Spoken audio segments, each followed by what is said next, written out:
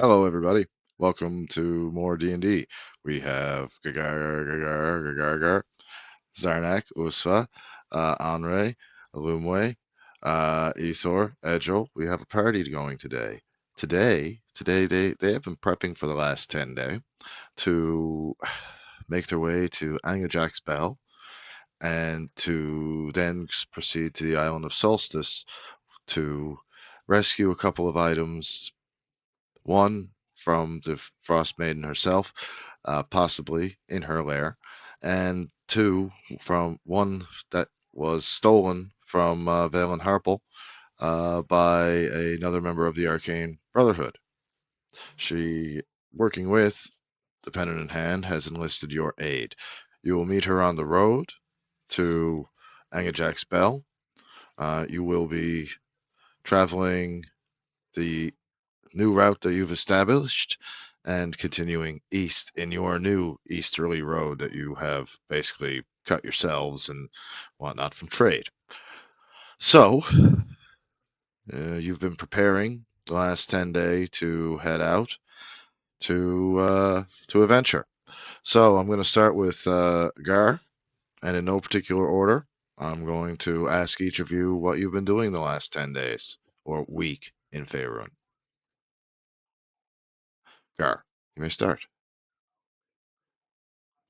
I mean, I've been working on my cold resistance. I've been having work done on my fangs. My cold resistance isn't high enough for other things to be relevant at the moment. And where am I at?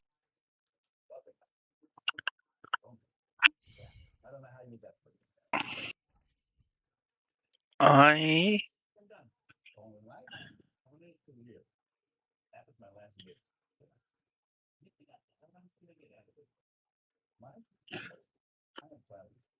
I would like to buy a magic item, but can I look at that while you're dealing with other people? Or Well, can you just tell me what's available? Sorry.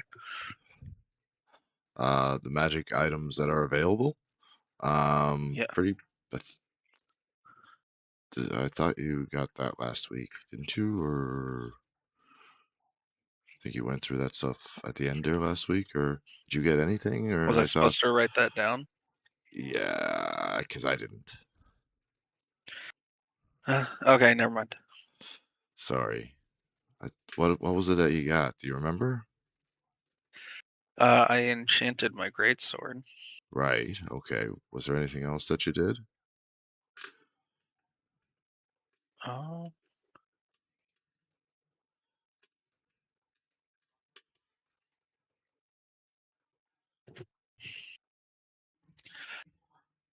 I'm just going to look at some basic equipment. Please move on, and I'll let you know as we go through.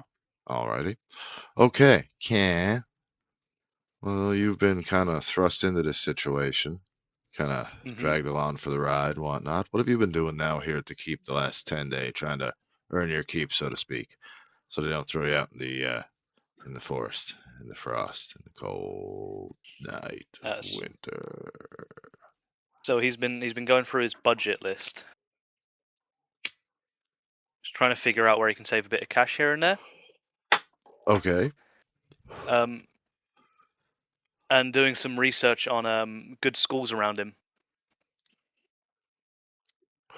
Now, there's not many But in the good schools process, up in Ten Towns. It's mostly congregated in Bridgeshire, here in the local city of Caerdinival, just below the keep. It's pretty good. It's very safe here, actually, as the Pennant Hand has been given full reign of the town and the keep. They have been keeping things pretty tight knit, and they are expanding throughout the north. So apart from that, he's just been just studying up on his magic, practicing here and there where he can, and just trying to keep himself out of trouble, out of the way.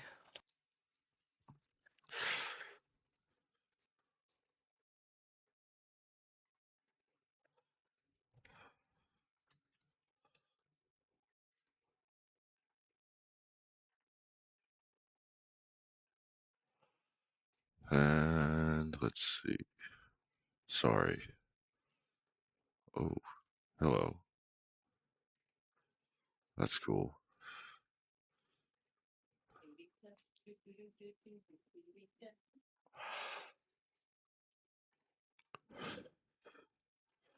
Where are you? Okay.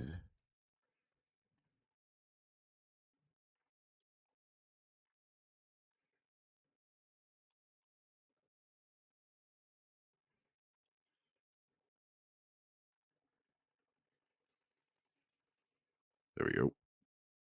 Wait. There we go. Okay. Now that I've put some things in place, I knew I forgot something today. Mhm. Anyway, all right. I think I had that all set up there now. So anyway, kind of lost my train of thought. My apologies to everyone. So okay, Kyle, you've been just kind of getting your shit together, or making an attempt to for the family. No, there's no family. There's just Cal. All right, Edgel, They all abandoned him long ago. Usfa, what have you got? And Audrey, what have you been doing here at the keep and whatnot, preparing for the journey? Probably spending time with Egil and just spending time with my husband, and she's just been praying and stuff. Her usual. Egil has, well, spending time with Usva, and while she was praying, he has been sharpening his sword and katana and just keeping equipment ready for moment's notice to go from both of them. And yeah, and cooking if there's meals to cook, and yeah, that's pretty much. Well, as you are all gathered in the courtyard discussing the mission. Shit. Oh. I was hoping to do another thing too, Oh yes. when everybody else is done with their thingies, if Oh that's okay. yes. As you are all, Balin Harple steps into view with her two What was that kobold again? undead kobolds. Also, Preparing. question: Yes. where's the massage? Kalen Thriceforge is in the mess hall right now. What's the place with the 3 No, tables? massage dwarf that gave a good time to illuminate the dwarf with the magic hands. Oh, right. Where is he? Yeah, where is he? You tell me. I'd forgotten all about him. I thought this guy's got him killed or something. That's why I was asking. Because he felt. What was it? I forget what his name was. What did I name him? Fuck.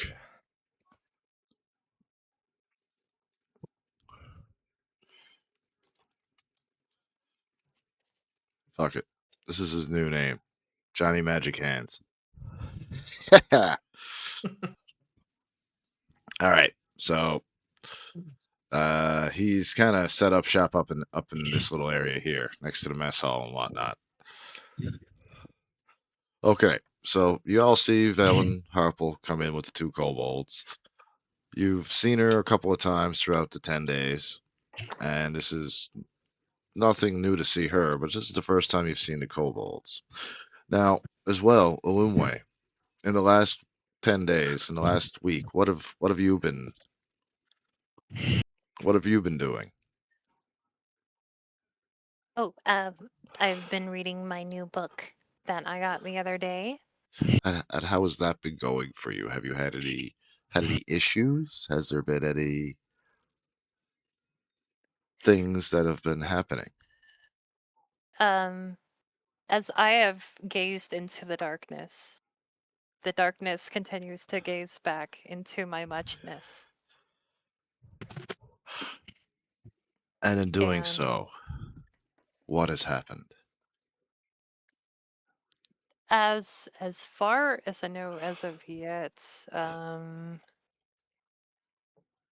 I've begun to get like this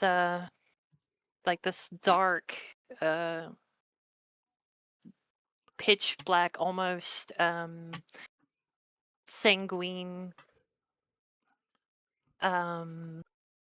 mark that's scrawling up my arm, like you know, Egyptian runes and markings and the like, how they scroll on walls, like writings of a long dead language have, as I've been turning the pages, kind of sticking to my skin and not able to shake them off. As a result, she's been looking for a spell in particular, but a handful of spells that will help her with her journey in dissecting this book. And Ethor, what have you been doing? Ethel's been obviously helping Gargaga with his cold resistance training, as well as tending to the two dragons, training them to, not want to kill Janice anymore. And how's that part been going? And they haven't quite figured out the difference at the moment. They just see Silas as another threat now. Okay. Needless to say, none of the guards would even come near me, let alone be within my vicinity, just on the off chance that I will use them as bait. Perfectly fair. But he's also been sort of like still mulling over everything that happened over the last 10 days, mulling over everything that happened with Janice, the new information that got revealed. And in a sense, he's having a battle in two minds. And now, how has that been going for you? Oh, it's caused a lot of strain on his mentality and whatnot. But at the same time, he's coming to the conclusion that he's got to believe Janice and work accordingly towards that direction.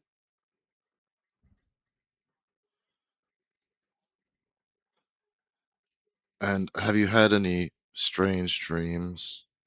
One of possibly an old man and canaries. You tell me. Well, you don't really know. Most of your dreams, when you do dream, are a haze at best, or a darkened eye from an underwater mist, and possibly a voice speaking to you, edging you in the other direction of what you've chosen. Now, Zarnak, in our previous adventures, you have unwittingly murdered a guard. Yep. You have unwittingly ran away from a fight. That's canon now, but yeah, apparently I did that. And worst of all, nearly not only did you fail to rescue a damsel in distress, you have failed to rescue her completely.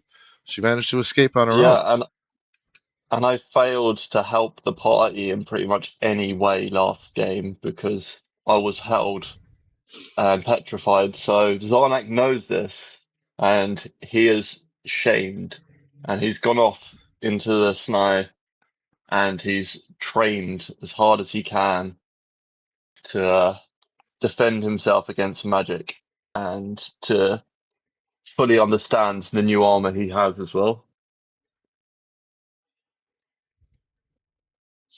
So Okay. he's come back a new man, well, new orc, and believes that he's ready to actually show his worth again.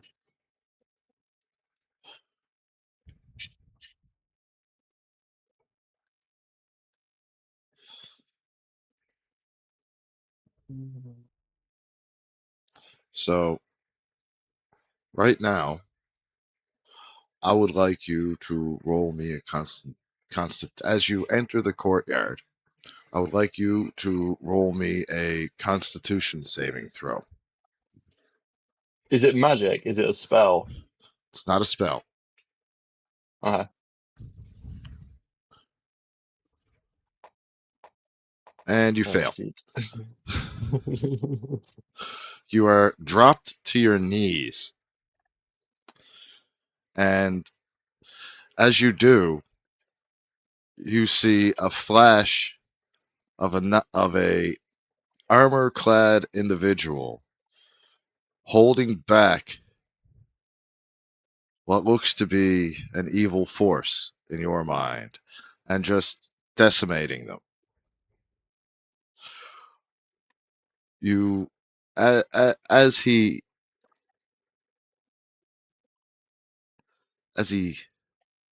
stops for an instant, you almost see a six-armed drow make an attack. At which this ironclad individual grabs this mix of almost every elf by the throat and throws him far, far away. And as he turns, he looks almost dead into your soul. And all you can see is glowing, almost a glowing aura through the eye slits of his helmet as a booming, echoing voice screams in your head, "Protect them." Now, Well, I'm going to be dropped to my knees, and like while I'm hands watching and this knees. happen, Hands and hands and knees. knees. Like, While I'm watching this, I'm looking up, tears running down my face, and then I'm like all pretty much like worried at the whole way through. And then as soon as he says protect him, I'm just going to go complete from being a bawling baby to stopped crying, like concentrated. I'm going to like get myself up and go, I will. all right. Now, I would like you to roll me a history check.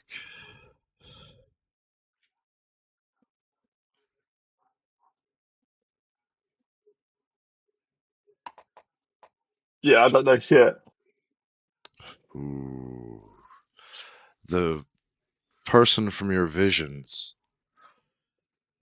you know he's important, but you just can't just you just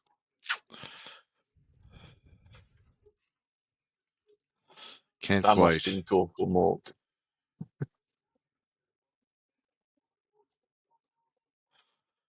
So yeah, no, you. It was a good try.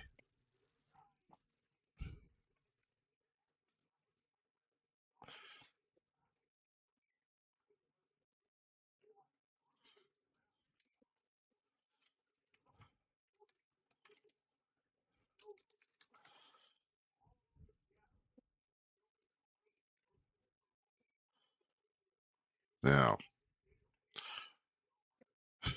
the rest of you, as you prepare to leave, I would like you all to roll me a perception check.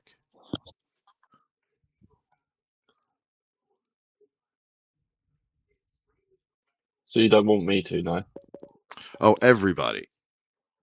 Oh, okay. Oh,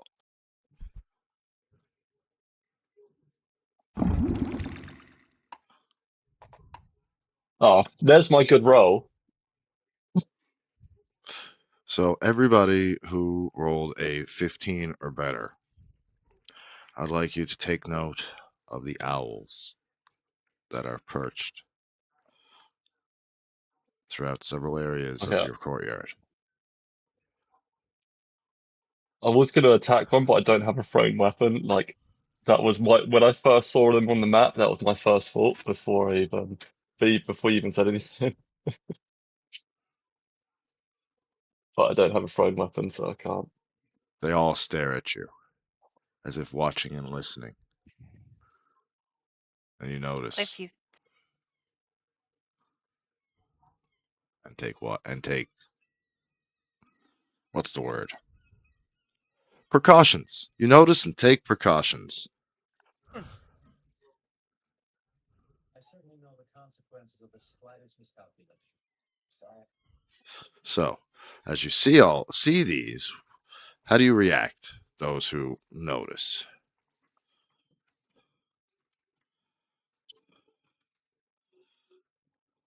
How do you perceive these owls staring into your souls?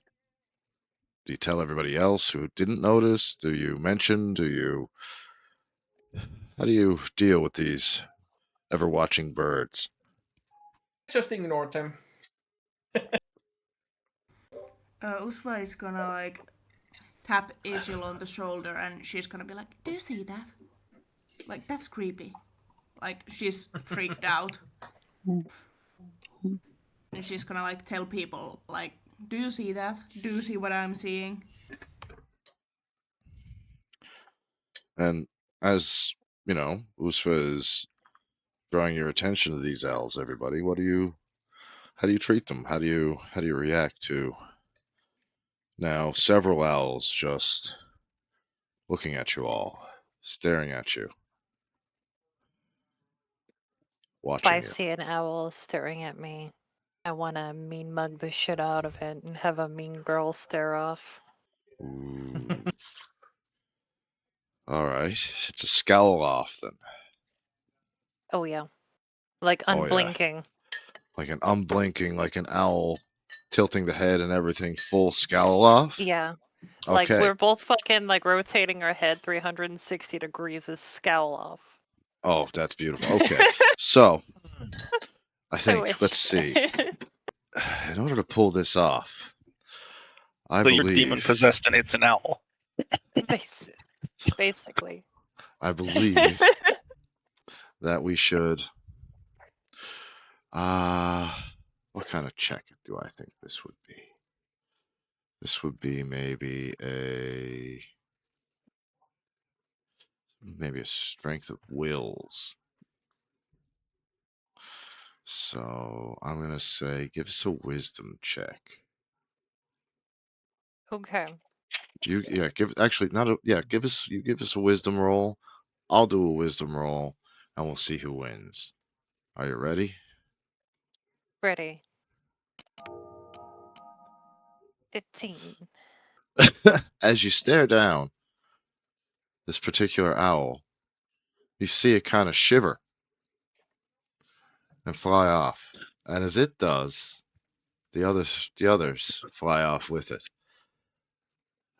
and fly As high it above.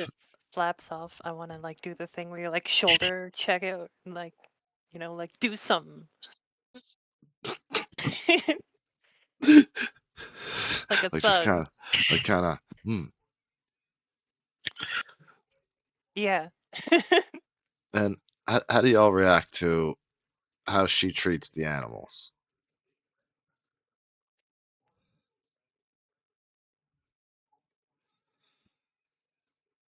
All right, and you go on about your day. As you then Yeah. travel, okay, you've all gotten ready now, and you're making your way through the dale. You start at Cardinival, and you follow this little red line that I have. After a few hours, you pass through Tourmaline and then to Lonelywood before crossing the Mare Dualden lake that is now frozen solid and on through to across the frozen wasteland to Angujaks Bell. With every step across the tundra, it is a battle against the everlasting Rime. The sky above you is a perpetual bruised twilight, offering no warmth at all, only an unrelenting, biting wind that threatens to tear the heat directly from your bones. You trudge through the snow, through drifts so deep they pull at your boots like frozen mud. The endless expanse ahead of you is broken only by the skeletal remains of stunted trees or the occasional jutting rock, scoured smoothly by a century of ice storms. As you push further towards the sea of moving ice and Angujaks Bell, the muffled crunch of snow gives way to the hollow, precarious crack of thick pack ice. The air grows even more bitter, carrying the briny, metallic scent of the freezing seawater. The dead silence of the wastes slowly replaced by the eerie, deep-throated groans of glacial shells grinding against one another in the dark. A constant, heavy reminder of how incredibly small and possibly insignificant you are in the frozen tundra that is Icewind Dale.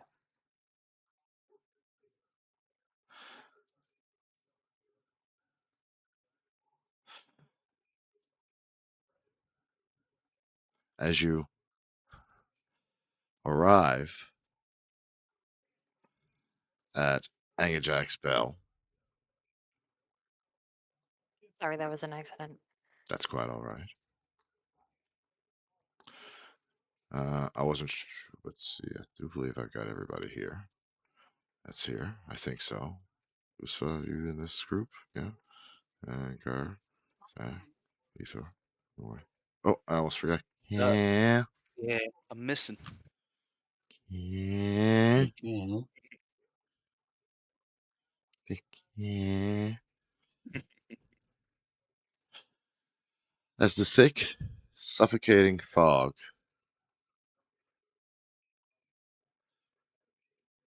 of the sea of moving ice finally parts, it reveals a sight that chills you deeper than the freezing wind.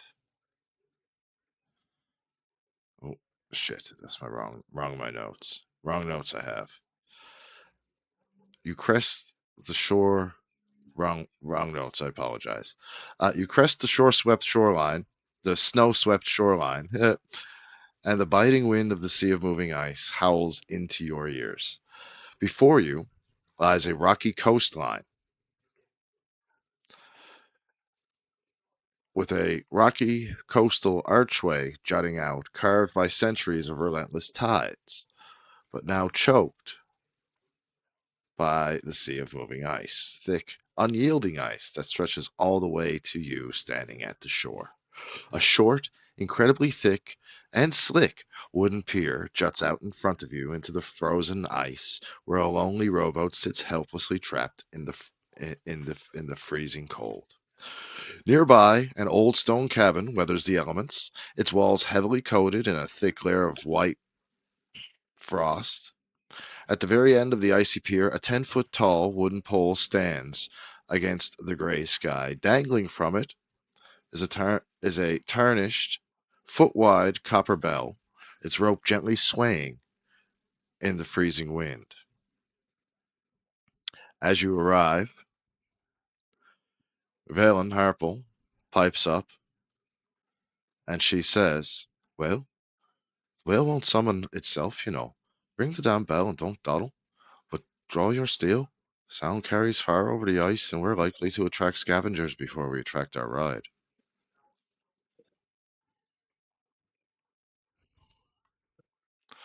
So,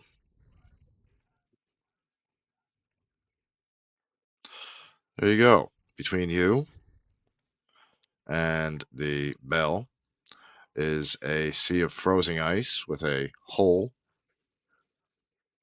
opened up in this side here, and the bell on the pier across from you that you must ring to summon the whale that will take you to the Isle of Solstice.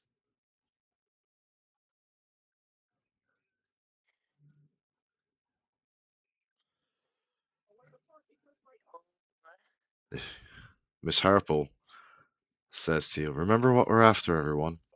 The Codicil of Light, a magic primer of the Frost Maiden's own followers.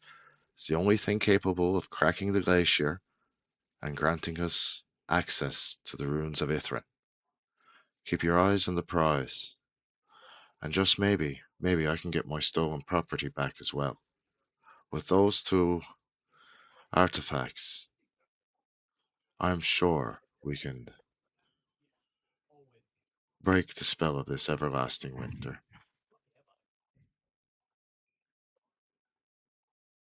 Now, let's go, she says as her two kobolds follow her and they go to cross the ice. Now, how do you guys all react to this sight just a few feet across from you? How visibly is frozen is the lake? Is it completely solid? No chance of it breaking. Like severely visibly solid. Okay, because I was about to say Zarnak probably wouldn't step on it in his full armor. I was going to say, if need be, I could just misty step twice over there, and then ring the bell. And then Bob's your uncle. Yeah, but we all need to go over there to get on the whale anyway, don't we? You do. Yeah. Oh, okay. I could also cast Fireball because it's both magic and hot and fire. And just burn everything. But I doubt that would work. I'm just giving you wizard solutions here. I'm sorry. Fireball fixes everything. We could lay Zarnak down, use like fire in behind us, and slide him like a propelled fucking boat, like a jet boat. You're gonna be Or like an jet sled. emperor penguin sled.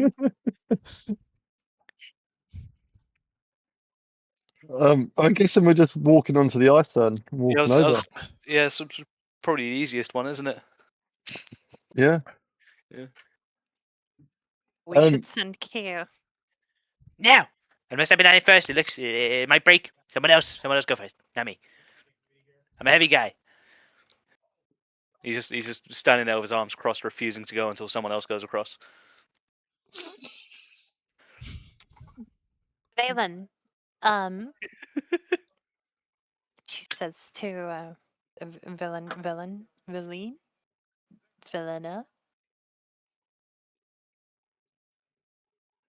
Harple. Yes. Those dropping young very much so still breathing kobolds that you have with you in your company. Hmm. You are not Yes. concerned about them breaking the ice. Oh, I don't mind them. Undead labor is simply efficient. They don't complain about the cold, they don't eat, they follow orders to the letter.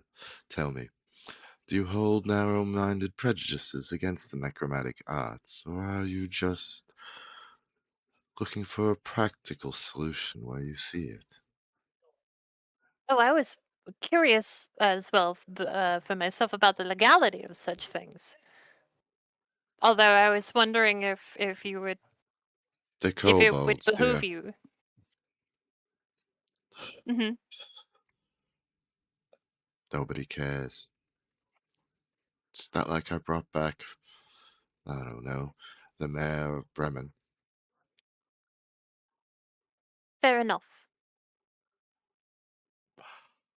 We were, well, I myself was curious as to if you would send the kobolds across first to see if they will break the ice. A few of us are heavy.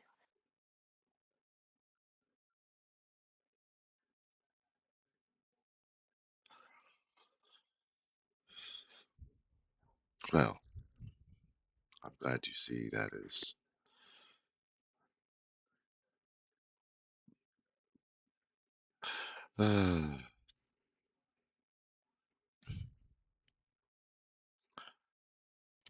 They have no will of their own. So, expendability. Would you like them to test the ice? Sure. Why not? Go. As you see them just skitter off, running about as if they're just silly children running along and testing the ice. Stop! You hear Val and Harple yell as they just freeze in place. Jump up and down, she yells across the ice as the two kobolds start jumping. Now, jump into the water. As you see them both jump in.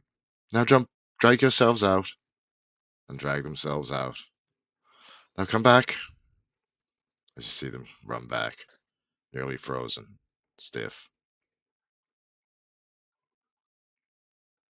See, dear. Tools.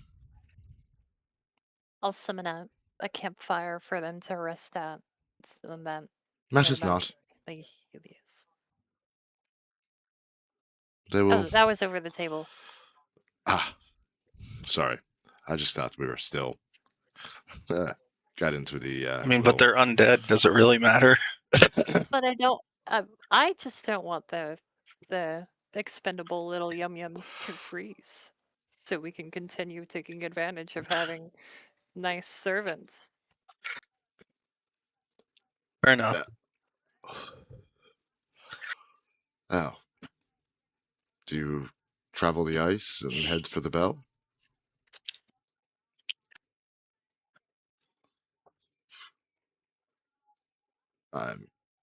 That's up to you. Yeah. Yeah, let's just. Oh, Party leader? Who are we calling party leader right now? I have no idea. Well, I do have one thing to say is I'm going to use an item I've had in my inventory pretty much forever that I've never had a good opportunity to use before. I'm going to put on my snowshoes to spread out my weight on the ice. Oh. Nice. Wait, do you still have that staff that opens doors? Oh, yes, I do. We can just put that one door here and one door on the other side. It just cross instantly. Sure. Someone's been watching his reference Fuck materials. Just Okay. I just remembered. Just as Gar takes the time to unpack his rucksack and attach his snowshoes, he looks up to see a portal form on both piers on the flat surface, and everyone just start to step through. And Gar, how do you react to that after? I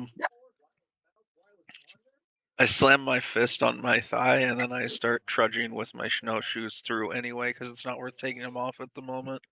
But it's kind of awkward work since I'm like going across wood.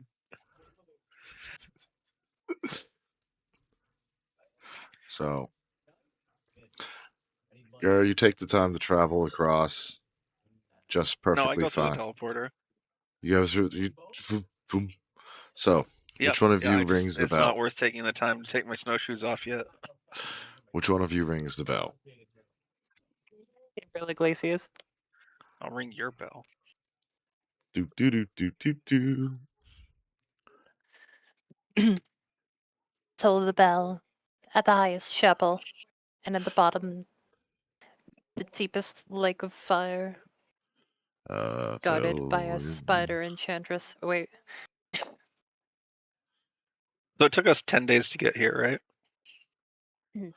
To get there, it took you about 2 days. Oh, okay. But we had a 10-day break beforehand.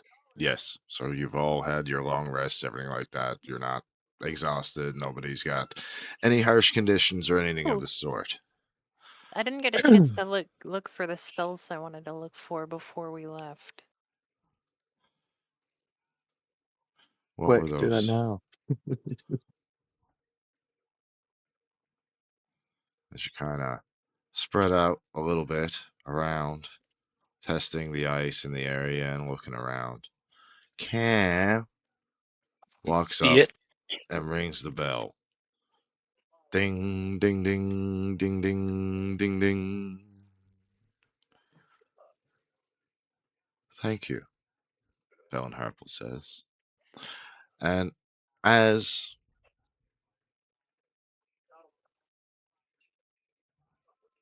oh, sorry, 1 second. I apologize.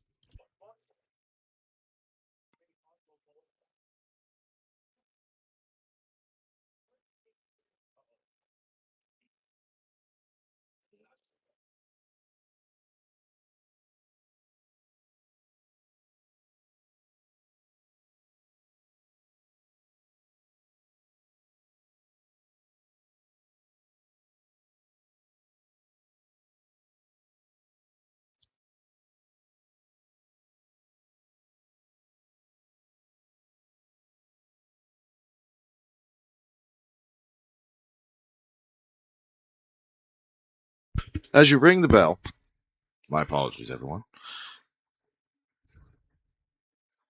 As you ring the bell, beat the drum. Several giant vultures start circling you overhead.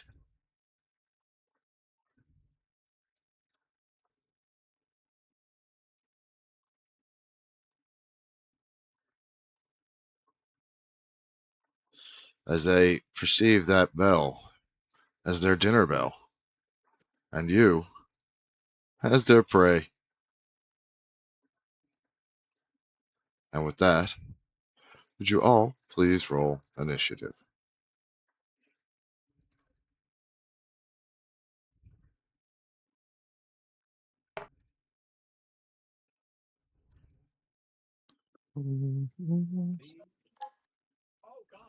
Oh, self my bye.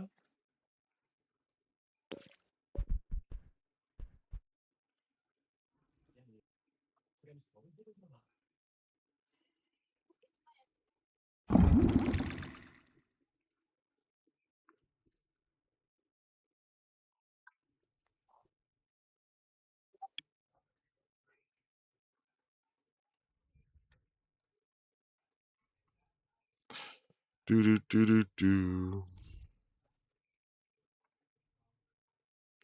Lumway, you are up.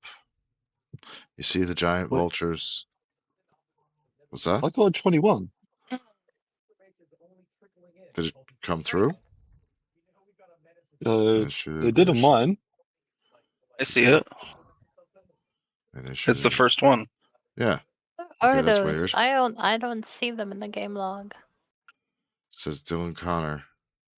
Why didn't it say your character name? Ah, mine did not come through. There we go. All right, I can Yeah, I don't adjust know. this. I can adjust this by. There we go. What was Yeah, you yours? better. Let's Oh see. fuck, I'll vulture. refresh. That's Reference right. the range of my fireball really quick. That's right. About 20 foot. Each creature in a 20-foot radius. Oh, You yours gonna try took- to put it up at vulture A, B, and D? Yeah. Very nice. Okay, I think I got that fixed. I think. All right. Okay. Zarnak, you're up first. Sweet. Is on playing, yeah?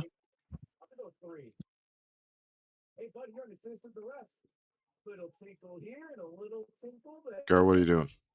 Oh shit. I didn't mean to roll Is on those, sorry. playing? Is who playing? What? Henri?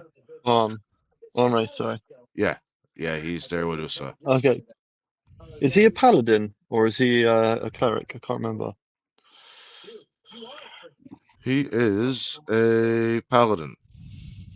Paladin, yeah. Oh, okay, then he doesn't need protecting then. I was seeing who's Igil is isn't a fighter, are they? He's a fighter, I can't yes. remember. Oh, okay. Then all their people who need protecting are pretty much behind people. So I was going to look around the room, see who needed protecting more, and get in between them and the vultures. But as everyone's pretty much protected, I'm going to run up to Vulture E, and Okay, I'm going to do an attack. what's with the extra rolling? I was making sure my dice setting changes worked. Okay, all right. Sorry. Now, No, Zarnak, what was that last part you said? I'm going to run up to Vulture E, and I'm going to make an attack with my greatsword. And I'm guessing that misses. It hits. It hits. But It hits. it hits. Whoa! Yes.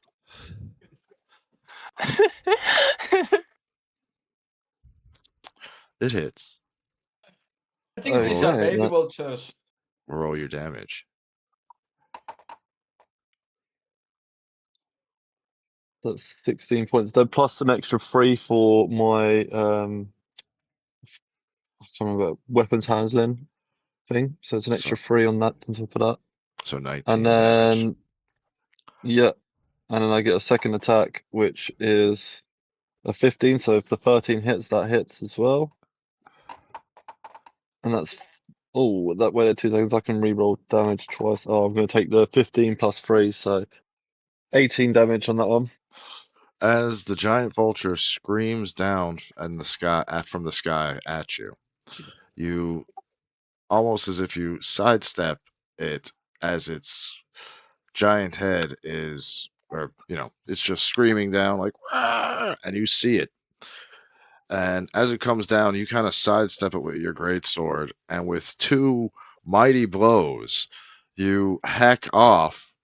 But the first blow, as you go, an overhanded blow takes its head, and as you come around to the side with your follow up, you take off both its legs.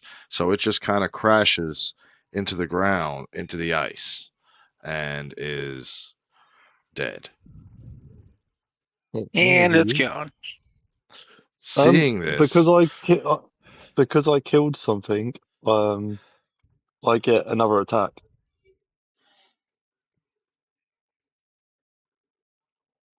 because I'm you sorry, killed. what was you about to say? So Yeah, what I was I'm about just to say, trying to on find- seeing this, all the rest of these vultures are now flying 50 feet above you. They have all taken flight 50 feet above you. I'm going to put a white ring around everything to simulate flying. Do do do. Okay, so I wouldn't be able to reach any of them then, so I won't get No. my extra attack. Not anymore. Okay, cool. Yeah, fuck you. The DM says fuck you. Fair Yes. enough. Fair enough. So now That'll be we're my all turn. kind of huddled together as these giant vultures are hovering above you, screaming and just sizing you all up. And they are all very, very close together and say Are they? a little flight That's pattern, convenient. circling. Are they?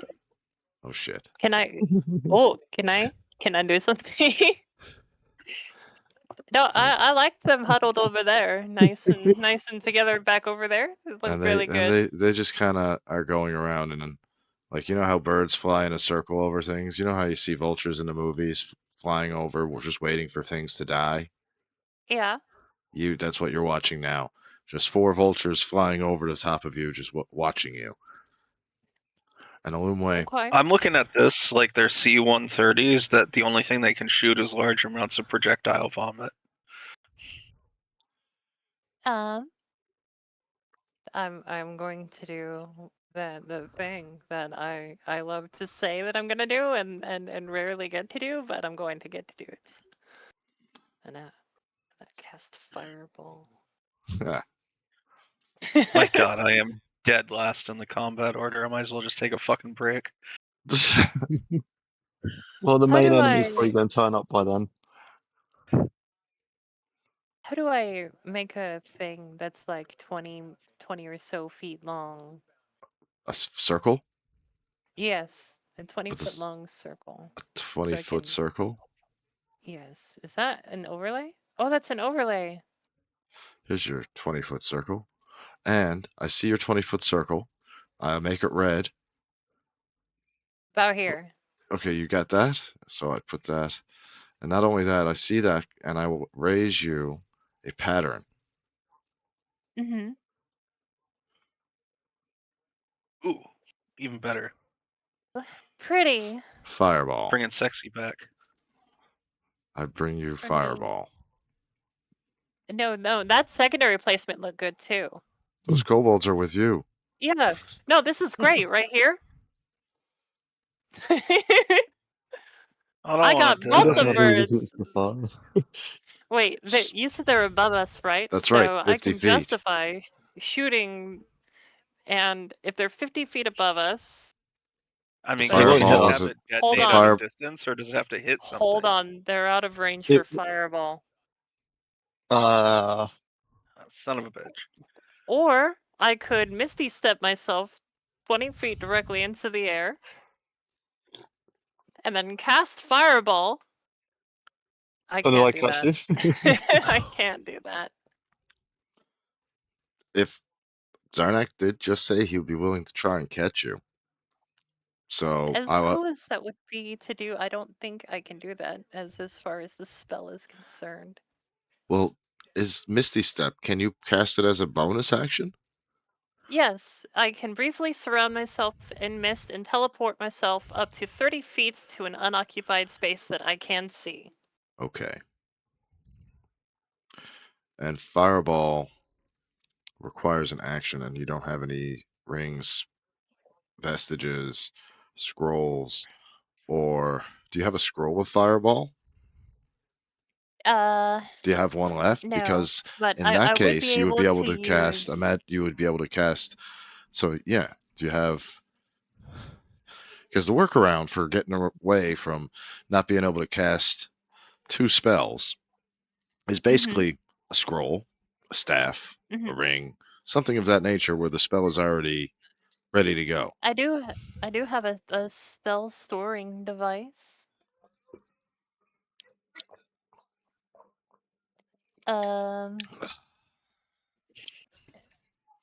The ring can store up to 5 levels worth of spells.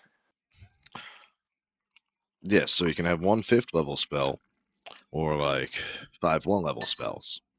And I believe Fireball is a 5th level spell. And you did not Fireball's a define. 3rd level spell. Oh well, there you go. So, and you did not, you know, what spells do you have in your ready to go in your little setup there? I'll say Pact Insider is Fireball and a good old fashioned hold person. Do I have Featherfall? There's another one that's really good.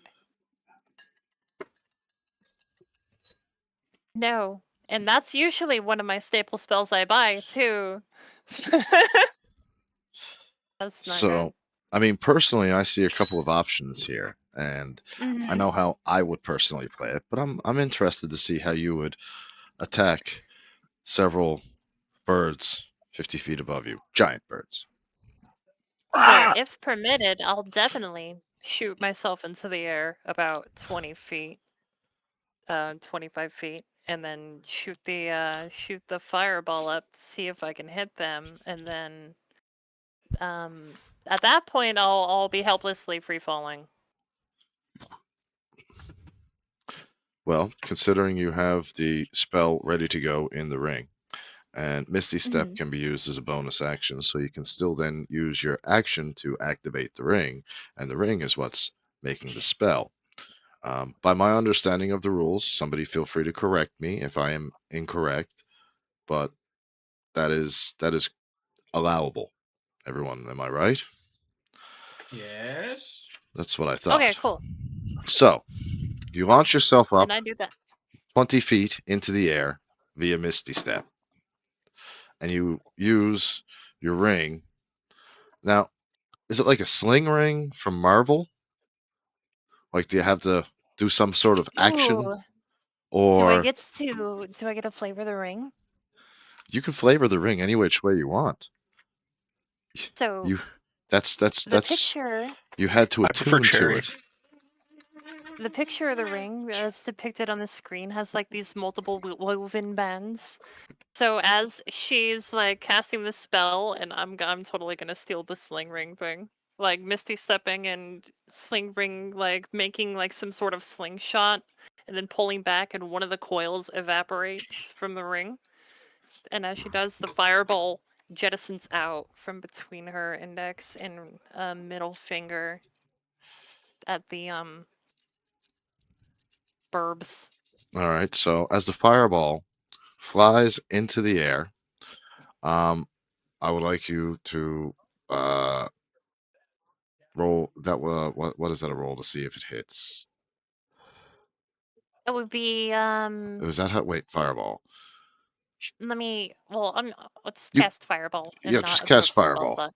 Yeah, and cast fireball. Don't use a spell slot. There you go. Did Perfect. you see it? No, Okay, so hold on. maybe I have to hit this. And if you have to use the spell slot, you may take it back afterwards, just Thank for you. game purposes. Because you're using the ring, Is not a there a spell way to slot. open up my character Way to inside open that? up Oh, your you can view character. your character sheet by selecting token on the map. Okay, let's see your character sheet. I have your character sheet brought up. So let's Okay. see. Spells.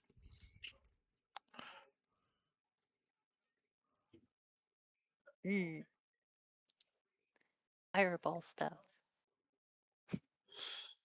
Do do do do do do do do do do do do. There it is. Oh Nice. shit! Right. So that's going to be the damage. 37. So now everyone, they have to. Those 4 birds need a dex save of 16. Sorry, I should have asked properly. It's just my brain didn't work right for a minute. So For a minute?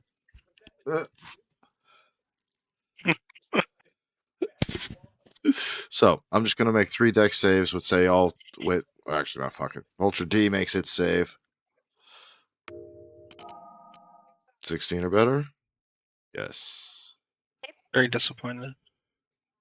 They don't even have a dex bonus.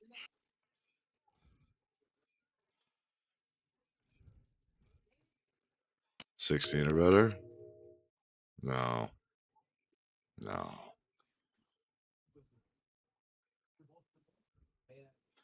16 or Smells like a better. Thanksgiving turkey. They would have like a plus on their decks, wouldn't they? No, No, they don't. they're birds. Yep.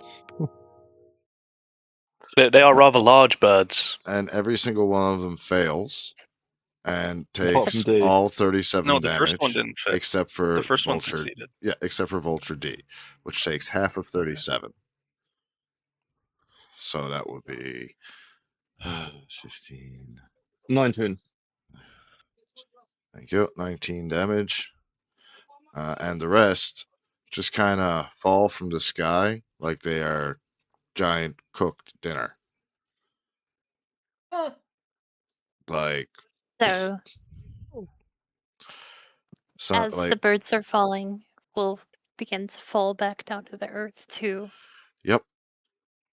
You And do. I will try and catch Alumwe. Well, Zonet would place himself so she wouldn't hit the floor, she would hit him if he didn't catch her. So he'd be taking the brunt of the damage. so what size? How big are you, Ilumwe? Are you asking a lady her weight? No, I'm asking a character their creature size. Oh, I'm medium. Okay. And I just what? wanted to make it awkward.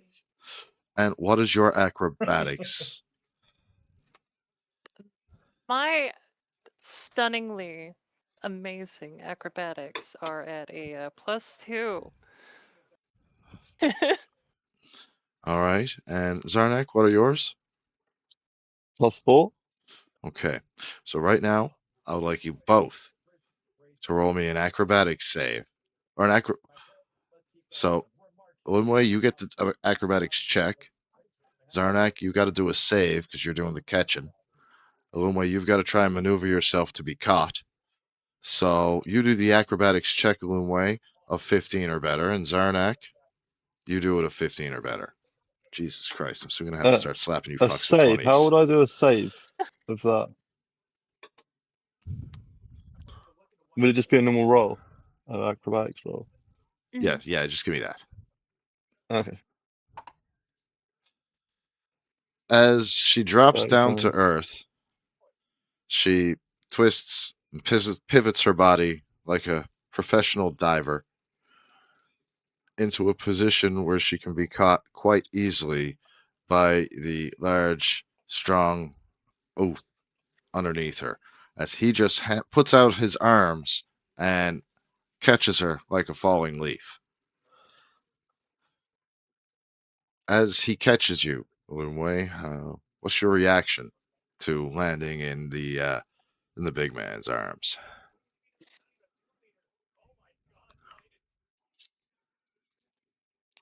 She'll probably take a moment to try and collect her breath. First from falling and then realizing where she is and then go, oh my. Oh Thank my! you. And Zardak, And I can imagine she's fanning her face with her arm. Like, is it hot in here? and Oh yeah, Zarnak, suddenly no longer bothered by the cold. all of a sudden she's outside. It's like, whew, just kind of, whew, it's a little warm. Whew. Zarnak, as you lay her down and feet first into the snow, this tiny little elf woman, and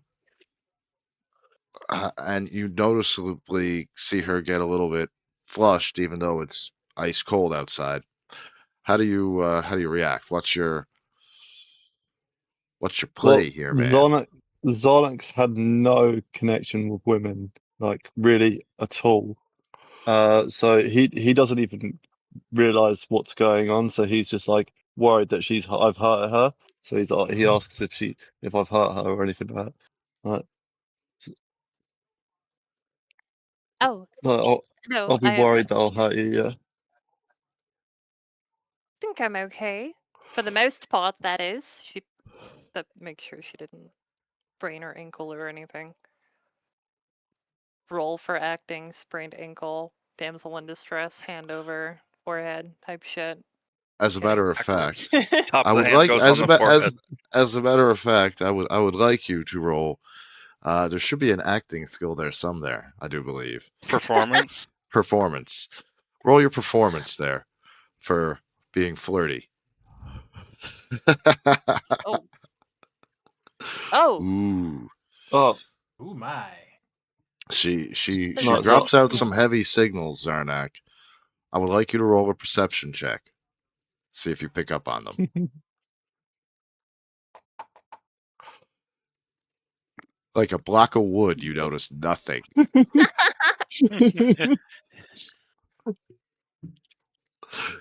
Like, You- great, you're not hurt. Yeah, you're just completely deadpan. Like you said, you haven't really you haven't had any ladies interactions that much, except for maybe fighting a water hag or something of that nature over the years. And this is Something interesting. fucking ugly. Yeah. So now you've got this like beautiful little elf lady who's flirting in front of you, and all of it is just going over your head like you're Drax the Destroyer. Yeah, pretty much. I'll just be like, great, and just look round and just make sure everyone else is all right, and kind of get ready to fight the next enemy. Can I share a statistic real quick? Pardon? Researchers found that anyone, on average, only knows they're being flirted with 25% of the time they're being flirted with. because everyone has a bias that makes them think they're being more obvious in their flirting than they really are. And there's so many different ways to flirt that no one knows more than about 25% of them to begin with. Well, there you go. Zarnak is in even a lesser percentage of that. He picks up on about 2%. If he And picks up on them. if he picks up on it at all. Like a set of titties could pop out and slap him in the face, and he might be unsure of what to do with those boobs. No, he wouldn't know at all. So,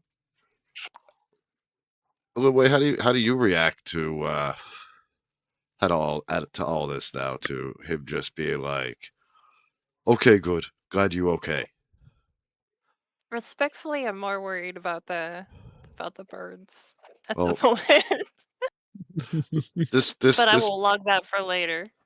the large one, the big ass one that's left. He's literally he's circled off after that giant fireball. He's not fucking about with you anymore. Um, Oh, you have fried chicken now laying around over here, and a headless, feetless bird over here. Let's You not said that pretend the wasn't smell a. of all those burnt feathers is as good as cooked chicken. Oh no! Have you ever smelled burnt down? It's not good. No, it's not. Nope. the smell of dying vultures is oddly romantic this evening. So after about 30 There's minutes insight. go by, you feel a rumbling in the ice, and you all back up. Springing forth from said ice, you see a gigantic sperm whale come flying up through. And in two smaller areas on the ice, one where the birds were and are now into the sea underneath in the broken ice, are two killer whales following along as if it's his mother. So this gigantic sperm whale pops up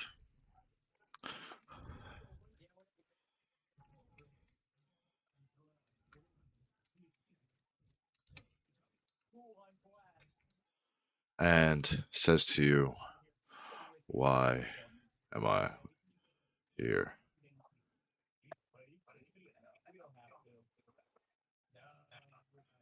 And as shit, where did I? I'm sorry, I lost my place.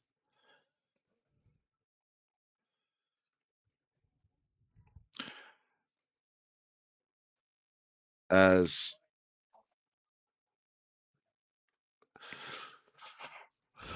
okay, here we go. For a time, the only sounds after the fight are the whistling wind and the deep, unsettling groans of the shifting ice. Then, dark water in the ice hole begins to churn and froth.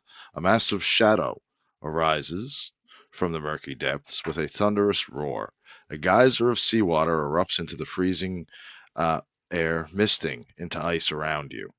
The Leviathan settles at the surface, an ancient, colossal sperm whale. Its immense gray hide is a tapestry of history, crisscrossed with deep, jagged scars from near fatal battles of the past. A pod of killer whales swim playfully around its massive bulk.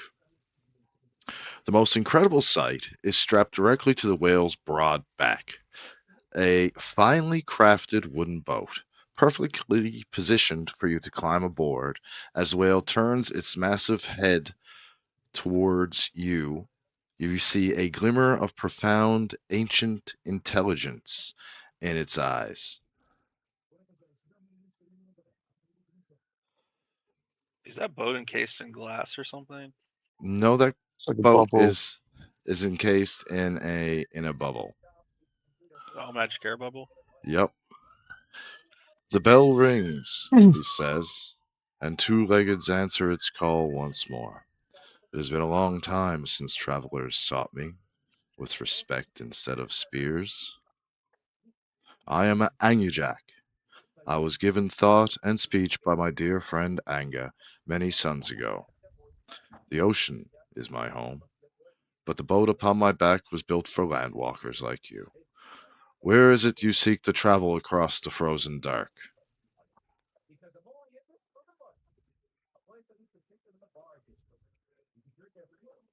He's asking you where you would all like to go.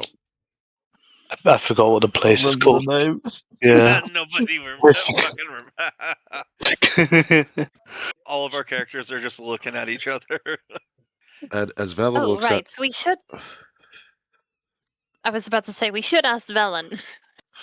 Vela looks at all of you, sighs a rather large sigh, and says,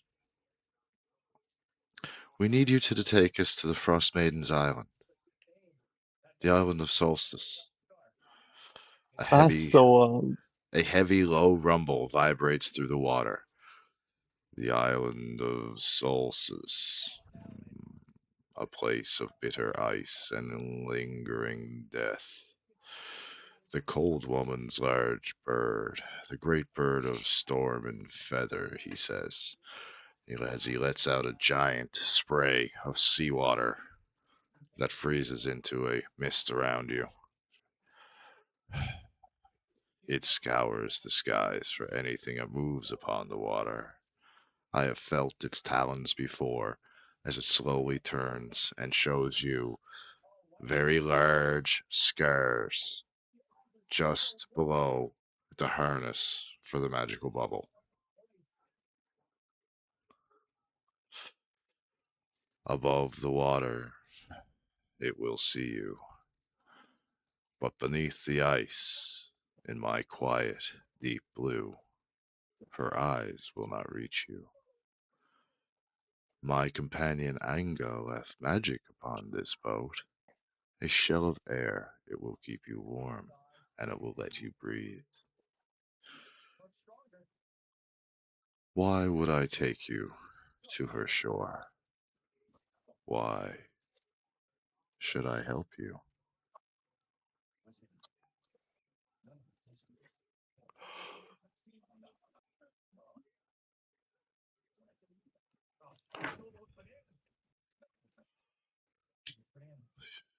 We could get revenge for the people who done that damage to you.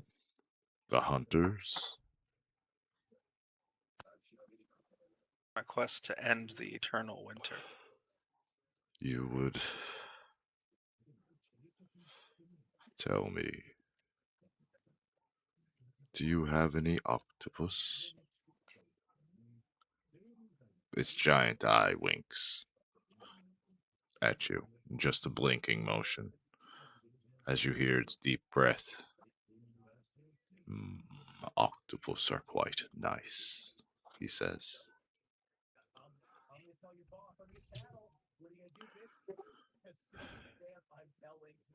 The deep waters yield few, since the cold woman claimed the sky. I would like to taste them once more. What would you offer me for my ride? And Velen looks back at Well, the if we party and, with a motion of her hand as if to say, well, go on, offer him something. Shit, has anyone got any octopus? Why in the fuck would we have octopus? I don't know. Do we have The anything thing's in the asking for patches it. that we might be able to offer? You do recall the patches, right? I do Yeah, recall yeah, the yeah. But Yeah, patches. let me check. I've just thought of Possible something. items. None of that.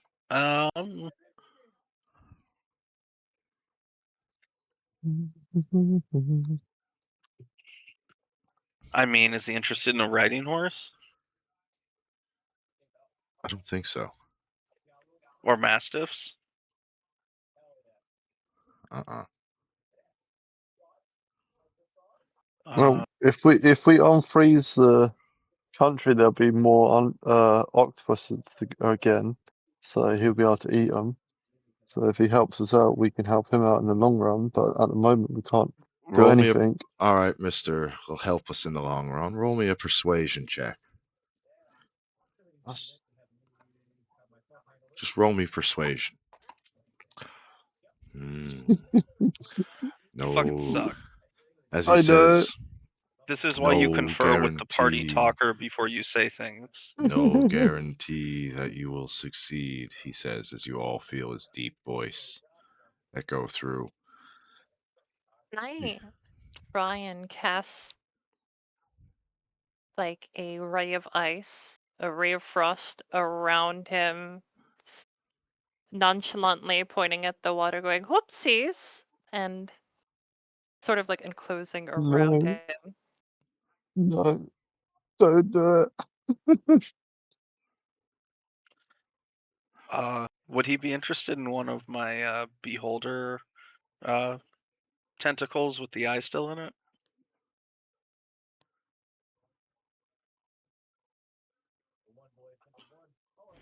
Hey, me and Cebu are gonna hop off. We have to go to my grandparents' house tomorrow early in the morning, so we gotta go to sleep. Okay. Okay. Can we All right, keep your then. character Yeah. around? Why? She's our healer. I'm a cleric. I can heal. Yeah, Yeah, there we you Oh, go. okay. I don't know. All right. So, So about the tentacle. so pull one about the out. tentacle, would you like to try and convince the whale that it's good, it's yummy? How would you like to handle the whole situation? Discuss amongst yourselves, my friends. I'm I- gonna hand it to whoever is the best talker in the party. I don't know if is this the beholder tentacle or did I miss it? Yes. Oh, Who has the yeah. highest Yes, persuasion okay. skill? I have +7 persuasion. Anybody else? Is that the best we got? Let's see.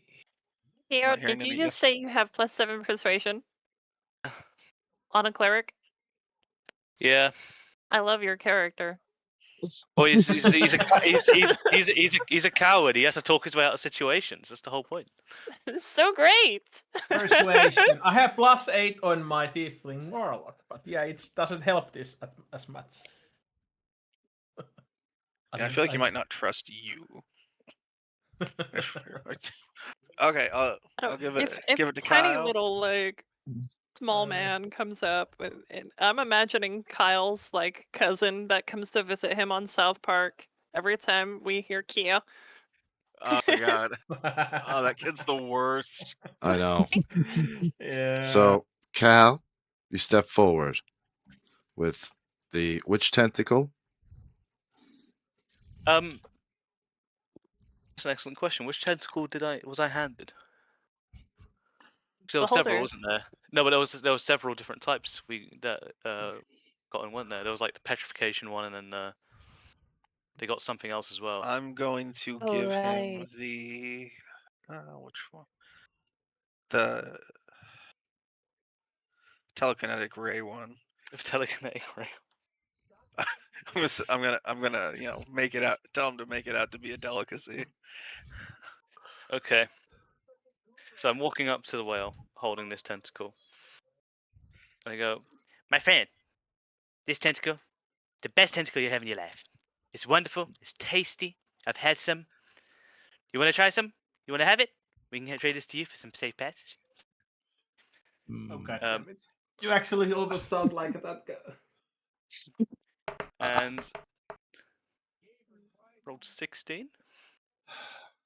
He accepts your offering and tastes and eats the tentacle. Even though he's a baleen whale, he kind of just, lets it go and gets the taste of it, but instead of swallowing it, he kind of spits it out to the killer whales. Actually, no, he's not a baleen whale. He spits pieces of it out to the killer whales. Shares his little tentacle taste. As they are I still taste the magic. as they are appeased by it, he agrees that he will take you to. I will take you to this place of bitter cold and frost. And he positions himself to allow you to get in the boat and the bubble on his back and make yourselves comfortable. I just want to point out that the picture of this smiling little whale and dolphin is so goddamn adorable. Yeah. Yeah, I couldn't find a dolphin, so I replaced it with killer whales. Sorry. At first, I thought that pod on its head was like this adorable big captain's hat, and it was like the best picture ever. And then I realized it wasn't. I was like, oh. But that's what you guys see. This little picture of this whale right here. This is what popped up and broke through the ice. So inside that little cabin and bubble, you can all jump in and get comfortable if you so choose to Is travel it on like this. we heat up? Can we warm up? Yes, you will. You will get. It's warm. It's not. It's magically delicious. Okay. After days of the bitter cold, I sit down, I relax, my muscle tension starts going away, and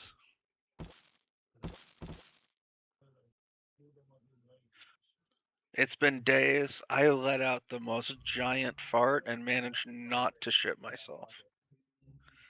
Uh, Everybody, roll yourselves a Constitution check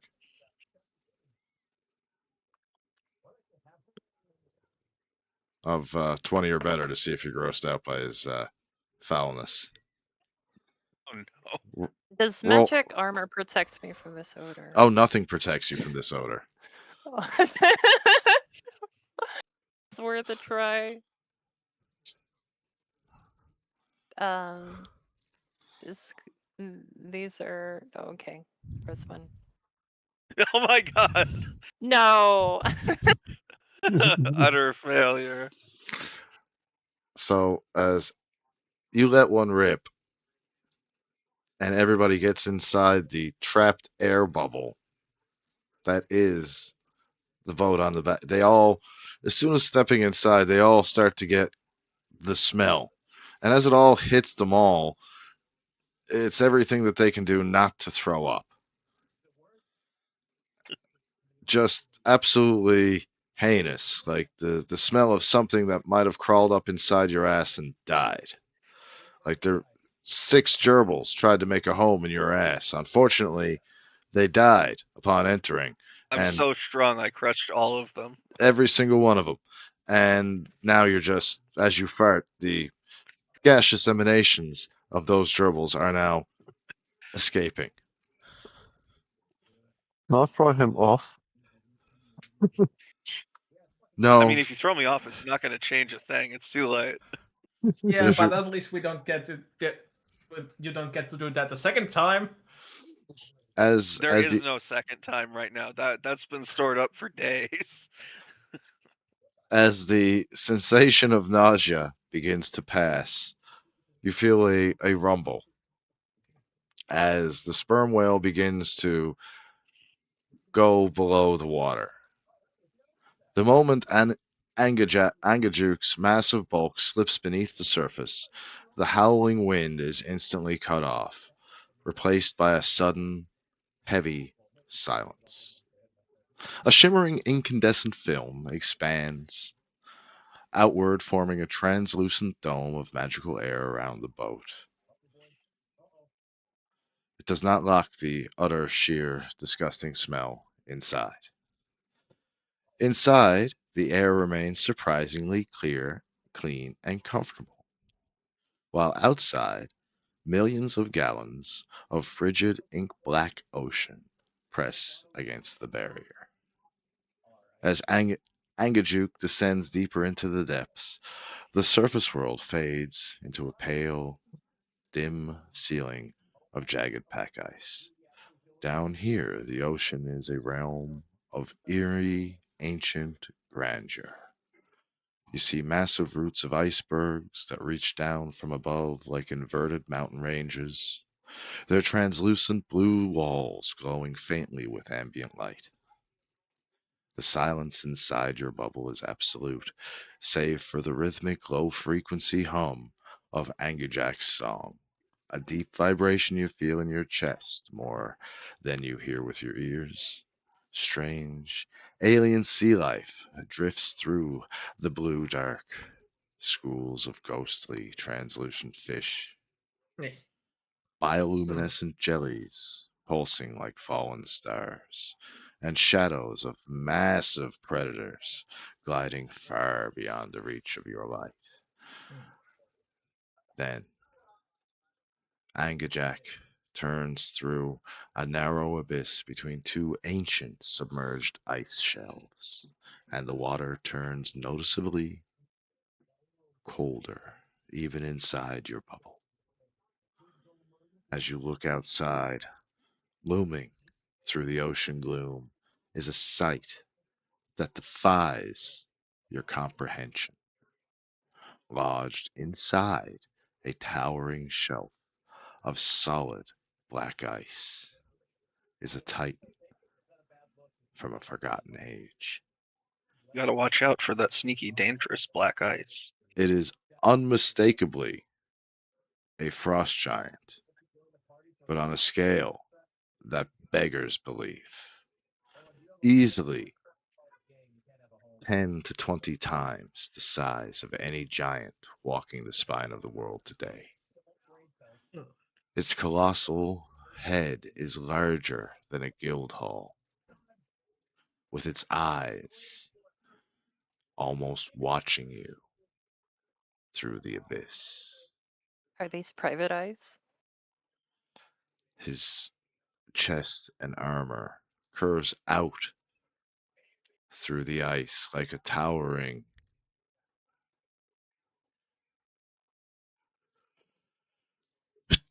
sorry, like a towering mountainside, so immense that Angajak could almost swim directly through the breastplates without even having to tilt. Ancient ruins, scoured by a millennia of freezing ocean currents, are still visible, etched into this petrified armor, still glowing with a faint, dying blue light. A creature of this size belonged to an age of myth, you all think. Some sort of primordial war lost to time itself.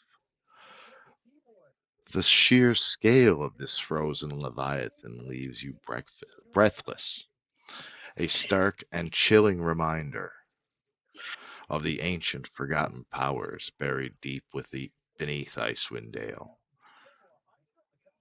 Angajak glides silently,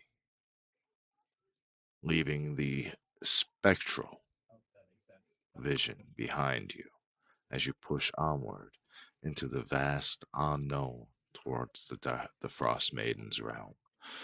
And as this trip will take at least a day, how would you like this? How do you guys spend this day in on board this ship as you pass through the wonders of the under ocean?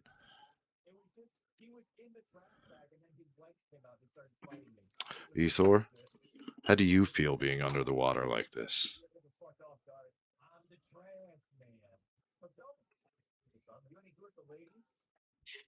Nibsy?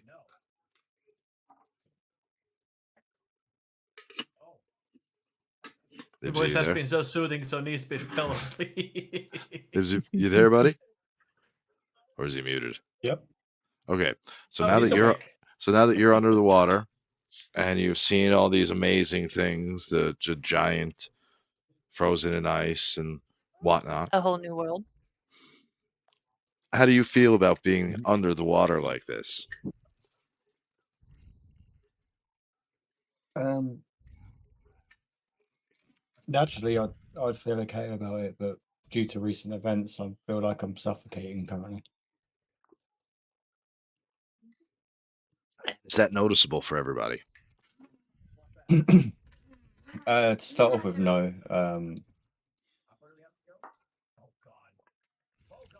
No, it's start off with no. I'm just sort of battling against it as a test of will. A test of will, you say? Mhm. A test of will. I like test of wills.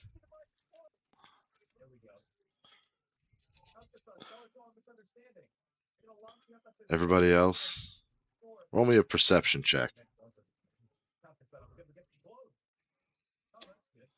See if you notice Nibsy's mild panic attack.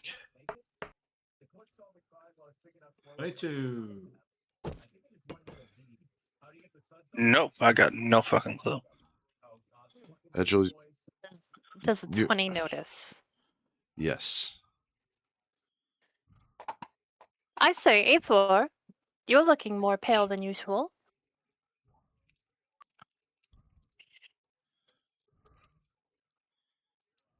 Evil just snaps back and he says, "I'm fine."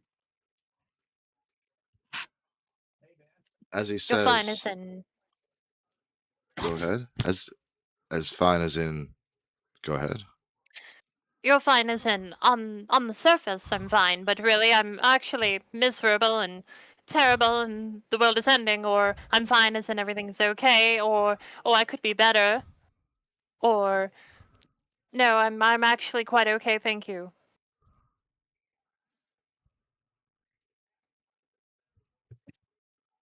All of the above.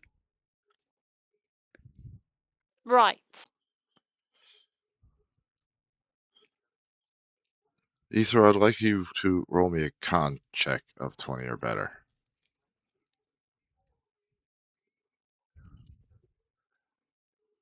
Ooh. You get a pain in your head, almost a blinding pain, like lightning through the back of your head and into your eyes and then back out again. Just this absolute searing pain. But you endure it. Through this, you hear the voice of your patron. We had a deal.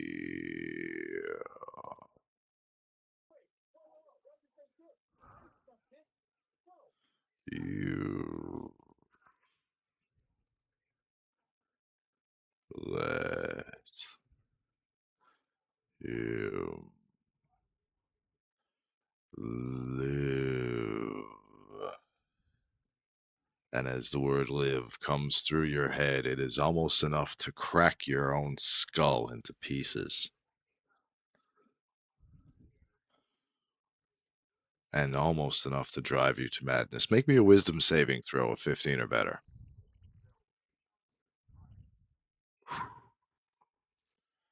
Somebody check his dice.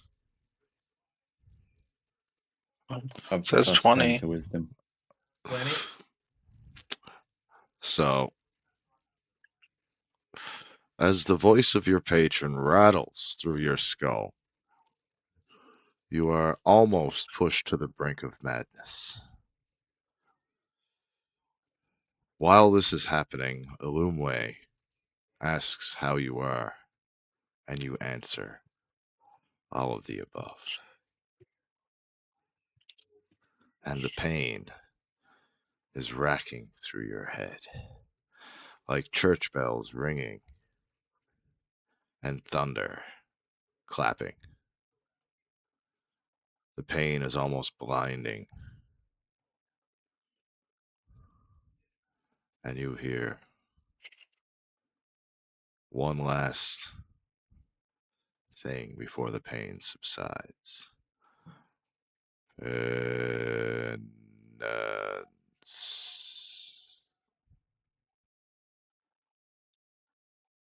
And as the word disappears from your mind, the pain subsides, and the panicked feeling fades.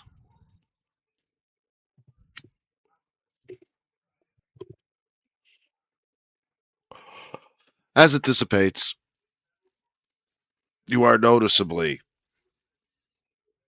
less on edge. You are noticeably just the pain. You can see, one way you can notice in his eyes that he's no longer gritting his teeth and almost snapping his fangs in pieces, but is finally relaxes ever so slightly, like a fraction. Velen and her two kobold minions get in, get comfortable, and relax. She even moves her eye patch from one side to the other and takes a slight nap. Zarnak, how do you and Kyle and Gar react to everything that you've seen now, including the giant? Uh, I'm gonna be like sat at the very front of the ship, like on the mast, not the mast, what it's called, Bow. like the beam that sits off the front of the ship. The bow. I'm gonna be the bow. I'm gonna be sitting up there and kind of like wide-eyed looking around at all the things under the water, like Under the pretty much sea. like a big kid. Yeah, just like amazed by everything that I see. Hey, Kyle, what do you think of this underwater? Kyle is very nice about the fact that he's trapped underwater in a bubble. And he's just kind of inspecting the actual bubble itself and looking at it and trying to figure out what makes it tick and if it's safe or not.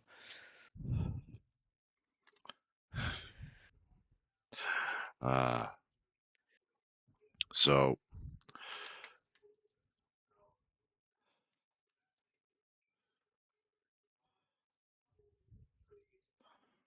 a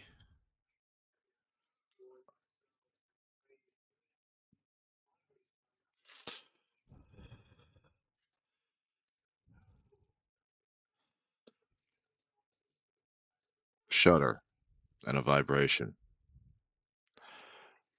comes through, and almost a melodic hum echoing from his blowhole. Angujuk has noticed. Angujuk has noticed you poking around, and he says through his blowhole, "This was Anga's work."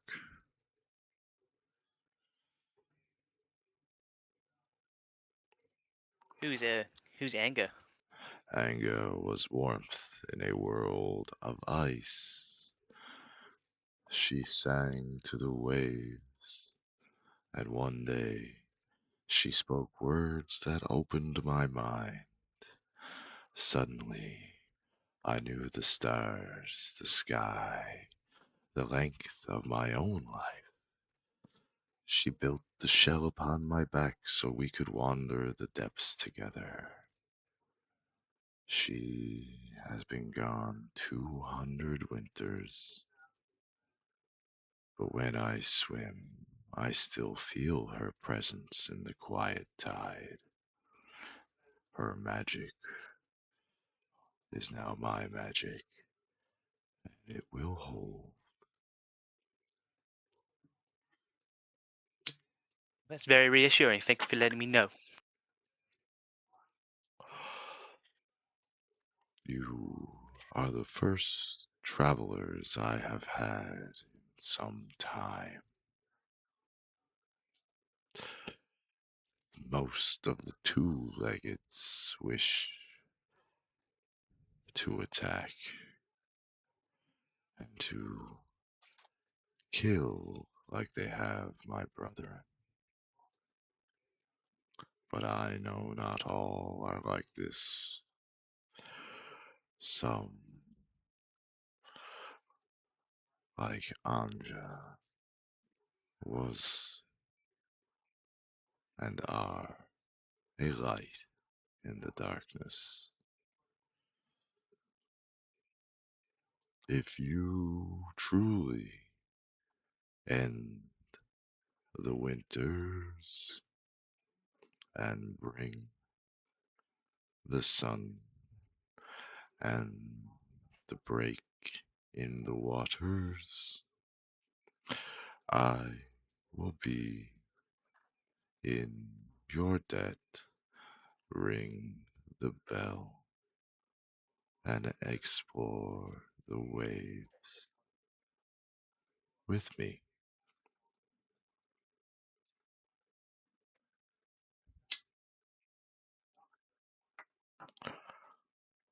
He likes you. This He is by really far the likes you. most adorable specimen.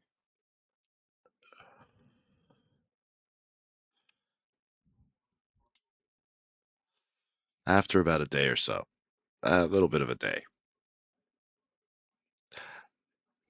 Angujak raises.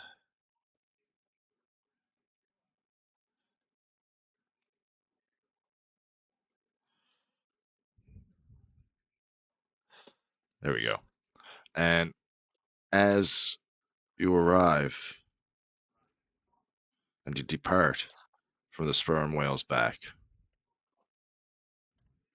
you have arrived at the island of Solstice.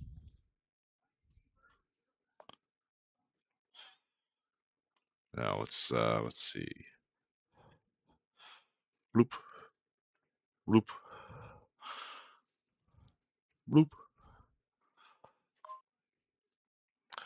The thick, suffocating fog of the sea of moving ice parts, revealing the sight that chills you deeper than the freezing wind. Rising from the dark, churning waters is an island of jagged, unforgiving rock and monolithic ice.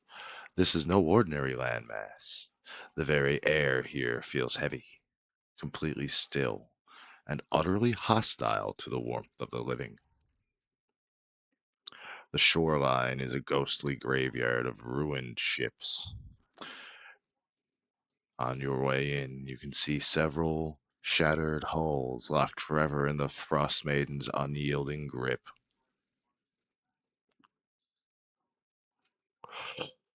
Above you, a pale aurora borealis shimmers faintly in the darkened sky, casting a sickly, bruised luminescence over the frost-rimmed cliffs.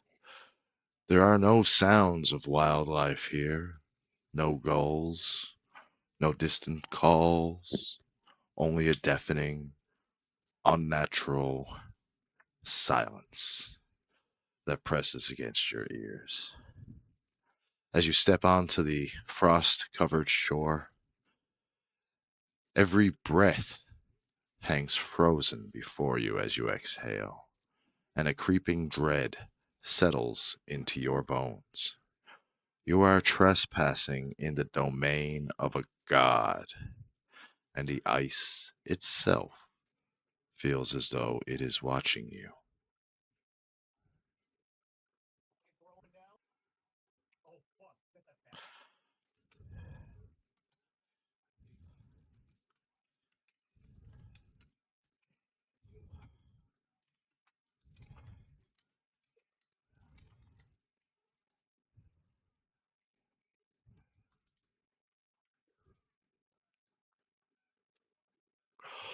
As you step foot off the dock, make yourselves a shore landing. You see an ice mephit coming towards you down a little path,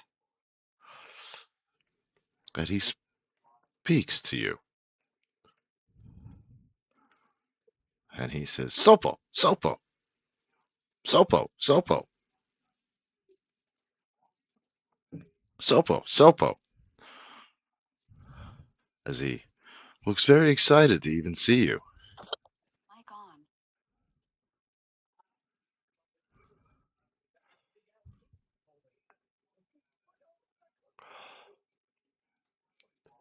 I want to pet it.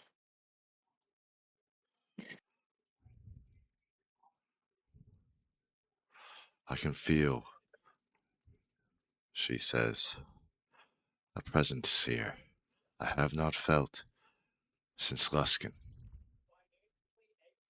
Naz is here somewhere. I can feel it. Keep a sharp lookout, she says to you. My former associate, Naz Lantanir, made it to this island before us. I can feel it. She was a fool, but a dangerous one, and she stole my scrying orb. If she is alive, do not trust her. If she is dead, find her corpse and retrieve my property.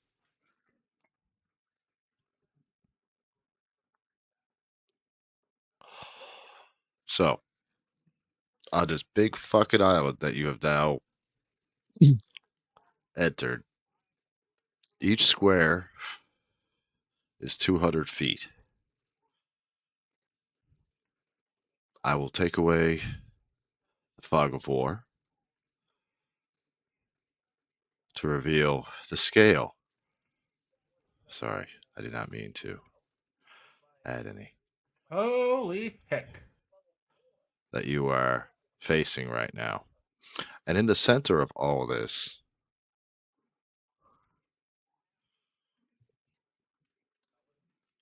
Oh, that's so pretty.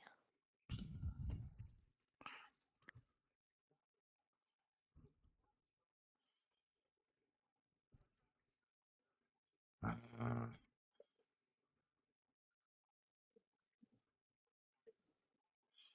and in the center of the island, over it all, you can see. I hope this shows a massive castle. That is metal as fuck. That you can see from miles away.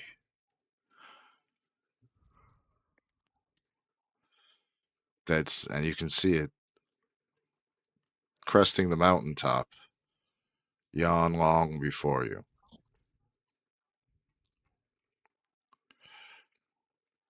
Sopo looks at you all, very happy to see you. Sopo, Sopo, Sopo, Sopo. What is Sopo, sorry? An ice method. What's an ice method, sorry? An ice I method. can So Google it, He's don't a, worry. methods are like, oh, sorry. No, you go right ahead, dear.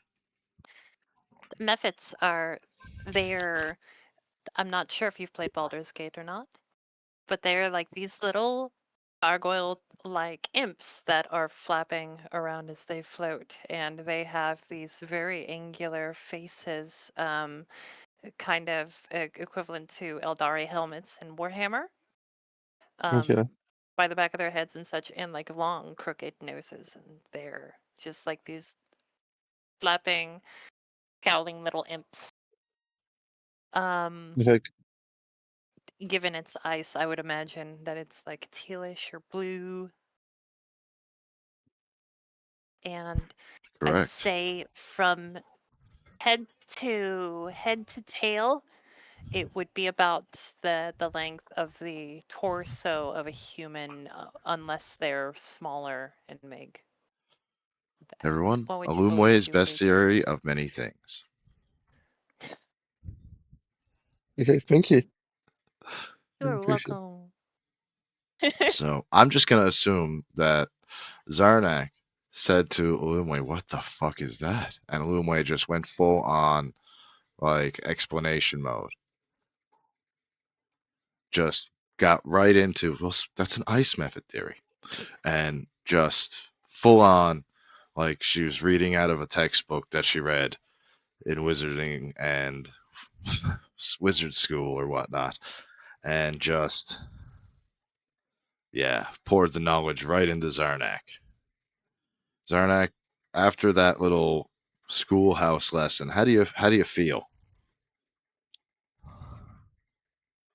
I'm still a bit unsure if it's a friend or foe, but it looks friendly enough.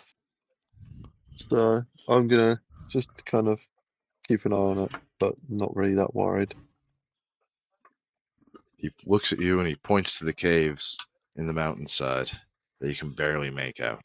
Sopo, sopo, sopo, sopo, sopo, sopo, sopo, sopo.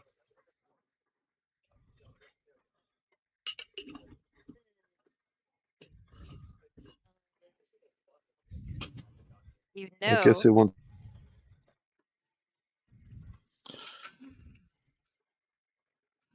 As one of you are stepping forward, you're about to slip on a piece of Just to ice. go to the travels that might be mountains. able to assist us if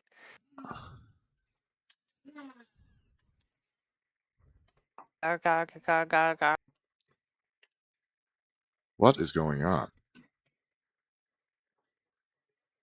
The What's the spell spell? is comprehend language. Nobody has that? Whoa. Guys, what is going on? Hold on.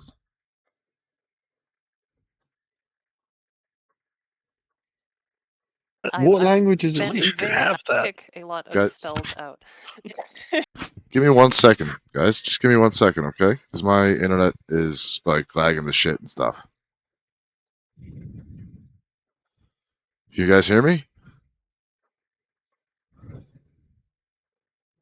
What the hell is? Let's just The So thing go. is, the more we do and not use the patches, the more patches we will have later on, and inevitably we will have a situation in which we have never used patches. Is my Oh man, what is going on? 1 second, everybody, please. I'm having like internet issues or something. I don't know what's going on.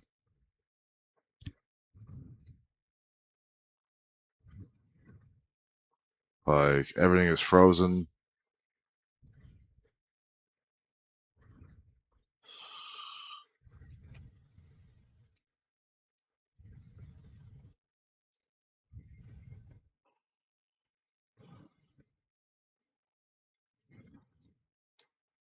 Who are we concern? using? Okay, Who are we Guys, using? guys. Can spell you hear me? as well, what? Yeah. and then I can just Yeah. Yep, yep, yep. Fuck. Can you guys hear me at all? What? Yep. yes. Hello, Yeah. Can you hear us? I think they cannot hear us. guys. No, at all. Yo, yo, yo. Okay.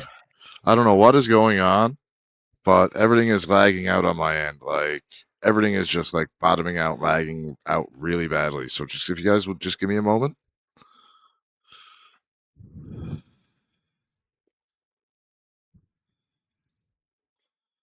So just I'll still defer to y'all though. Yeah, I sent on him that. that we did right. Oh, So well, I think we all I sent him changed a my message. mind, and for one reason is not that we would get you spell scrolls to learn, that we would be able to just buy you single use spell scrolls. That way you don't have to burn spell slots when you're casting those. okay. Just everyone's gonna have to stop Okay, but I do for a have the. moment because I've got to go check on something because my everything on my end I'm losing hearing you guys. Everything is freezing up. So you're just gonna have I'm gonna have to above table take like a couple of minutes. It's almost at the 2 hour mark anyway, where I would usually get you guys to take a break. So I'm just gonna see what's on the go, Full and reset everything. I'll be right back because I didn't hear Okay. anything anybody said while everything was freezing up, and I just want to make sure that's not going to happen again in a moment. Okay, cool. I'll be right back. Okay. Hmm.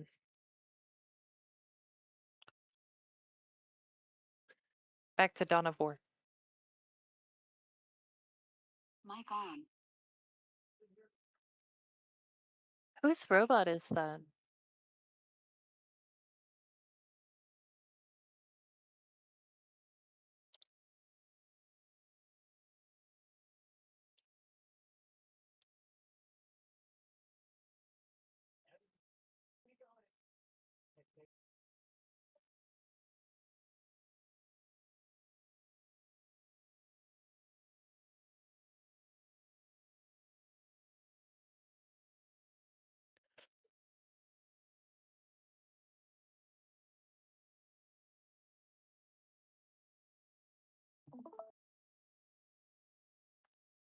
Was this Ah. Oh, it's just Donavor. Hmm. In-flight entertainment. Why not?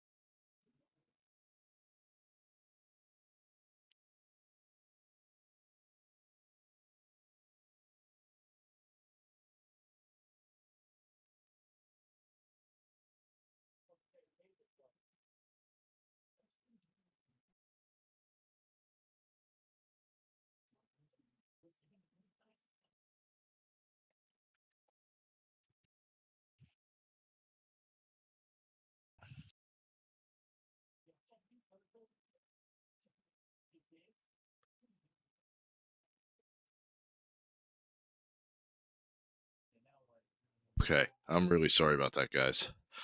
My apologies. Don't be, dude. That's fine. We all have I technical difficulties sometimes. God forbid it be you once. Right. I had to like and once whatever I said after like the whole method, like I completely absolutely lost absolutely everything you guys said. Every was and the it was like the scene in Wayne's World at the speaker box where I was getting words here and there and you guys weren't hearing me and it was kind of that's why I was almost like panicking because I was like, oh shit, oh shit, oh shit. So We just had a long discussion on how we were going to move forward with either understanding what this creature is saying or moving forward without.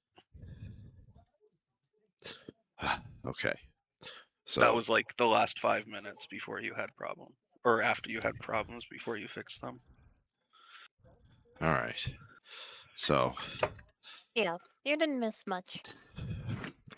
well, I would still like to know what was said and decided. Oh, well, we were determining whether or not it would be prudent to use another scroll. We had said that while it would be a good idea to save it, Gar brought up the point that it would also be good to, I think, not use a spell slot, and I think that was it. And then aside from that, I was going to say that I have the ring, so I don't really, I'm not to worry too much about using a spell because I can just use from the spell instead if I, prepare ahead of time.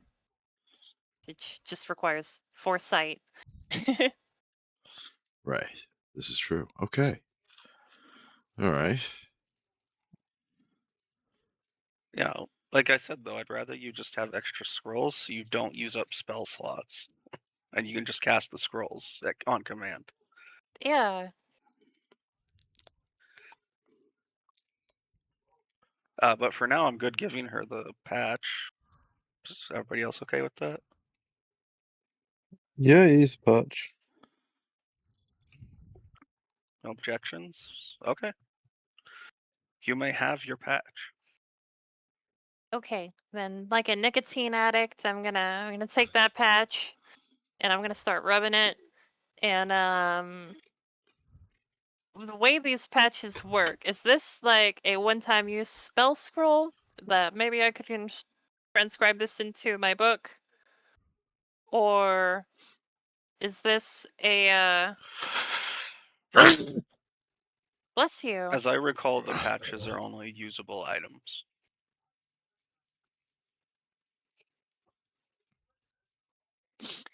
Okay, then I will use comprehend speech when polling this.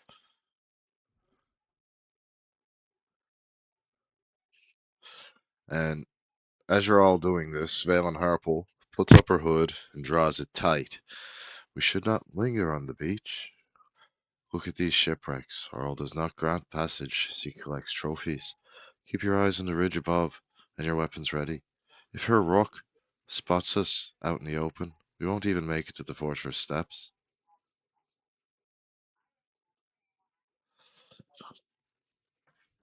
Sopo, Sopo, Sopo! As pointing at Velen.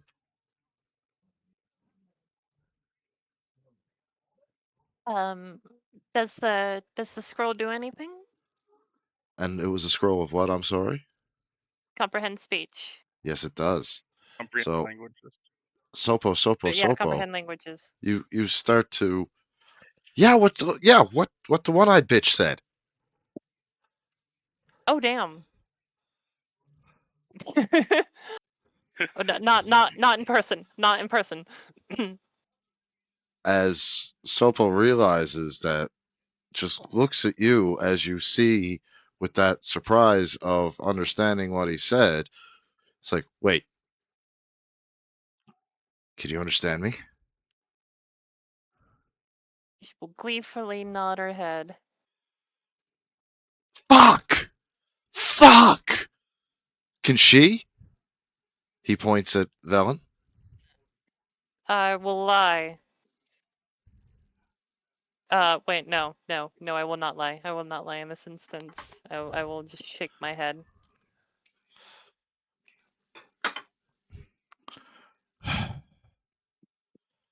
Fine, fine, fine, fine, fine, fine, fine. He starts to get a little agitated. It's been a long time since there was actually people here. Most people freeze, turn into trophies, or, well, just die. I remember when the Frost Giants used to be here. They were nice. Cool peoples. There's still a couple left. Not like before. Not many visitors. Some will like you. Well, not one-eyed lady. Even though she seemed smart, she seemed mean.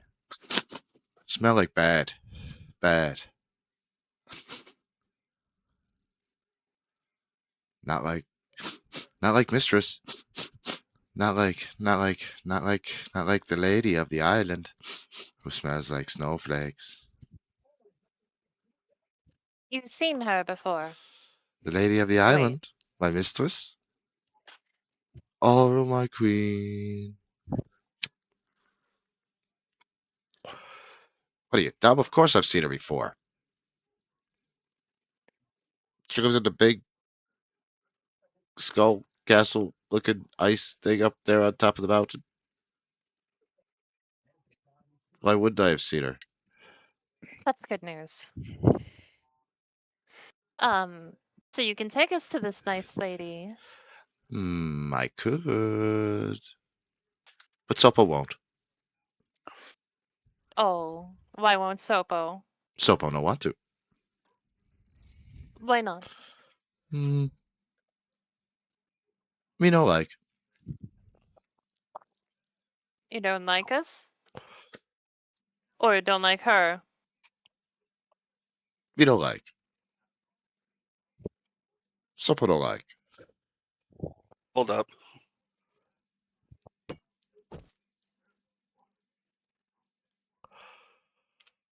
I'm gonna scream like this in his face. You wouldn't understand what he's saying, would you? Damn it. Never mind. As you scream and yell, as you're just hearing Sopo, Sopo, Sopo, Sopo, Sopo, Sopo gets the full brunt of that yell and scream, gives a shudder, and looks at Illumway and says, huh, big two-leg. Huh, breath smell bad. Bad breath. Whew.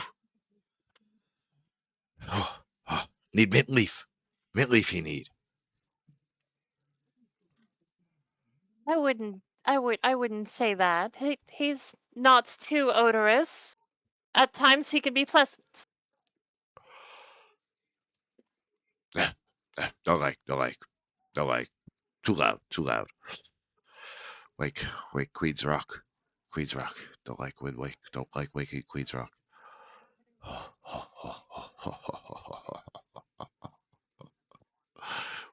Would you? Okay, can I go ask Illumaway what's going on? Of course you can.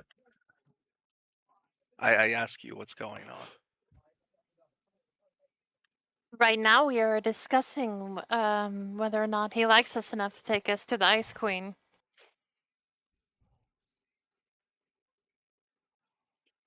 Okay, It seems. He also said that we shouldn't linger here on the beachfront, as it could be dangerous. okay, tell him if he doesn't like us enough, bad things are going to happen to him. You're going to threaten this nice man. Yes. Does he know another way in other than the main entrance? Sopo, darling, do you know another way for us to enter to the vicinity without conflicting with your mistress and your pleasant accord that you have with her?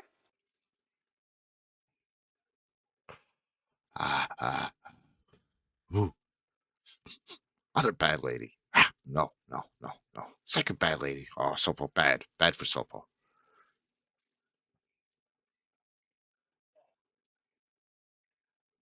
What will make it good for Sop? Oh, I don't understand what he's saying. Shit.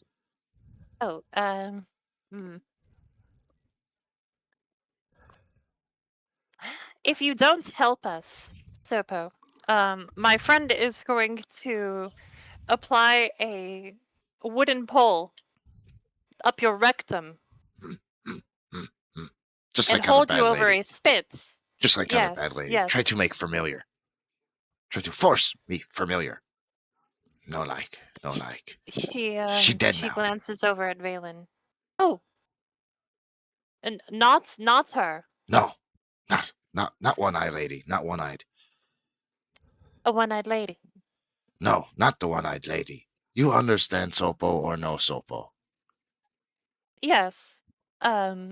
Where is this one-eyed lady now? Standing in front of you. What? Not Oh, this lady. Other lady. Not one-eyed lady. oh, Other lady try to make Sopo familiar. Queen, my Aro. Make lady gold I and see. golder. She'll turn to Gar. It I'm gonna take appears the. that Oh, go ahead. open confrontation with the Muppets will result in a very distasteful and immediate pain.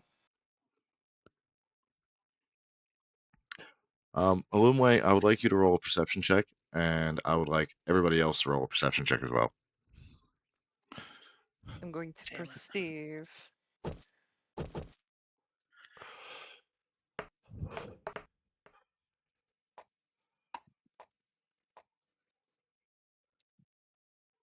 Okay. Not all of you notice, but anyone who got a 15 or better, like can you will start to notice Velen making some hand gestures, and as she does so, all of a sudden you can understand, everybody can understand what Sopo is saying.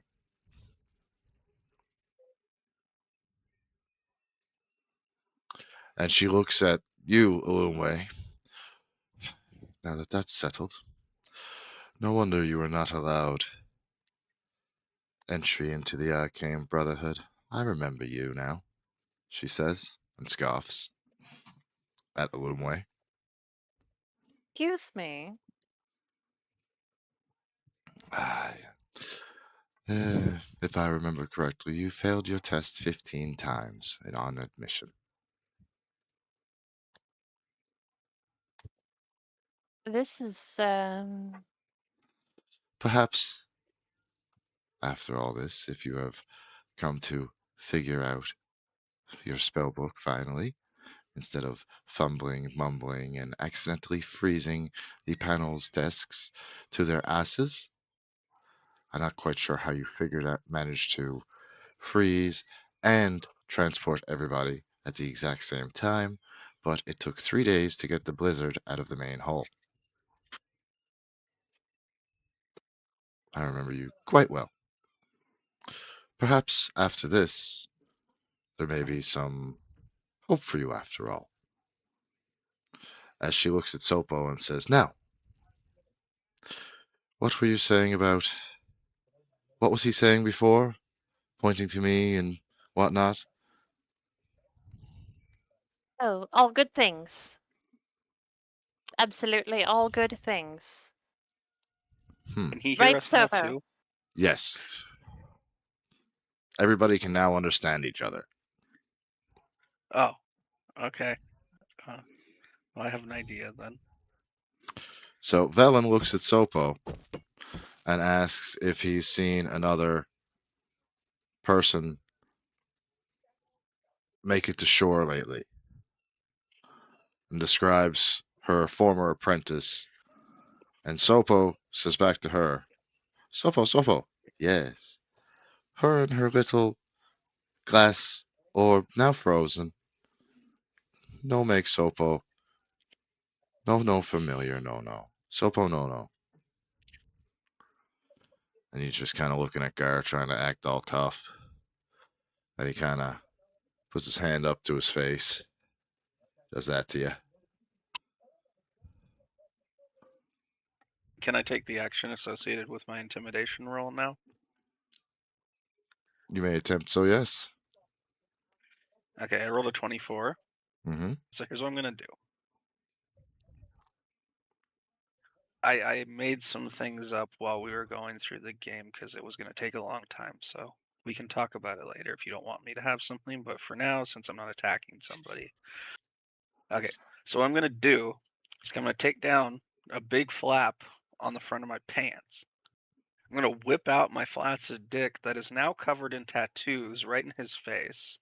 And I'm gonna turn to the left and aim my crotch towards the sky and roll for burning hands. On your dick?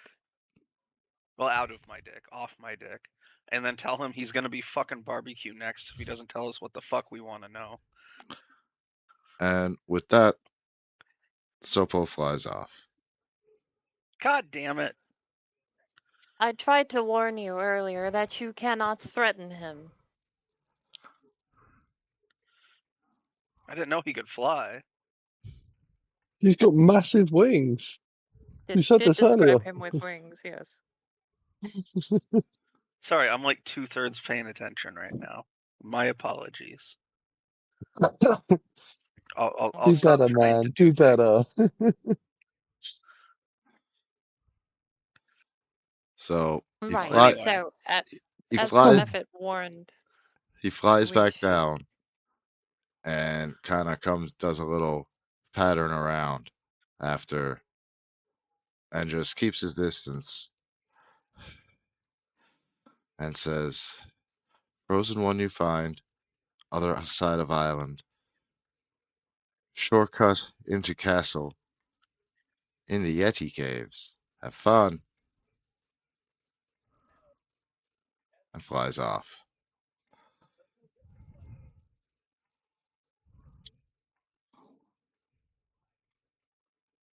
I see. We take the chap at his word, given that we have not much else to lose, other than the fact that he would probably wish us immediate death at this point. I totally agree with you, Illumi.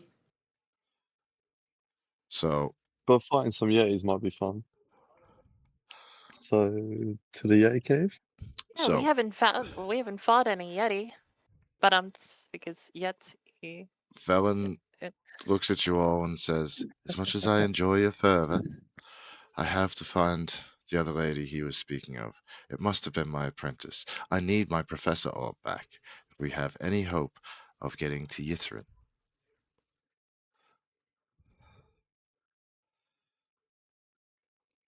Come, follow me as you begin to trek.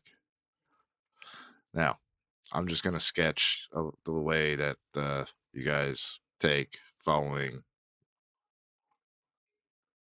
misses. You trudge your asses up through here.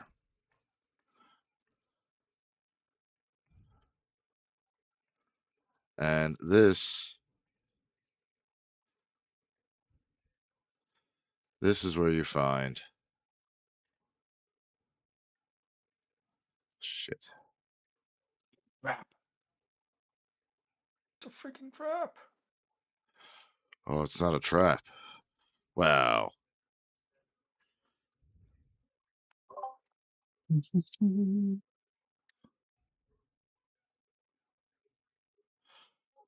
I just want to get the description proper for you guys.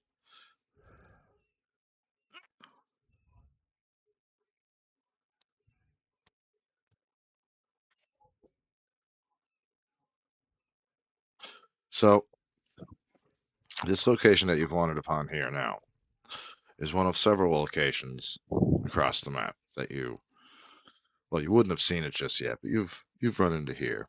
And through the blowing snow, you see a grand assembly of ice sculptures across a snowy field at the foot of the mountain. At the foot of the mountain in the center of the island. Upon closer examining, it reveals that the sculptures are completely faithful to their subjects: bears, elk, saber-toothed tiger, wolves, yetis, remorhazes, white dragons, and many other creatures of the north. No mortal hand could create these works. You realize that the Frost Maiden has created these sculptures. Among these sculptures, you find the frozen corpse of Harple's apprentice. Now, almost one of these ice statues. So, Harple explains it's Naslantamir. She's outsmarted her rivals before, but it looks like she hasn't outsmarted the cold. You see, half buried in the snow, near the edge of all the statues, is a humanoid corpse clad in cold weather clothing. Clutched in one of its hands is an orb made of smoky gray quartz. A white weasel bursts from the snow near the corpse and stares at you with beady eyes. A voice rings out in your heads. Ye gods, I was afraid no one would find us. You all look around at one another and realize the sound isn't coming from the weasel, but from the orb.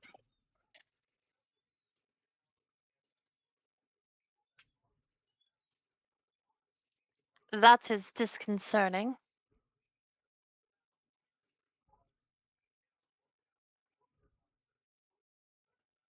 Um, are you okay in there? She'll tap it like a fish tank, kind of like.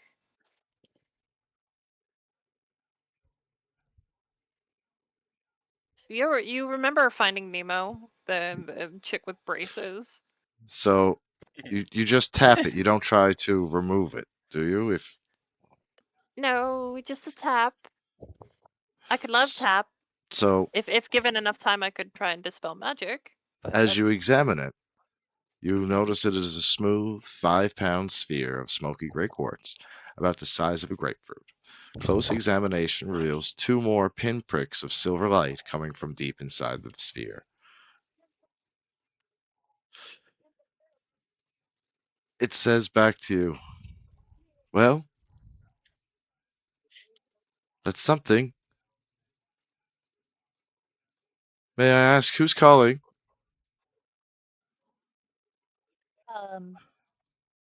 your god is come. My God. My God. And then Valen Harple says, oh, Professor, quit playing about. Come here. As the Professor Orb leaves,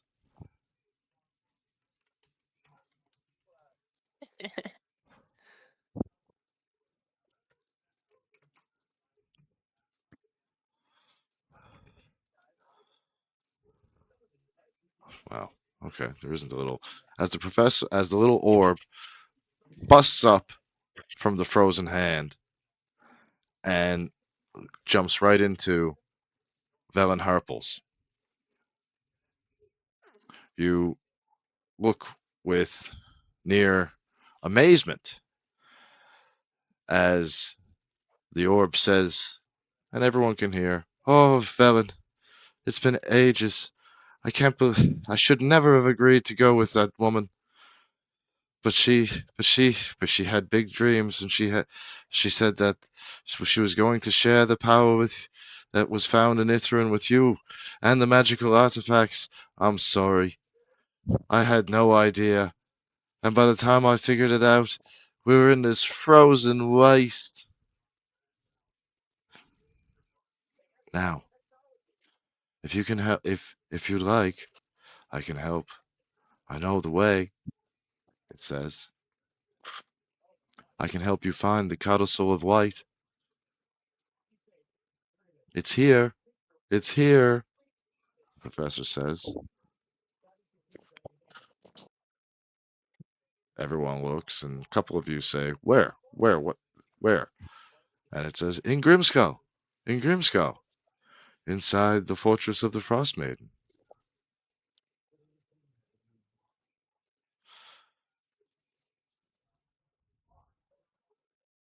Mm. Now, would you Is like that to? the giant castle up That is there? the giant castle. That is the giant ice castle just up ahead. Very aptly named. So, what appears to me, as your DM, is you have 2 choices. You can full on walk up the long, winding staircase and tap on the front door and go through the front door of the Frost Maiden, the god of winter's abode, or you can listen to the little ice method who told you to go through the Yeti caves, who told you to go through the Yeti caves. Option 3, we kill Velen. Option 3, you And Wait, kill we Velen. can we kill go her? home. Stab her right now. Come on. I'm I, I'm I I'm walk I'm up kidding. behind Valen and slit her throat. Oh god, I'm a cult leader. I'm joking. Zarnak wouldn't do that anyway. um what do you think? What do you think we should do? I think we should go to the Yays. To the Yetis. Yeah, I want to fight a Yay. So my question is this: upon being inside this beautiful rows of statues that you're in, has anybody touched them, broken them, defaced them, or anything like that in any way? Broken knee, what, sorry? Any of these statues, have you touched, laid hands? Have you done anything to the statues in any which way in this grove of statues? No. Here, doing anything? Here, being exciting, So being a rebel. I would like you all, as you're examining and looking through the statues, Oh, to roll me who a left? perception check. Oh, Cockalips left. Oh, okay. Ah, 7. I see your shit. Ooh. Yeah, 23. 22. And he's back. Excellent. There we go. I'm sorry, what did you want to roll? Perception. Oh, I perceive. Damn, All right. high rolls at the table. I Very. have perceived. I have perceived. So, By the dawn's early light.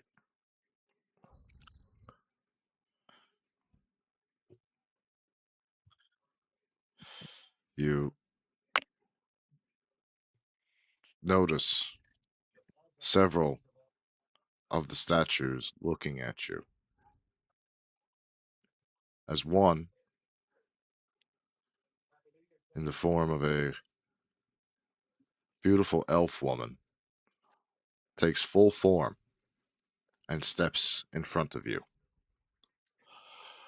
A Oh, frozen statue come to life. She says to you,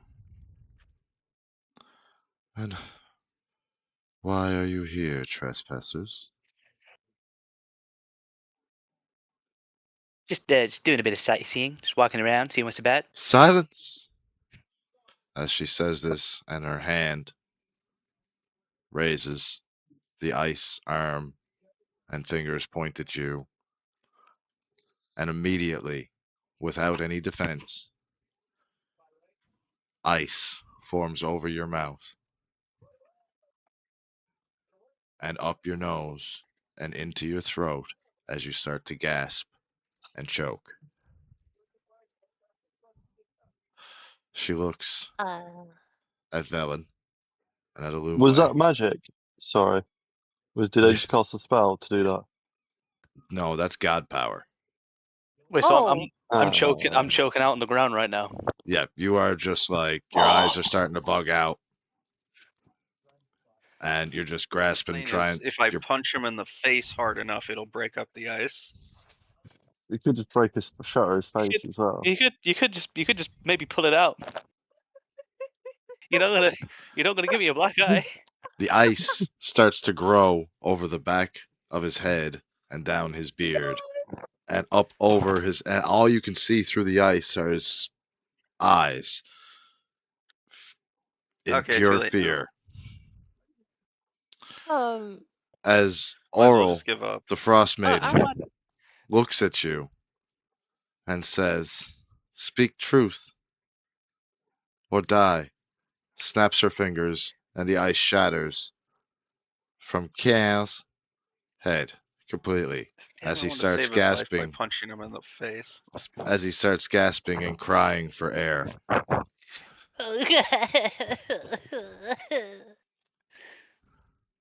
Just wailing and crying on the ground right now. No. The Frost Maiden speaks and says, "What do you want? Truth or death? Tell me the truth, or I will give you death." Just to me directly or to the group. This is to everybody. Okay. You have a choice right now. You can lie to a god. We're here for good. We're here to stop the evil. There is no evil. What evil? Trespasser. What evil do you perceive? What's rightly The mine? the My domain? the death Am the I death evil? The ice is causing death and misfortune to many. The world is a harsh place, and not It's all making it harsher.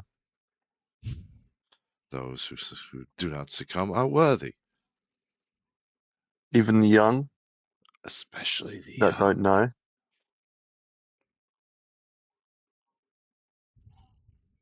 Do bear in mind for elven kin, time and lives, philosophy are different, especially in the eyes of the ancients.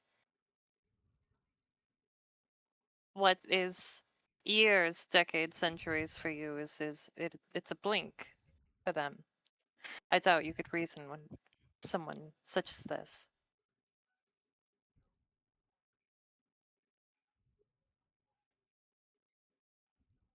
But I didn't lie, so you can't. Like, I didn't perceive that any of what I said was a lie, so you can't give me death if that was the two options I had. I told you the truth of why I was here, Would you so call? that Would you that would be call? your what you asked concluded, right? Are you choking on ice? She looks at you and says, "Would you call a mother's mourning evil?"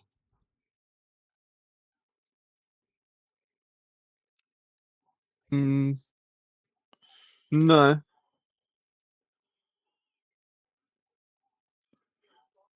Would you call a people who mourn with a mother evil?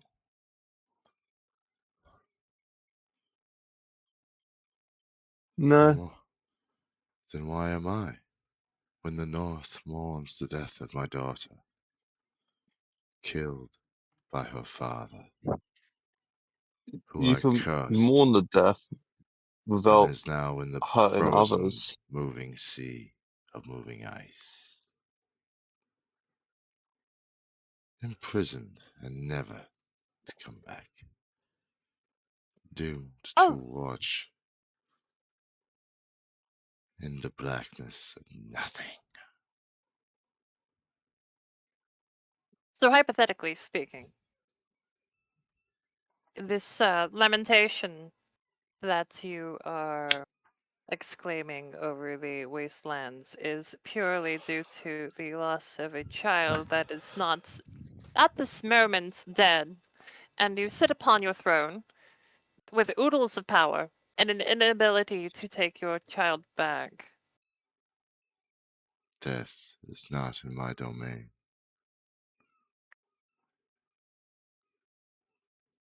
I see. And if someone was to return your child, would you live the winter? The child is unreturnable.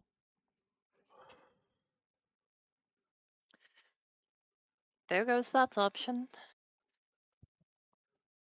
The damage has been done. Sentence has been cast and So why carried do you out. punish? It is not punishment. Are you sure? The North. The North stands strong and must forever be. And so is the spell that I have cast. Forever. Forever. Protection. Unbreaking. Unbound. You may try, This if you wish. I will even go so far as to grant you access to my island, so you may see those that came before you, so that you may possibly learn your lesson. But do not mistake my leniency for mercy. I am but a guide. You will know what it is for loss. Looks at Illuminway, looks at Zarnak, looks at Ethor. and you will know death. And then looks at Edgel, and you will know pain. And looks at Gar, and you will have mourning.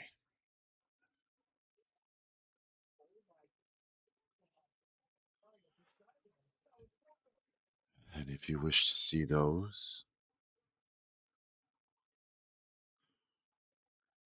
who have come before and attempted,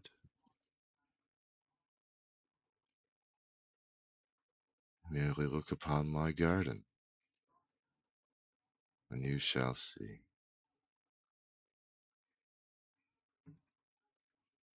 She points, her hands raised around, pointing at all the sculptures, quote unquote. And you realize that these are not sculptures.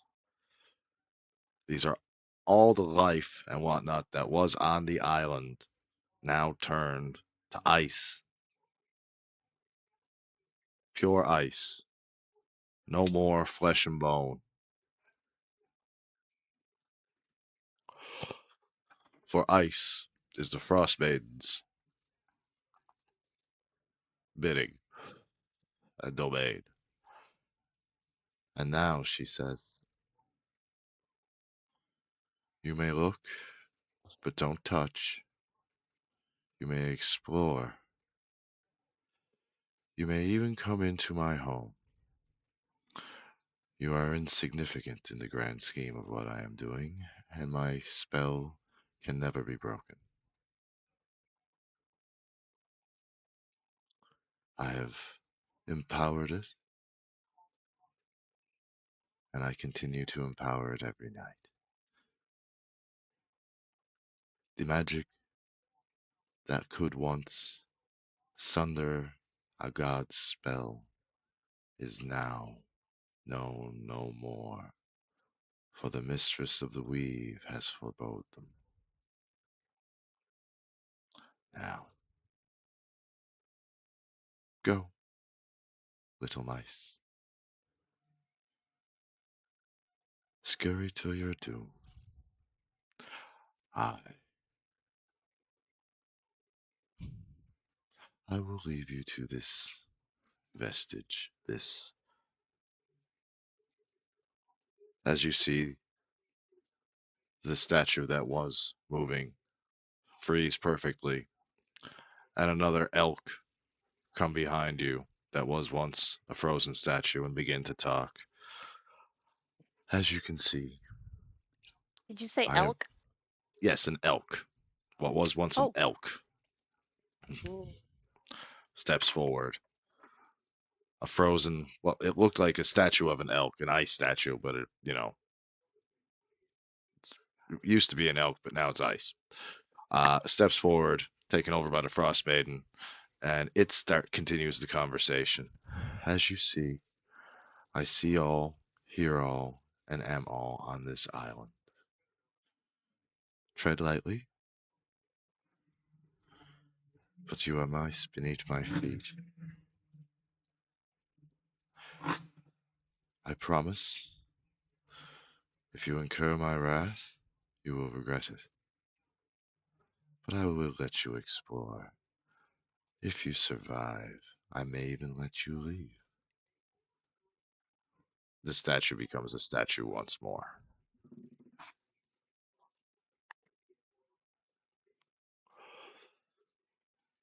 Bella So, looks at you, Alubwe, and says, now it is even more imperative that we get to Codicil of White, wherever it is on this island.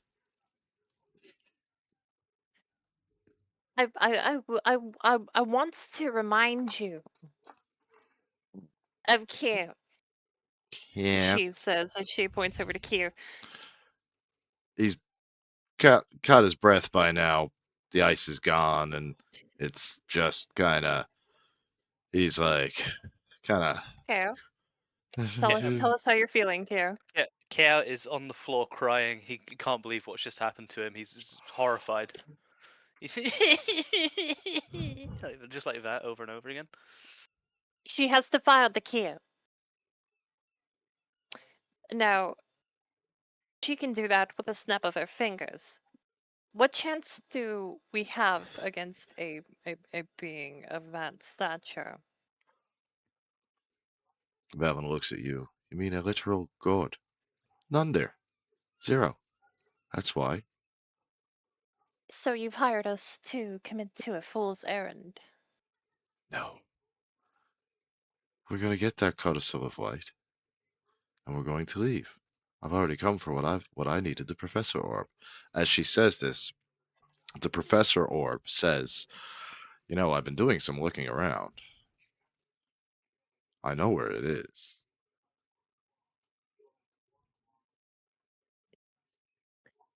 Is it's in the Yeti cave. Zarnak was really excited about the Yeti cave. Yeti cave. There's just death in the Yeti caves. There's no shortcut into Yeti cave, the professor says. It's in one of the I rooms don't. at her castle. I'm not sure which one, but it's in there. Oh, So I we ought to wanted to trade. kill some Yetis. As you say, "Oh, Zarnak, you don't happen to lean up against one of these statues, do you?" No, I kind of kick a stone like hands in my pocket, kick a stone like, oh. Okay, You when you kick very kick that funny.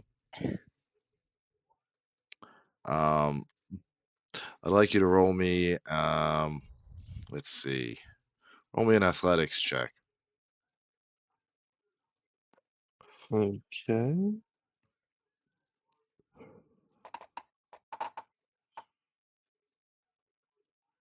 For Ooh. 26. You kick the stone and it just taps along just fine. You don't knock it into anything whatsoever. So at this point, you guys are free to explore any point on the island that you wish. You may go to the Yeti Caves. You may go and explore any of the shipwrecks that are on the island. You can go to the garden, which she described, which is up here. And you can go take a look at any of these ice sculptures that litter the lands. You can head to the Yeti Caves if you wish to see what's in there. Or you can head right up to the main inside. Flameskull. But that being said, and the Muppet's negative reaction to the threat of impending flaming dick, I think the Yeti caves might be a trap. However, there are Yetis in there to be slain. Well, it's up to everyone else, but you know where my thoughts are. I believe your thoughts are at the Yeti cave. Mm-hmm. Yeah. If you guys want to go fight some Yetis, you can fight some Yetis. Zodok just wants to fight anything at the moment. Kind of just wants to prove himself at this point. Ether, what do you say about the Ether or Edgel? What do you two say about the Yetis?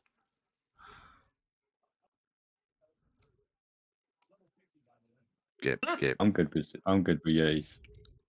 Sure, let's go, Yetis. Yeti fight. Okay, so that's 3. There is scrounging for treasure on the ships wrecked upon the wash. There's, we could frolic in the garden. Yetis. There are many a shipwreck, I mean, and you may go after. You can Yetis might like frolicking. Could invite the Yetis to frolic. in the shipwrecks.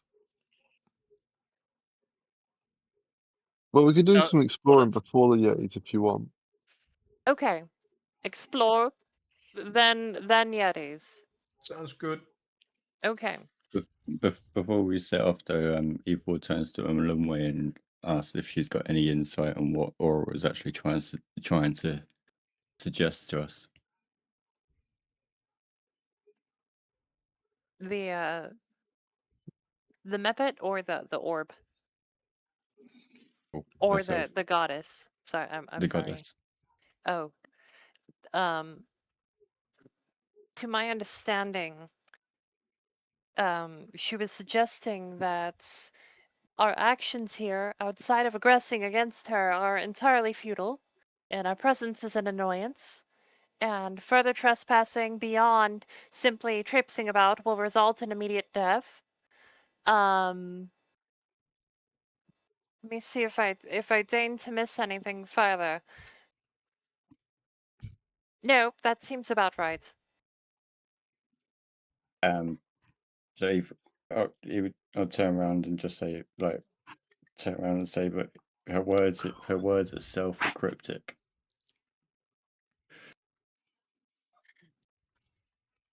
Although she Oh, threatens us with death, it's all a test. She's only, by the sounds of it, she's only wishing us to align with her own thinking, whether we I agree with it see. or not. So these are theatrics meant to put us off. Yeah. I Because see. although she mentioned the loss of a child, she had no sentiment over that child. All she cared about was survival. And she did ignore Zarnak's lamentation over the dead children as well. Hmm. So it is a bit ironic. So I think going forward, as much as we might not agree with it, it might do us better to align with those with similar thinkings. You're saying that we should abide by her philosophy. Moving forward, yeah, it would cause less risk to the group in itself. We may not agree with her philosophy or her guidelines, but as a risk, it would pose less of a threat if we showed that we think similar to her, where we would trump survival over sentiment. And But the question is, would she perceive that as a lie as well? Because not all can be just thinking about that. almost, She might perceive it as a lie. So It so drapes in the heels of a goddess. I wonder what sights those steps leave. yeah, but it was the way she looked at each one of us individually as well. We've all had suffered loss. indeed. At the same time, rather than succumbing to those, even though we may be sentimental over those losses, rather than succumbing to those thoughts, we've endured it, we've picked ourselves back up, and we've carried on. We've chose to survive rather than submit.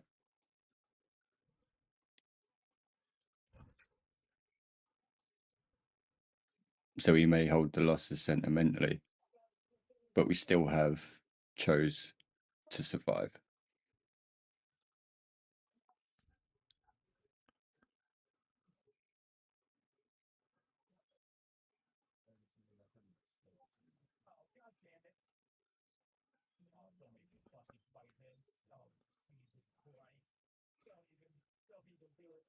To me, it just seems all like a test. And she's only looking for one answer, which is to think like her.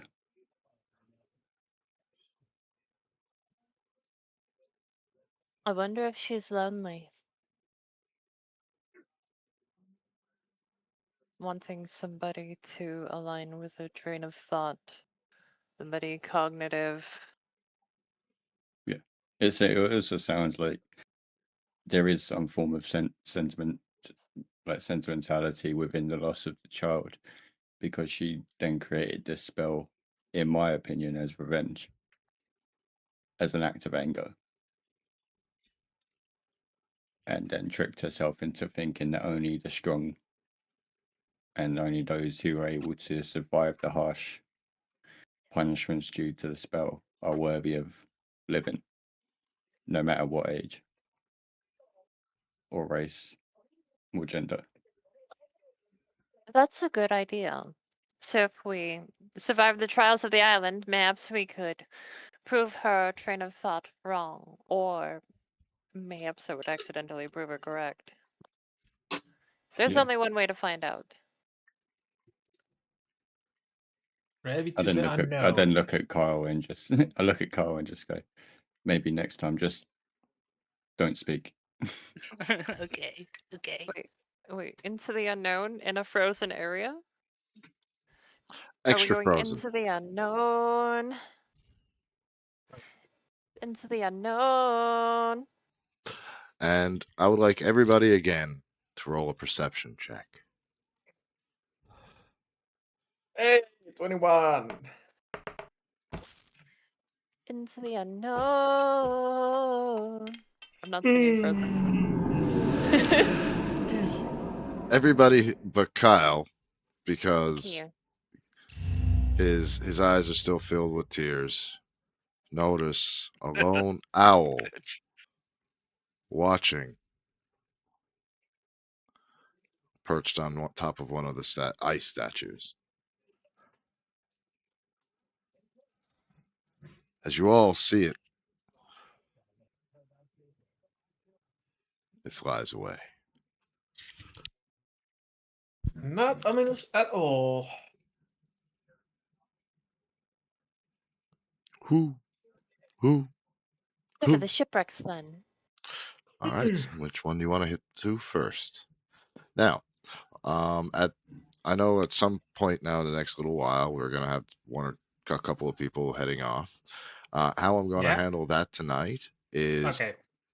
I'm going to split the party. Anyone who wants to stay can explore a different part of the island. And when we pick up next Okay. week, The number one rule is don't split the party. Though. it is a big party. It's a big party, and one is In- almost half asleep over here because it's half 20, almost Then in one. that case, we Yes, so should yeah. fight the Yetis first, so that way we can get that out of the way and then do some exploration. It's up to you guys. What do we do? Fast fight or fight? We'll fight the Yetis. Okay. Yeah, All right. that's Yeah, why pretty not? easy. Yetis As you make your way That's fine. downtown. Downtown. Walking fast. to the Yeti caves, you walk in and find a network of frozen And ice Rime band. tunnels. If you guys have seen Empire Strikes Back, Yeah. then Okay. you, Okay. Yes. you've seen the ice tunnels that are in here. A network, a maze. As you're Like stepping Wampas. through, you hear the dripping of slightly unfrozen water. Bloop, bloop, bloop, bloop, bloop, bloop. Well, it's getting warmer here. And as soon as somebody says something, all you hear that echoes through the caves after Edgil says it's getting warm in here, all you hear is God damn it. Zarnak, was that your stomach? I don't think so.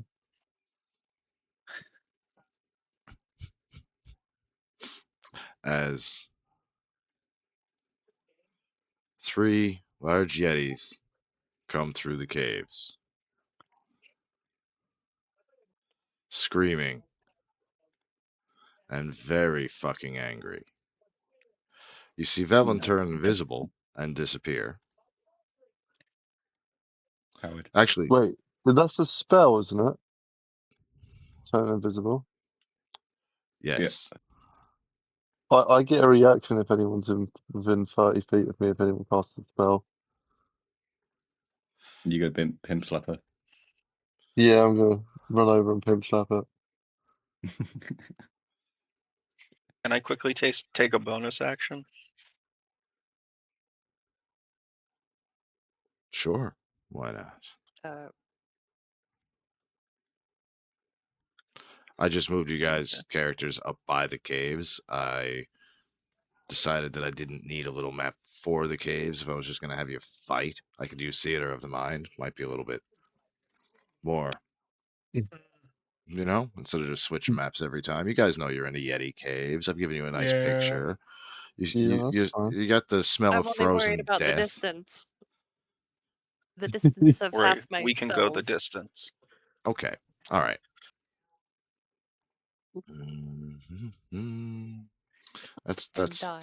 that's fair. Very concerned. Let's see. What can If you do the ruler, it's kind of it because it's not set to scale on the map. It should be all right when we zoom in. Let's see if the ruler is set to Uh, scale. It is not set to scale on the map. From Illuminway to the first Yeti is 24 feet. Okay, good. Okay, I'm not within immediate death distance. I feel okay now. Which Yeti used invisibility? Oh, none of the No Yetis. Yeti did. Oh, It was Velen it was the Harpel. bitch that brought us here. Yeah. okay. Sorry. I thought you said the Yeti. So, Yeah. Well, I mean, she looks like one, I imagine. You can still pimp slap her though for running away. yeah, I give her a quick backhand. No. Can you just like make us all a lot bigger, and then we can use the squares as 5 feet? There you go. You can make yourself bigger. Yeah.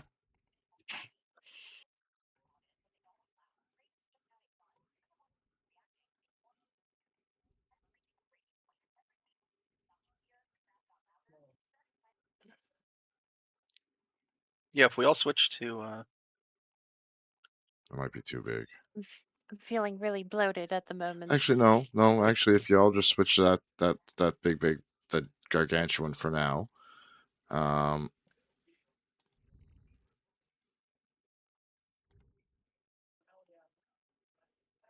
yeah, that'll work. Let's go. Yeah, this will be a lot simpler.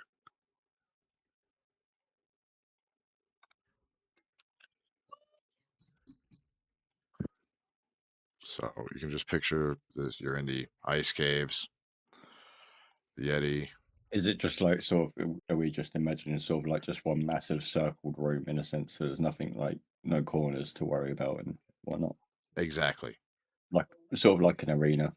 Yep. You've walked into an opening in the cave Yeah. system, and in this domed opening, there is just ice and glaze, ice and whatnot. It's a big space, and there are a couple here and there caves that link into this space, but they're part of the cave system. There's no avoiding it. There's no surprise. I'm not going to do any surprise attacking from them, but these are not the only 3 Yeti you were going to encounter, just to give you a heads up. We should probably do it in the caves then. So I'm right sorry. now, right. Just do this for now. Yeah, this is fine for now. You sure? Because I can whip up the cave thing right quick if you want me to. Well, it depends on how many of the toys you want to play with, and Yeah. whether or not we're going to be moving. All right. Well, I tell you what. For the sake of the Yeti instances, I will have you fight these 3 Yeti, and you can then decide if you would like to fight more or explore. How is that? Sounds good. Perfect. I'm So going to stop talking now. so the 3 Yeti come into the opening where you all are, and start just yelling and screaming and roaring at you. Everybody, please roll initiative.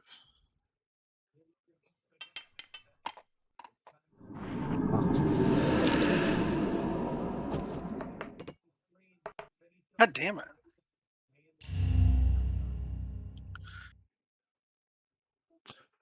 Yeti A. God damn it. That's Yeti B. Yeah, Yeti A. Here we go. Fuck. We're so big, the letters are so small.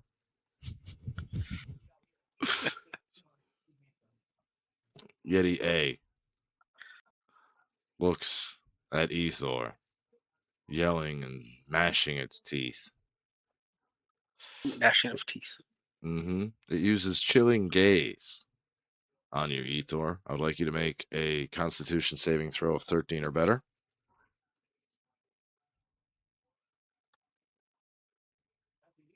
Okay.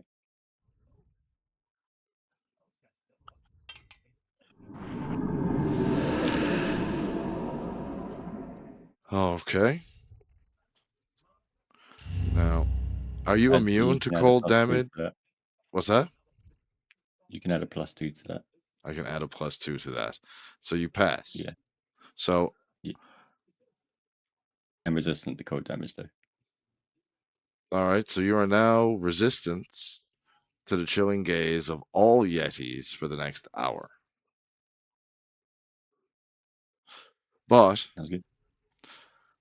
the Yeti does close the gap and swing its claws at you.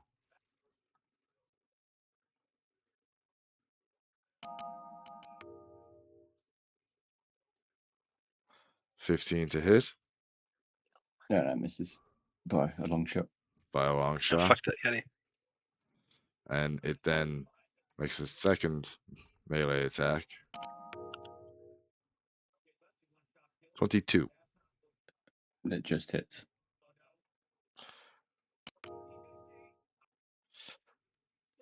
6 slashing damage. 5 cold damage. It's a 3 cold damage. Edgel, your turn. My turn. Core. Oh. Let's see. I should shoot with my bow. I know. Bonus action. I use fighting spirit. I get advantage on attack rolls.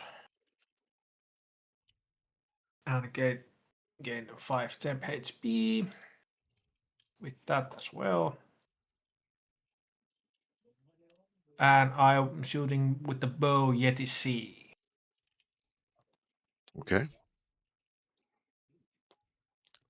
And that was without advantage, by the way. You want me to roll again? Yes, I do. And take your best of the two. Okay. You miss. Yeah. You hear just as it misses and sails past the Yeti. Hmm.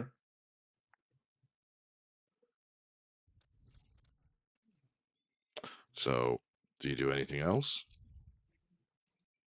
No, I used all my actions. So that's your turn. All right. Limway, Yeah. you're next, eh? Hello.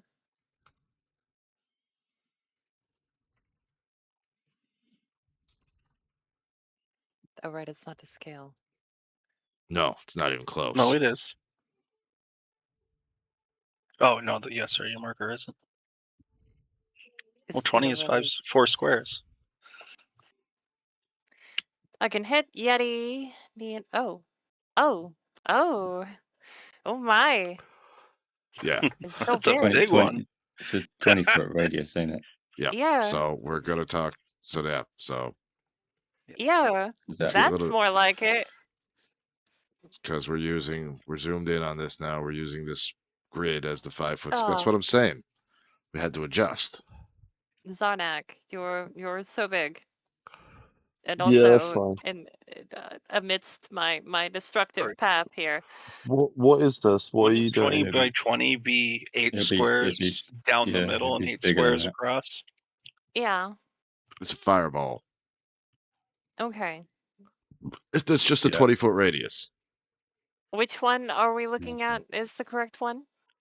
The bigger one. The bigger The one. bigger one. Okay. So it would be this. Okay. Let me see here. I could. It's actually slightly smaller, Hmm. like barely slightly smaller. But Yes. If you would like to tell Zardak to take his movement now instead of on his No, next turn, I will allow it. I'll take a bit of my movement, not all of it. I feel like that would be cheating. I don't want to cheat. But he will So be I'm just gonna penalized No. with no movement on the next turn. that's the full size of it. No. That is big. Okay. So yes, I'm going to shoot these guys appear away from the group. I All was right. just going to say do it. Wait, what? I'd say Zarnak would be all right. I'll just turn around and be like, go for it. I'll Are you take one for the sure? team. Do it. 100%. Yeah, you won't. Okay. It's just like Then Move it a I'm little going bit further to. forward so it doesn't hit anyone else. There you go. How do I pull up my character sheet in here? Click on your character and click on the Okay. little squiggly scroll that's next to your name. Ah, fabulous. You can always click Okay. open sidebar at the top left.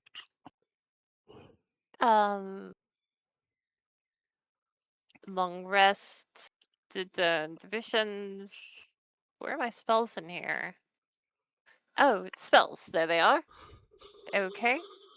Now I'm going to cast everybody's favorite spell. I'm gonna cast Fireball.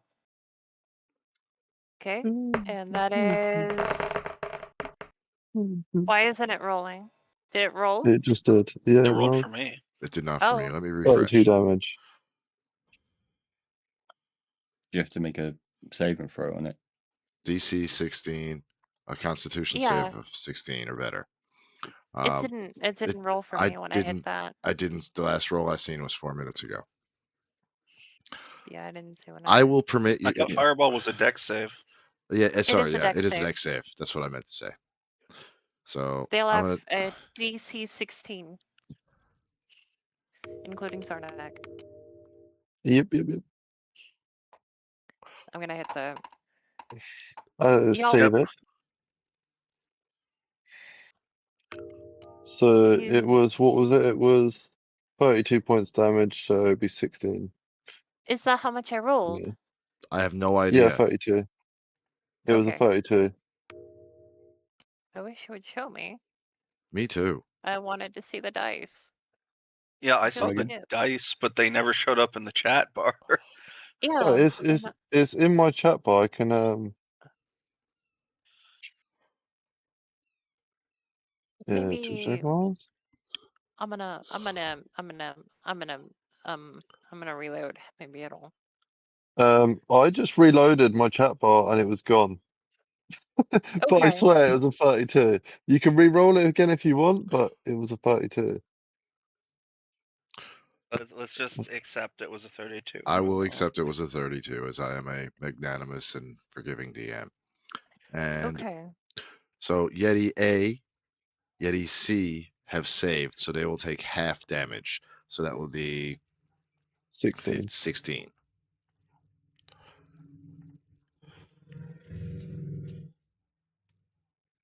Wait, is that the right Yeti? Yeti B. Yeti A takes A's half. at the bottom. A's at the bottom. Damage. Yeti C's in the spaghetti. middle. B's on the left. 16 damage. And this one takes the full 32. All right. At And that, I'm gonna waddle backwards. And I'm gonna be over here where it's relatively safe, unless the Yetis can teleport. I don't think the Yetis can teleport. Then I'm good.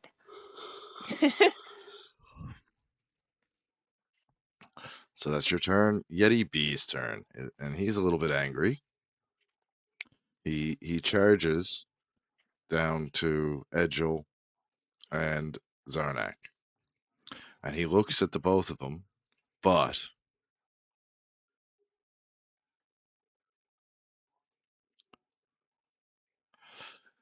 it makes a melee attack roll at disadvantage because it's been burned on I've been Zarnak, hurt before. He can't hit me. and then makes an attack roll on Edgel. Okay. Misses both attacks. Yep.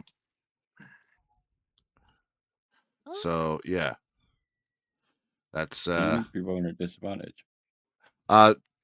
yes. After taking fire damage, Yetis have to attack at disadvantage. For real? Okay. For real. Oh my god. That was actually You're a really good genius. move. Secret See- genius. Traits. Fear of fire. If the Yeti takes fire damage, it has disadvantage on attack rolls and ability checks until the end of its next turn.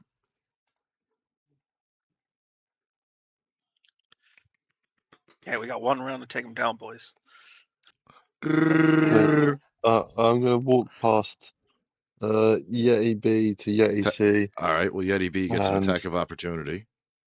yeah, it's fine. They can't hit Cool. me melee. They won't be able to hit. Or- It's either that or you could just stand in between the two of them and still be in range of both. No, they literally can't hit Zarnak. I've got a 27. They've only got a +6.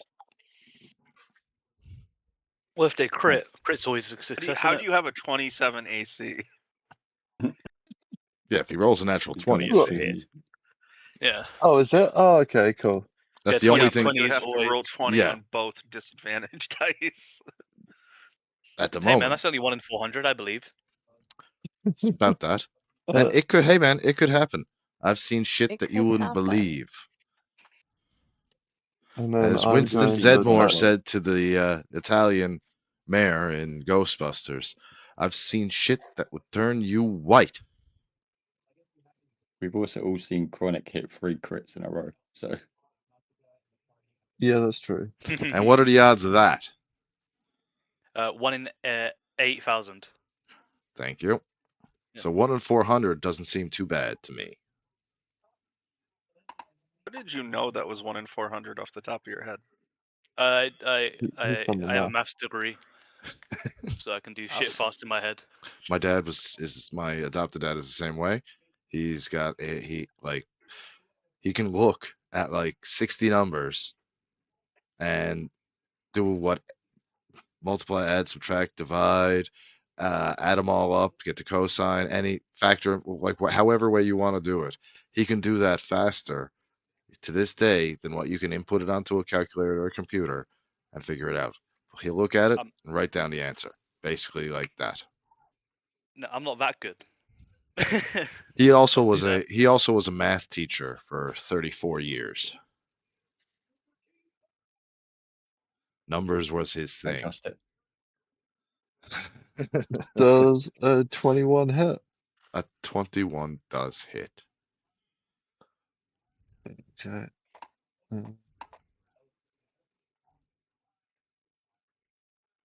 That's 15 damage. 18 point plus 3, so 18. Plus 3. Okay. I've got a second attack, which that counts as a crit because I've got enhanced crit. Yeah, that's right. If you hit a So, 19, it automatically turns to a 20. so that would be. I'm gonna roll that twice as well, just pick the best because I've got Savage Attacker. So it'll be the 18, so it'll be 21. And as you hear a blood-curdling scream come out of the Yeti, it drops and is dead. Like a Okay, bitch. I've got Hue, so I get an extra attack when I kill something. All right. Are you So allowed to move to use it? I still have movement. Can I Well, use my yeah, but movement? usually those extra attacks have to be from where you're standing. It's No, like an not that immediate one. follow That's up. I No, that one's literally just an extra attack. He can move freely. He can move to the. I think he can move within so many feet to the next closest attacker. I mean, Whoa. to be fair though, he could have pretty much without Yeah. Yeti I mean, A he's right fucking here. or B. Okay. Yeah, so he's like Is he there, pretty much Yeti? within 5 feet.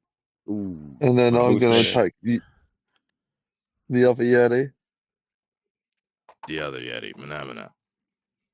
Hits. Do do do do.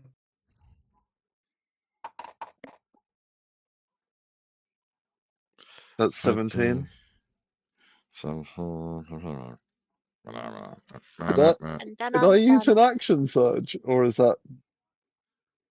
that not count? Have you used your bonus action yet? No, I've just attacked. But Oh, would fucking do it. that Then do it, Yeah, Q dude. count get as a in there, bonus man. action? You, Sure. dude, Okay, if I'll get use in my there. action surge and do another attack. Let's go. Does a 14 hit? A 14 hits. Oh, nice. just quickly, Chronic, you skipped Raven's turn. Raven took his turn, didn't he? Yeah. Yeah, he And went. that's He shot a 22 bow. points. Yeah, he 22 shot a points bow and he damage. missed. Nothing showed up in the chat. I Oh. completely missed that. So you have killed this Yeti. Mom's Chronicus, Yeti can is you check ready. your DM real quick? Check my DM right quick. Sure. Give me 1 second.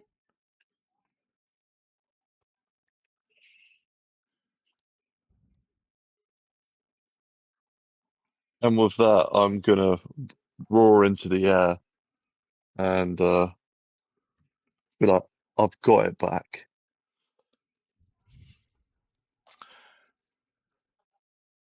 Wait, do I get an extra attack for killing again? Or is it only once per Use only once, turn? but That's pretty sure it's only once. As you kill the first two Yetis, the third one lets out a roar like you've never seen or like you've never heard before. The scream literally almost splits your ears as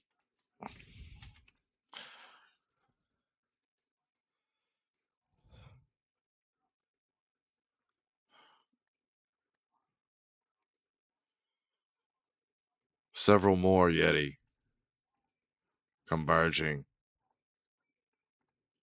through the tunnels.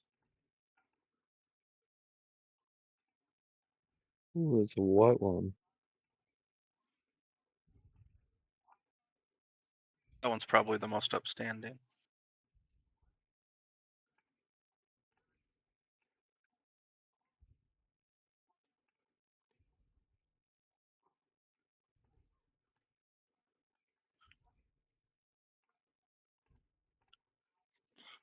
And following these,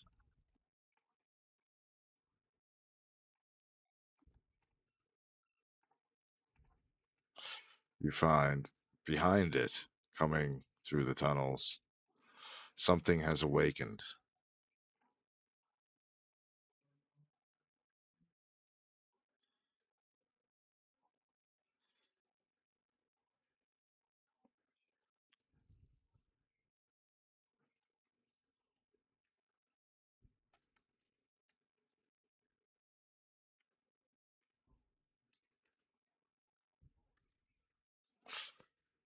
That's an angry looking Yeti. Oh my god. Those are lots of angry looking Yetis. And one is an abominable Yeti. Abominable. This one's Kind dead. of looks like the This one's dead. monsters from Scooby-Doo. You have a unique ability to make everything sound adorable, Bunny. Oh. Cute.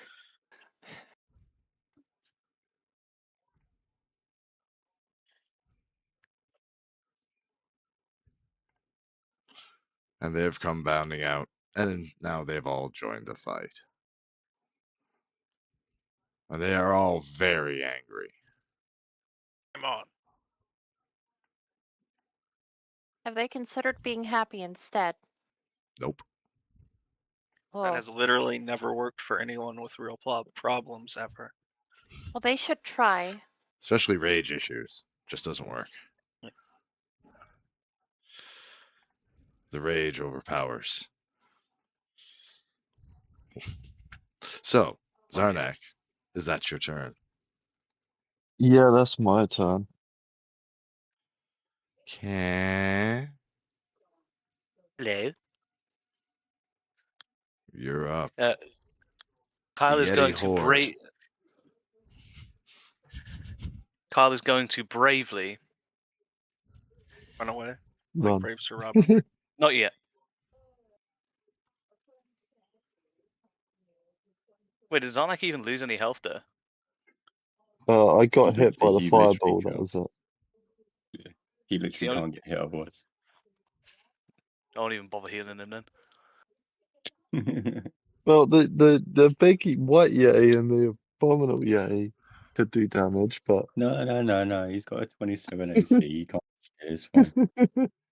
And out of these Yetis, which one of them's hurt, right? One of the them. one that's next to E4. Okay. That's what 1, 2. So A and C are both hurt. Mm-hmm. No. Because C's a new We've one. got like ain't a boss and a mini boss here. C Yeah. shouldn't be hurt. C's just arrived. it? Yes. Yeah. It's just a yeti with no. In that case, Kar is going to come over here next to E4 Mm-hmm. and try and bash Yeti A's skull in. All right. So that is. Roll Yeah, to never mind. hit. God damn it, Kyle. Never And mind. Kyle, how do you describe your miss to me, Kyle? Your utter So fuck up. Kyle raises his hammer high above his head and tries to swing it down right onto the Yeti, but he misses entirely. Hits the ground and lodges it straight into the ground, and he can't quite pull it out now. So he's sitting there putting going, yeah, and he can't quite get it loose. All right. I would like you now to roll me a strength check. See if you can pull that fucker loose. No. God damn it! It just keeps pulling. Nothing's happening. It's jammed in there. And before you attack on your next round, you will have to make another strength check. Uh-oh. All right, Ethor, you're up. I would like.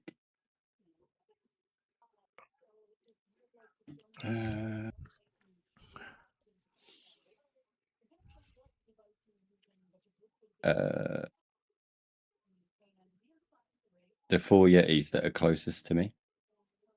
Okay, yes. They will need to make a charisma saving throw. 16 or better. Oh, Jesus Christ.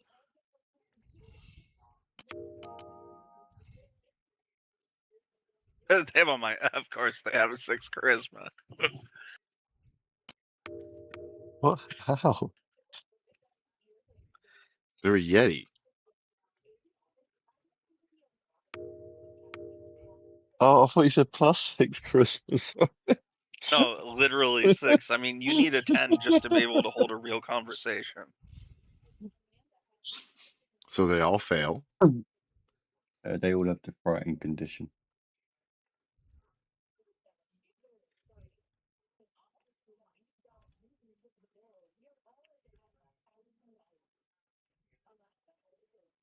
I'm just using yellow because yellow is always associated with fear. So, also too, I really gotta Also pee. on snow. I'll be right back. Speaking of Yellow's yellow, snow. that was the last straw. I'm sorry. That was just the absolute last straw. the yellow this yellow snow joke. It's just no. Yeah, you don't want pissy pants.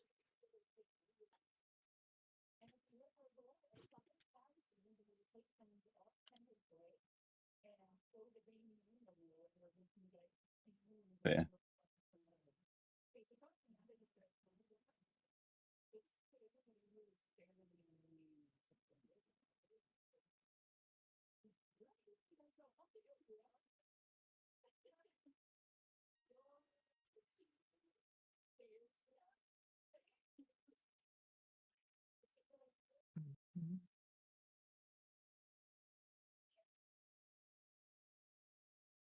Oh, wait.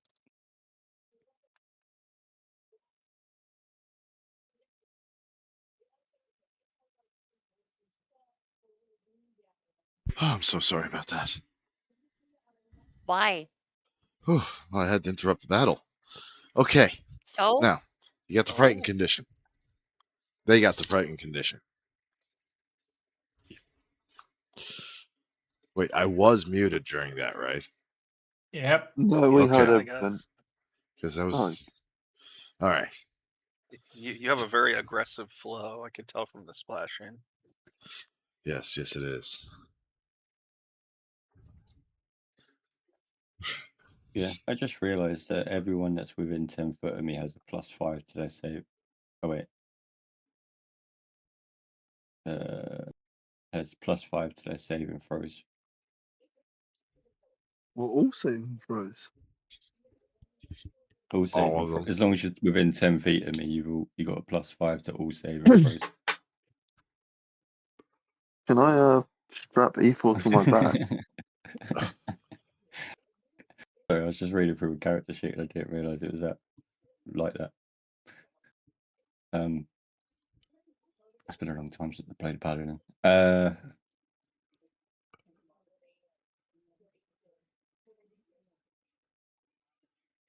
Yeah, I'm just gonna. Actually, I'm gonna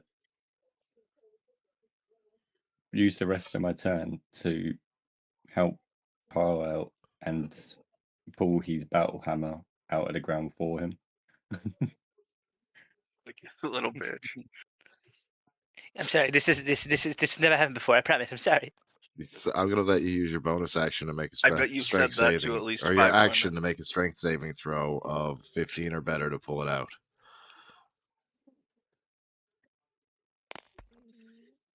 I didn't laugh at that.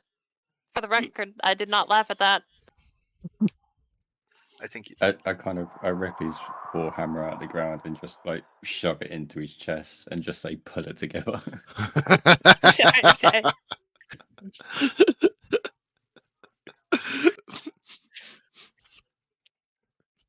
But that would be my thing. Oh, that's fucking funny. Gar, you're up.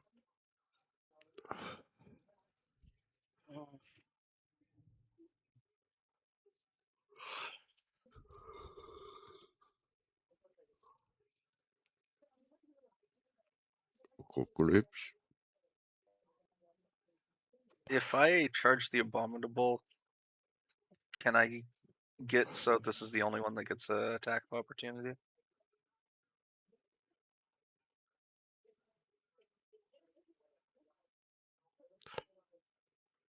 Yeah, if you go that that. way. If you go that way, yeah.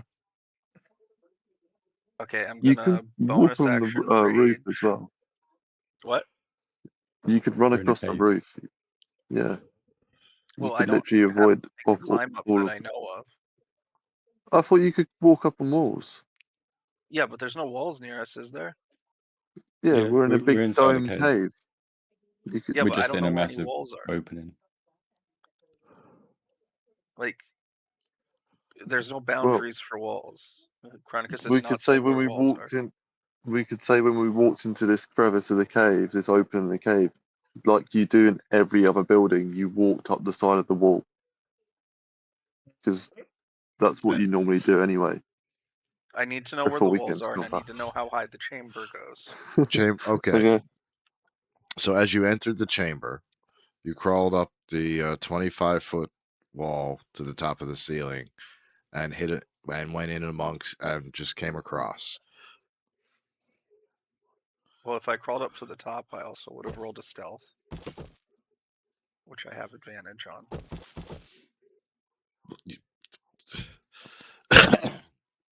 A natural 20 would have. But go ahead. So how high is the ceiling? 25 feet. Okay. Well, in that case, I'm going to walk across. That gives me. And then I'm gonna walk down the ceiling, or walk down the wall far enough so I can strike this guy.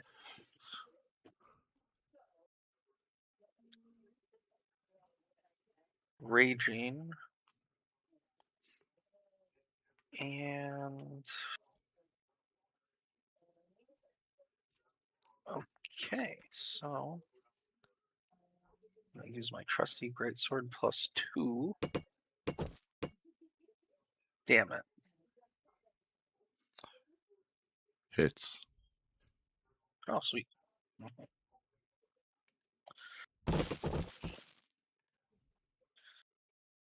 15,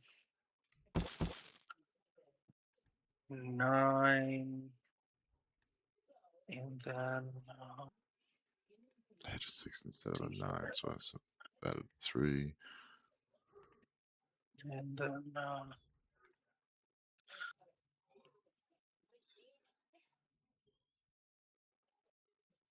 sorry, I gotta. I don't recall where the where my tattoo is listed.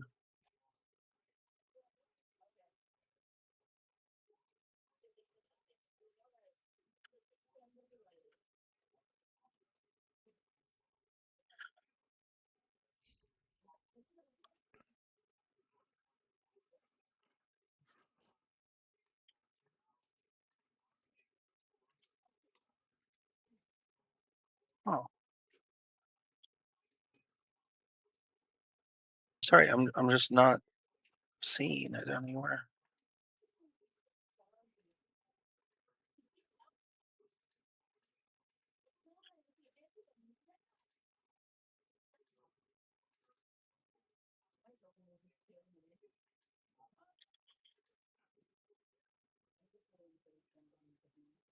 Normally it pops up.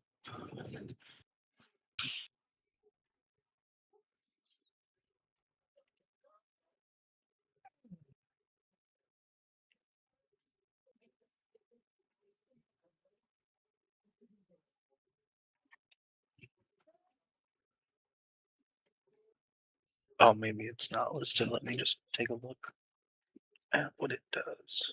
I'm so sorry.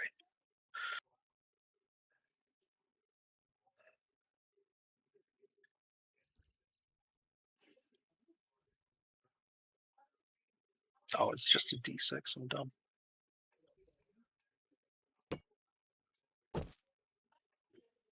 Okay. So, does my rage damage automatically get included or not? I don't think it does. I think if you select it right, it does. But I'm not 100% sure because I haven't done a barbarian on here. Well, it works if you're doing a 5.5e character, but this is a 5 build, so I don't think it does. It does not. Okay. All right, well, after all that, I'm going to go for attack 2. And he rolls a natural 20.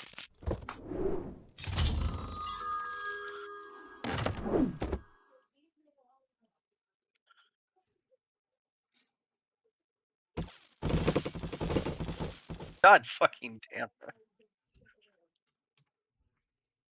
Wait. That's fucking terrible.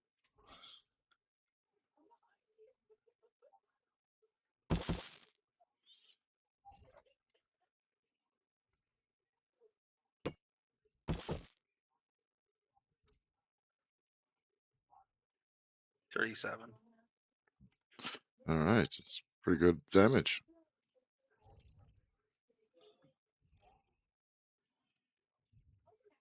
And that is my turn. And now it is the Abominable Yeti's turn. He is not pleased. Not pleased at all. He makes a melee attack roll at you. One of his 3 attack rolls. 18. Miss. Damn, he has a +11 to hit. Oh! Miss. That's a hit. At least it was not a crit. So that's 18 slashing damage with A real fight, boys. 6 Go. cold damage. Now take your immunities for the cold damage. So am I still immune by a quarter, or Yes.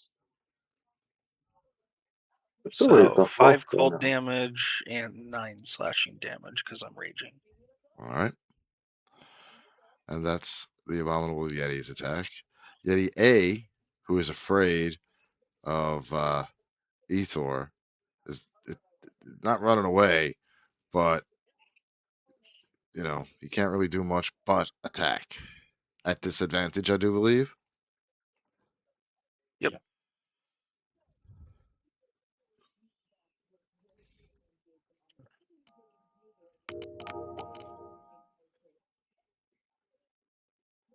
That misses.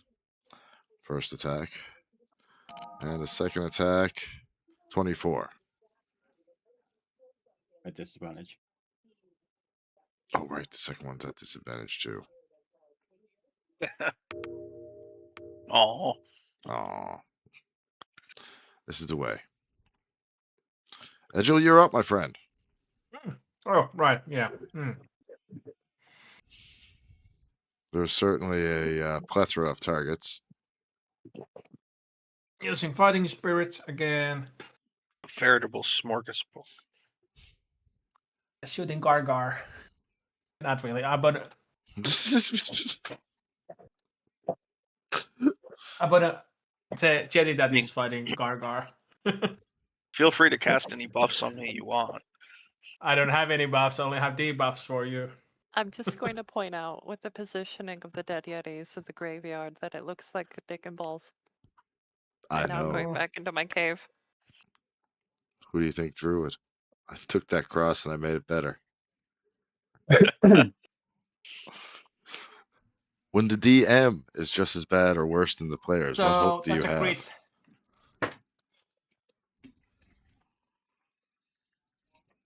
That's a crit. That's a crit. That's a crit. That's a crit. And what It's do a we do with 14. crits? It's a abominable Yeti getting an arrow on its back. The big one? The big Big one. All Big right, one. so he takes 14 damage.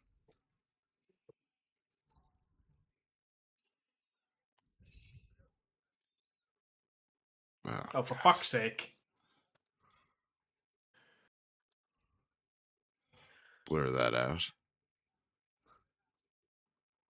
A reminder, take the drawing permissions off to everyone before next Wednesday.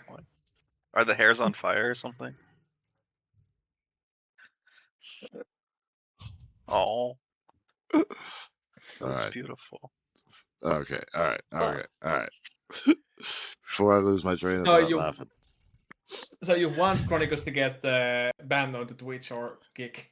No, Oh. I keep that stuff. No, I keep that stuff wouldn't covered get up. him banned. Oh, okay. That won't get me okay, banned. Thank That God. wouldn't get him banned. Yet.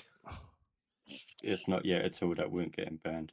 No, that's just that's not actual. That's nothing.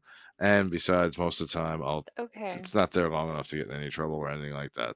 So Then I'm just having a bit of I fun will- myself with it. I don't really care. Feel free. We've done it this whole time. Don't worry. Okay. felt bad for a minute there. It's like, wait a Don't. minute.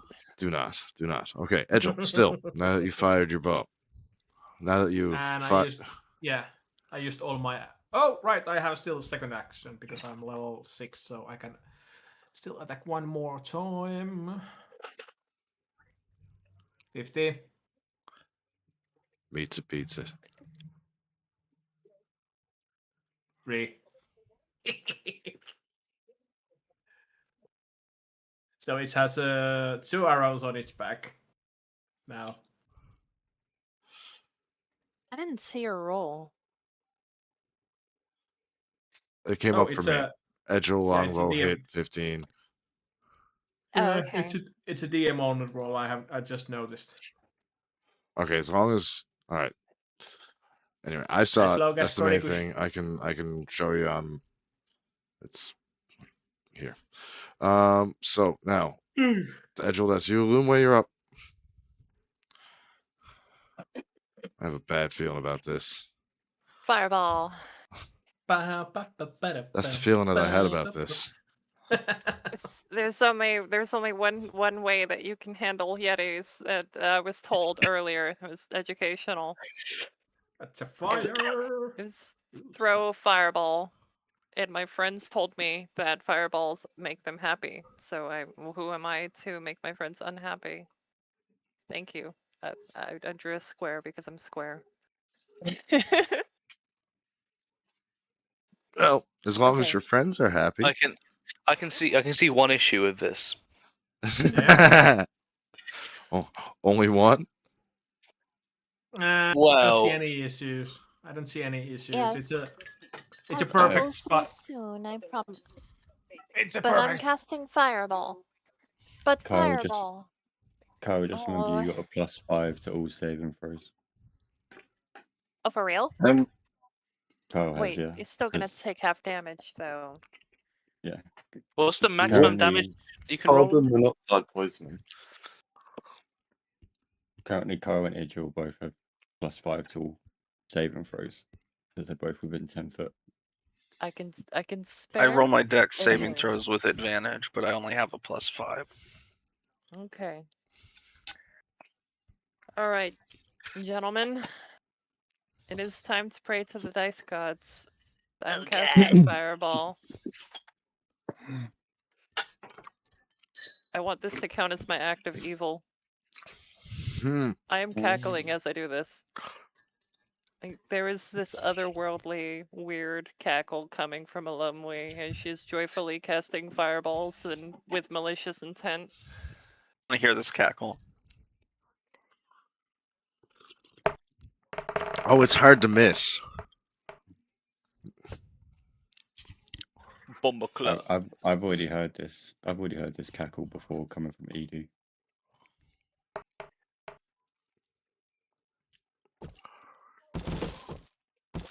I need everybody except Eggle to roll a Hang on. con saving or Fail. dex. Or you done a dex check. Where's my lucky? You done a dex check rather than a dex save. Oh, whoops. Here.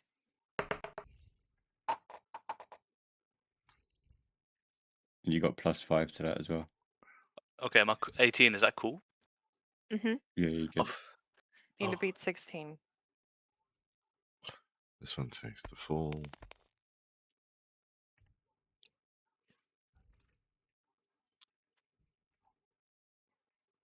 Take 16 fire damage.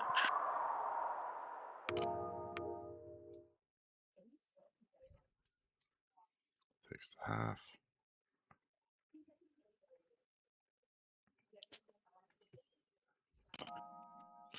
Takes the full. How much damage was that? Sorry. 32. 33.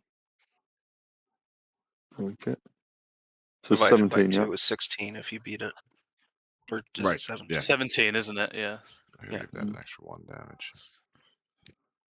I take 9 because I'm resistant to fire. And this one. Well, fuck you. I might need passes. healing now. So he takes half. From what? You can't get hit. I can from the big guy.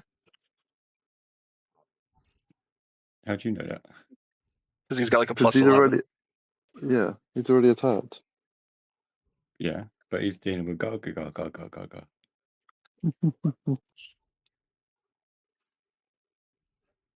Currently, the only person that's done damage to you is Elimwe, the one you swore to protect.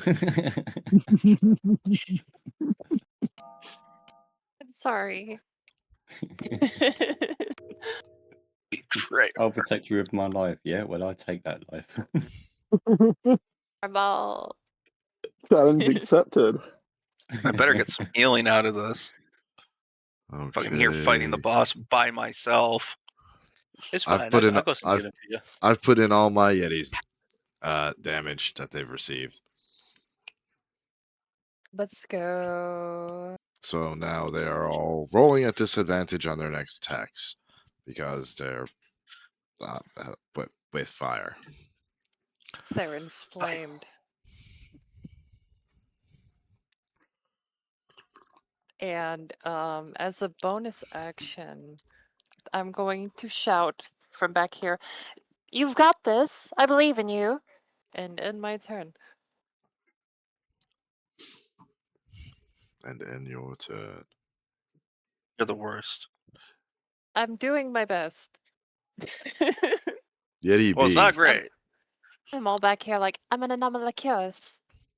I do my best.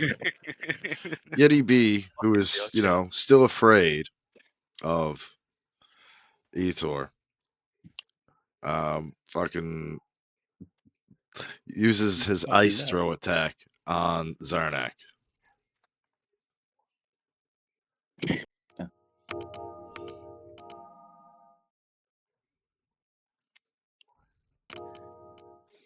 Sunfire. That's how you know you're on the roll, because when you're hot, it's like you're burning up and He everyone else is misses. cold.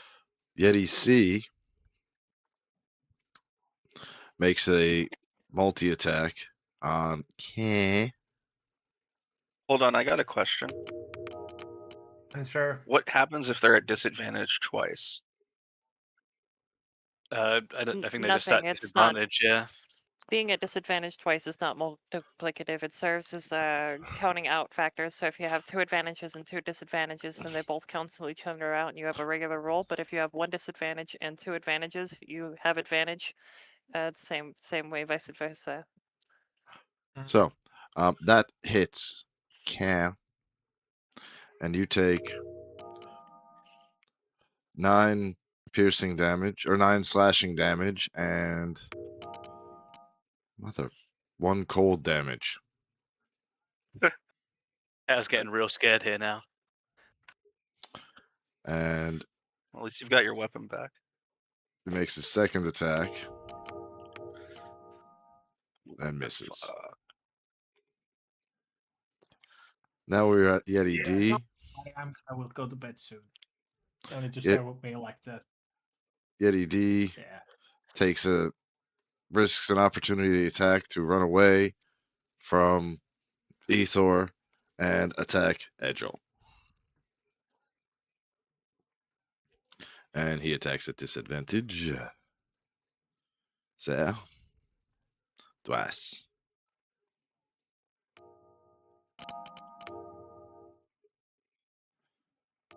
$14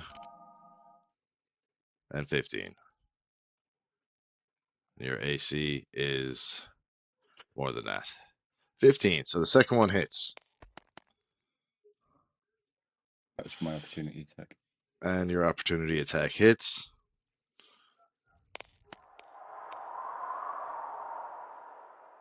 That's... 1 second.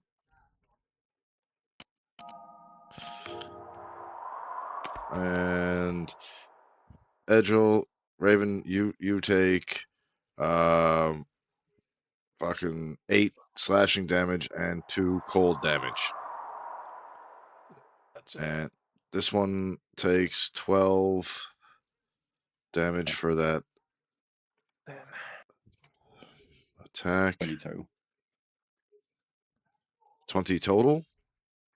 Yeah. All right.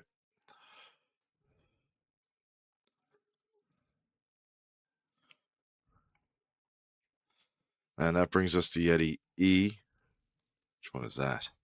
This one here. Comes in straight at Zarnak, makes his attacks.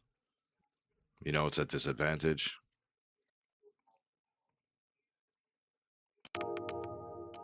And I highly doubt it's going to fucking hit. No. It'd have to do some fucking roll to hit. Zarnak, you're up. You are surrounded as well. Okay, cool. I'm going to use second wind and regain some hit points. Okay. So that's 1d10 plus 6. So 9. I was hoping to be better, but fuck. And then I'm going to attack with my greatsword to... I can't see the map at the moment, it's not loaded.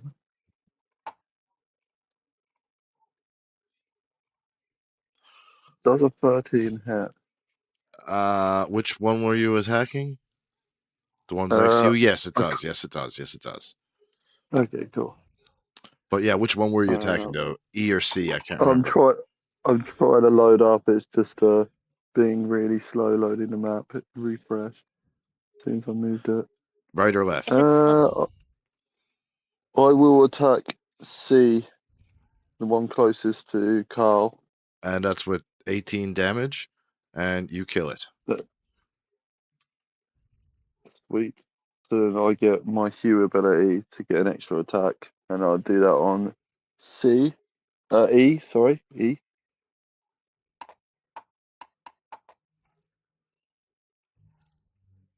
15 hits, yeah? Thank you. Yes, it does. And that's for... 15 damage. Okay. That'll be 18 damage. That would be Because I get 18 plus damage. 3. All right. Well, in that Yeah, case, and this then Yeti's dead. Okay, sweet. And I've still got my movement and my second attack, right? Because I just used my Hue for that attack. Yes. So is this Yeti B still alive, yeah? Yes. I'm going to run up to him and swing my greatsword at him. And that hits. Yes. And I'm going to re-roll that because I haven't done that yet this turn. And that's 15 points of damage. All right. You have inflicted great wounds on Yeti B.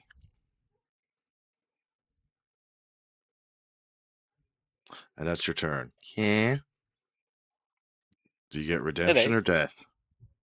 Well, so for my bonus action, I'm going to cast Mass Healing Word. Oh, redemption it is. So I think that can 1, 2, 3. I think that can hit pretty much everyone here. Do I roll individually per person or just one roll and everyone takes One it? big fat roll. Sweet. Everyone take 15 healing damage. Oh, Or- you're fucking Ooh, cool as healing shit. damage. I don't like how that sounds.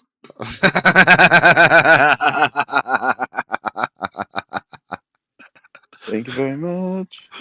I just, Thank I you. man, I didn't, I just heard it myself. 15 healing damage. Yeah, That got me back to full health. take And now 15 Cat. points of healing That damage. did nothing. Kia is going to swing with his Warhammer again at Yeti A, but this time I'm going to use my lucky feat so I can roll it with advantage. How come you didn't take healing for your own self? Yeah. I just forgot to add it. Oh, you got to do that before the DM forgets and kills you. Whoops. Whoopsie daisy. Whoopsie daisy. I I'm now mean, going Be to use fair, my it sounds luck. like a Carl thing to do. It does. Yeah. So which one was higher there? 19. 19. 19. Sweet. 19 hits. So now gonna just try and bash his fucking brains in. Good luck. 10 damage. You bloodied him. One eye popped like a grape. I want so badly to stay and help, but I must. So long, farewell, Auf Wiedersehen, good night, Good adieu. night. Good See you night. Good night. tomorrow. Have a good night. For the purposes of combat, I will stay and help. I've used 2 of my spell slots for my 3rd level. I still have Scorching Rays for my 2nd if you want to test those out.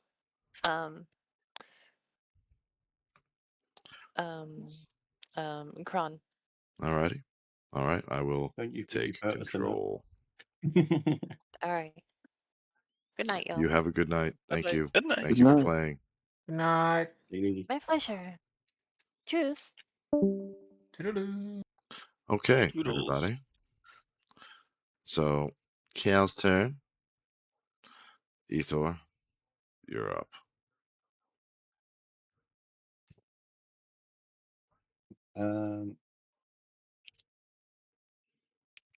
I am going to firstly cast magic weapon on myself. This gives me a +1 to attack and damage rolls Okay.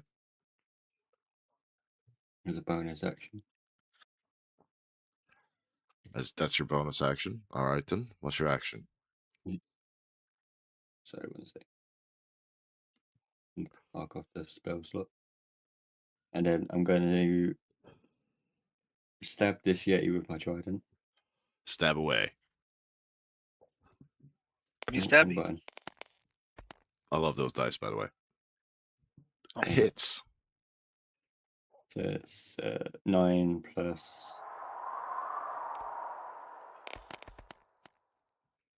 6, 15.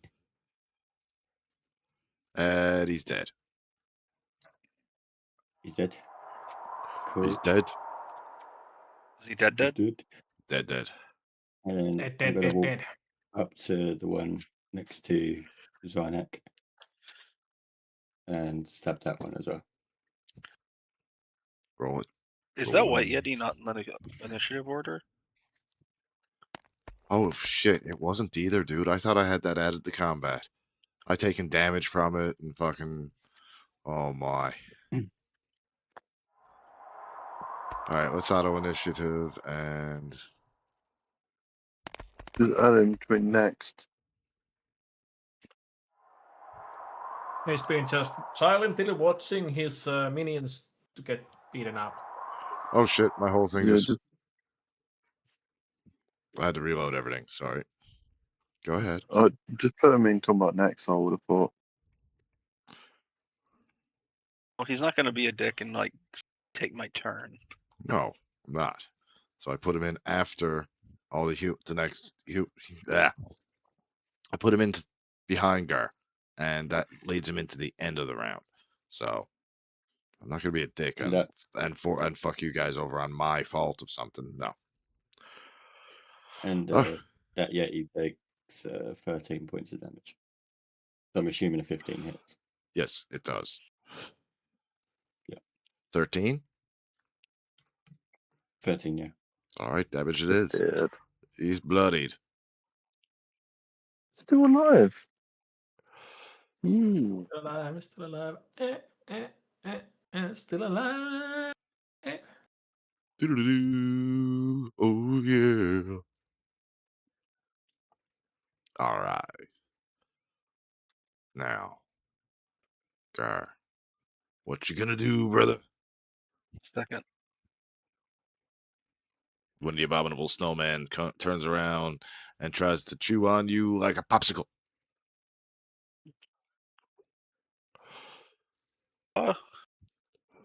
He's attacking at disadvantage right now, right? Because he got Yes, burned. his next turn he gets disadvantage because he got burnt.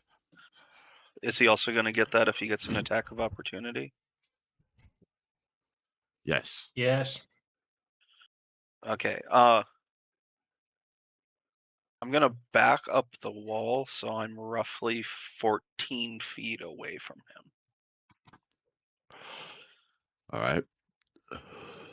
You backing up the wall, though, it does give him an attack of opportunity to attack you. Yeah, I know. That's why I asked. I know. I'm just confirming and restating. Yes. So Yeah. he It's common courtesy to make a call out anyway. exactly. So he does attack. He attacks with his ice claw. He makes a swing at you at disadvantage, and a swing and a miss. Okay, cool. So I'm just gonna move you to about right there and call it that. Okay. So Yeah, and you're due up to the the text wall on and my tattoo, I can make melee attacks up to 15 feet away all right. with tendrils. Okay. So, God, I wish I had the skills to animate cartoons. Miss. well, shit. Miss. Well, I still get a graze for 8. You do.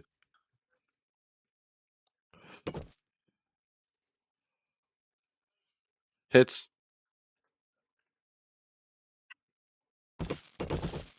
Oh, Wow. I saw that. That was brutal.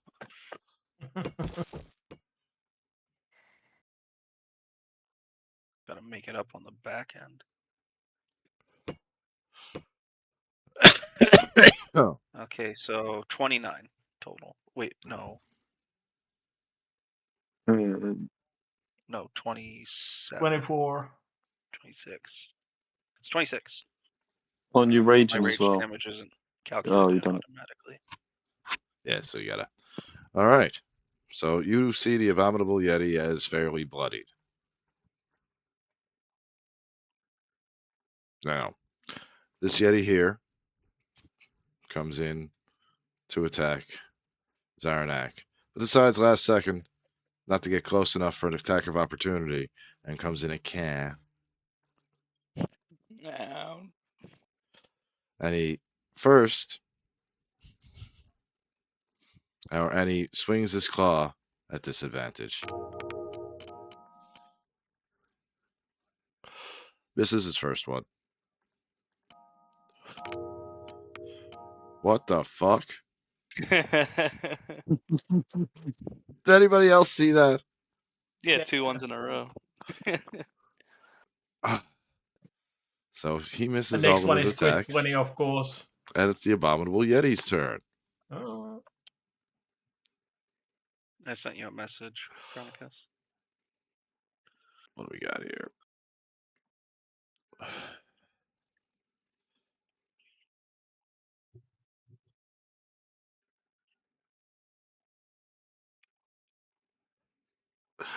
So at this injury level, I would like everybody within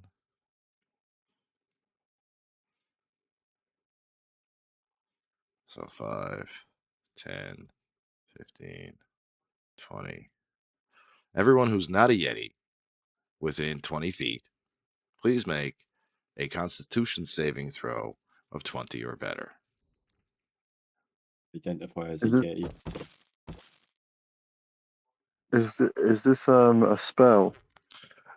No, this is the Yeti's roar, the abominable Yeti's roar.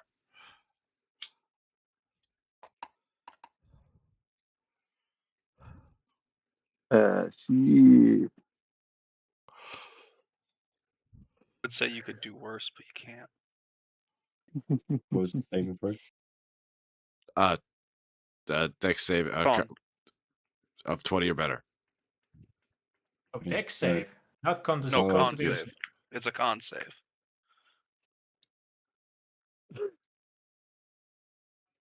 Yeah.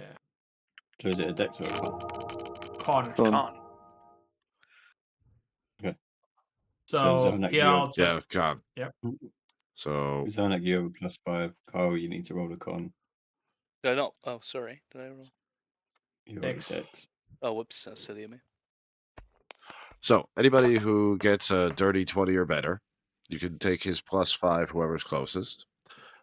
takes 37 damage from the roar of the Yeti, as the Yeti also emits a thunderous wave of compressed energy and air when it screams that runs through the room like a bomb blast.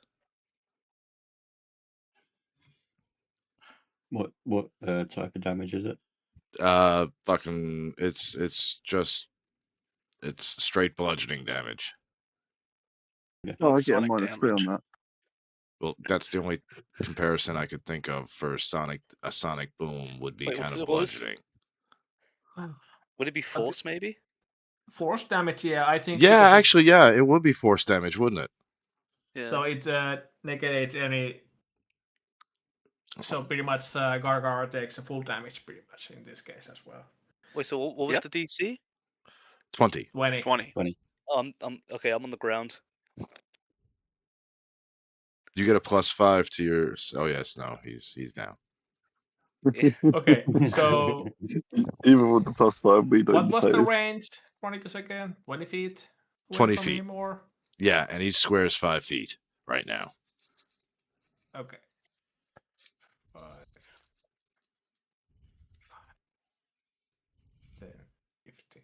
Okay, yeah. Just made sure. Oh, don't worry, I made sure 37. before I. Yeah. Sheesh. Kyle, just to let you know, you've got a chain shirt in your inventory that's not equipped. I'm wearing leather armor though. Aren't I? Yeah. Yeah. Okay. Oh, it's two better AC, I guess. Yeah, should have had that equipped. Mm. I didn't know if I didn't see the lever. I didn't know if that was a mistake.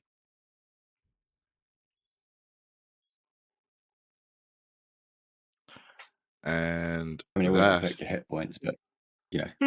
Yeah. So let's Okay, see. next. Is it my turn yet? Yes, it is. It is Sorry your to be turn. impatient, No, but yeah. that's quite all right. That's quite all right. That's his action. He's so Okay.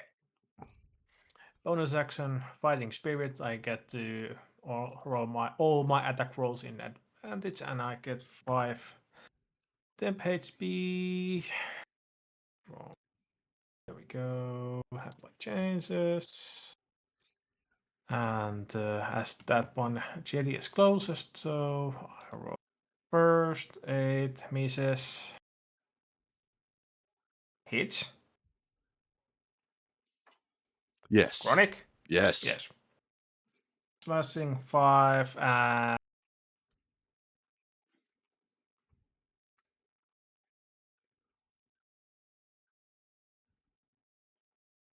and I use my. What's gonna? Would you count action surge as bonus action? Was it bonus action? Action surge. Bonus action. Okay, so I cannot use that anymore. So those are my attacks. So it takes 5 damage. The Eddie next to you is dead. Okay, and with that I can go to sleep. All right. I just wanted to kill something before going to bed, but yeah. Illuminate casts Scorching Ray. Let's see. Actually, I'm going to do her one better. You got healing? No, Magic Missile at the 7th level. Yeah.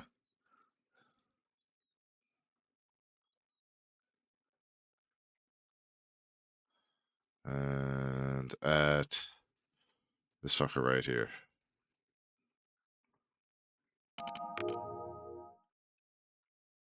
Wow, that didn't. I don't think that casted right. Something did not. Yeah, you rolled 1d2. Yeah, that's Or supposed to. 1d4. Oh, right, that's supposed to be.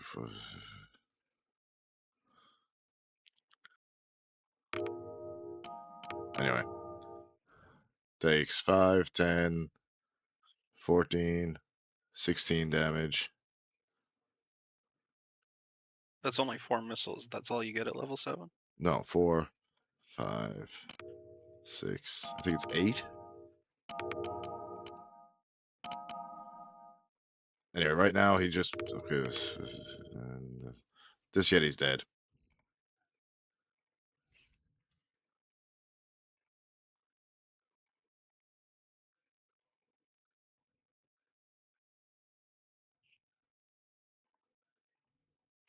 All right. And that's her turn. I figured that was the easiest way to play that. Now, this scared Yeti can't really do anything against Eekor. He cannot attack. He can just attack against Zarnak. And he does. With Chilling Gaze. Zarnak, make a Constitution saving throw of 13 or better. Is this a spell? This is Chilling Gaze. It is. I'll read it to It you now. is, so It's a Constitution advantage. saving throw, a DC of 13. One creature the Yeti can see within 30 feet. It affects failure. On a failure, it gets 2d4, 2d4 cold damage, and the target has the paralyzed condition until the start of the Yeti's next turn, unless the target has immunity to cold damage. Success. The target is immune to the chilling gaze of all Yetis, but not abominable Yetis, for 1 hour. Okay, but if it's a spell, I get advantage. If it's not, I don't. So that's all I was asking. No, It's not. it's not a spell. Okay, cool. And there's a con, yeah? Yes, 13 or Con better. saving throw. Yeah. Sorry. And he saves. Sweet. And you have a You are +5 now for that as well. immune to the Oh, cold, sweet. to this chilling gaze, but not immune to this claw. I'm immune to that. Well, claw. probably immune to the claw. And the second claw, both miss. Obviously, I don't know what I even attack you with physical damage for. Zarnak, you're up. I'm going to use another second wind and regain some hit points. Oh, wait. Before I do that, is picking someone up counts as a full action? Yes. Okay, cool. I'm going to use second wind on myself and regain 13 hit points. Take 13 And points of then healing damage. Then I'm going to walk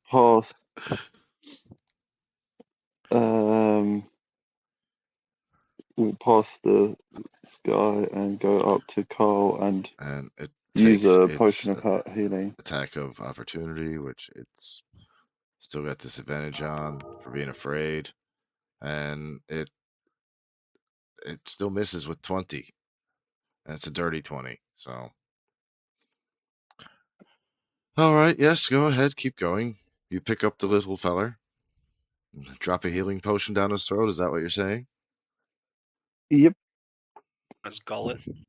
Like, I just picture you Because he's picking only up mostly and dead. just like take out and just jamming the thing down his gullet and shaking his head until it just drains. Like, just, you give it that little spinning action. So, like, I pretty much You just don't pick even. him up completely, just put the whole bottle in his mouth and just shake it until the bottle's empty, and then just drop him, turn around and walk back over to the Yeti. And then, do I get my second attack, or is that it? that was Is that it. my actions? You used your Okay, main that's fine. action to do, yeah. So, can Is KO back up? Yes. How You much got healing? 2d4 plus 2 healing. Yeah, 2d4 Yeah, did you roll plus. for the healing? So 2d4. 2d4 plus 2.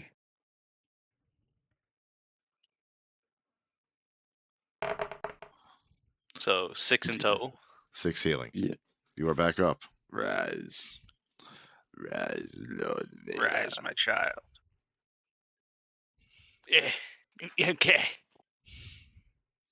For my bonus action, I'm going to once again cast Mass Healing Word. All which right. I think hits 1, 2, 3. Yeah, it should hit everyone again. I'm not sure if everyone needs it, but Yes. plus 14, Thank you very much. That helps. and then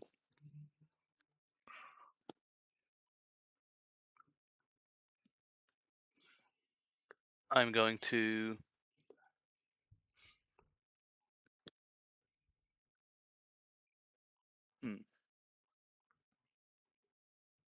who's next on the initiative? Me. Or no, E4. Ethor. Yeah. I'm going to cast Bless on E4. Very nice. Actually, what's the range? 30 feet. Because, why would you cast it on the guy fighting the boss? Well, that's well. If you'll listen, if you'd wait a second, mate, I was gonna say I'm casting it as second level, so I can target you and him. All right. Oh, okay, good. Okay. What does Bless do? Sorry. Oh, I don't even need to do it at second level. It's just 2 creatures at base. Oh yes, no. So I'll do you two, and then also Zarnak. It just lets you add 1d4 to an attack roll or a save. Oh, okay, cool. Thank you. Sorry, I jumped the gun there. But at least it was funny. And then that's all my actions. So yeah, and my turn. All right, Make sure you Ethor. remember to heal yourself. I did, yeah. Mr. Neptune. He begins his turn by looking at Carl, like while watching Zarnak pour that potion down Carl's throat and watching Carl get up. He looks at him. Would you pull it together? I'm not my best. I'm only little. I'm only little. Look at the size of me. And then, as he turns back, he looks at gives Zarnak the look of as if to say, "This guy's becoming more and more of a liability every day." I gotta give you a look and nod and just carry on fighting.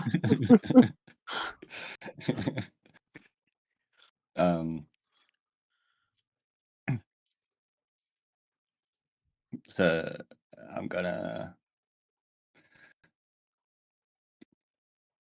attack. Actually, I'm gonna leave. I'm gonna walk past this Yeti.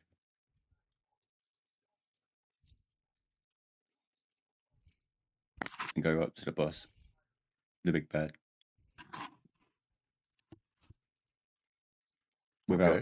Without giving her an attack of opportunity because I'm still within 5 feet. Mm-hmm. You basically just kind of parried around him, so to speak. Yep. No, I know. Yeah. Fucking And fucker. Hi. Hi. Hey. And how you doing? Then I'm going to.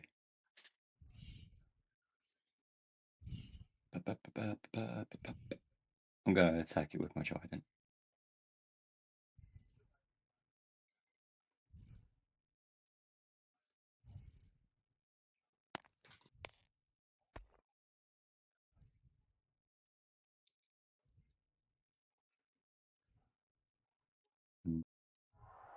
Oh wait, I get a +4, don't I? You do. Is it a +4 or 1d4? It's still gonna miss. No, numbers matter. That's what I'm wondering. It's a 1d4. Okay.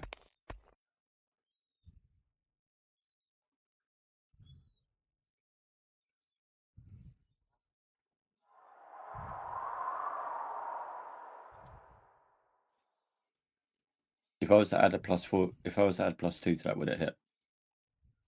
A +2 to that? That To 12. No. What about +4? Yes. Then I add +4 to it. Wait. So. So. I'm confused. You're gonna burn both of your what are they? Yeah, you're gonna. Yeah. For Right. frickin' All right, that hits. He's burnt. Yeah. No, I get what he's doing now. I see it. Yeah. You fuck.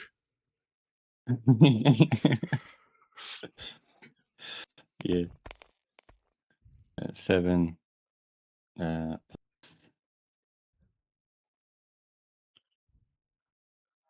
2d6. 17. So, with that attack, you kill the abominable Yeti. Fucking glory hound. I didn't realize he was that low. Do all this fucking hard work, get shit on all over the place by this Yeti.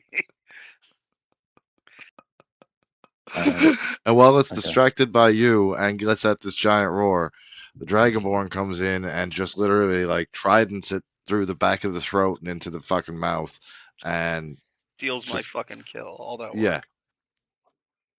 To be Now I fair, can't even take like, a trophy. You so bastard. E4 looks down at the Yeti, realizing it's like shit. I didn't realize it was that low. Looks up at Gargagar, and as a bonus action, he then puts his hand on the Yeti and heals it for 2 HP. Okay. I appreciate that. Thank you.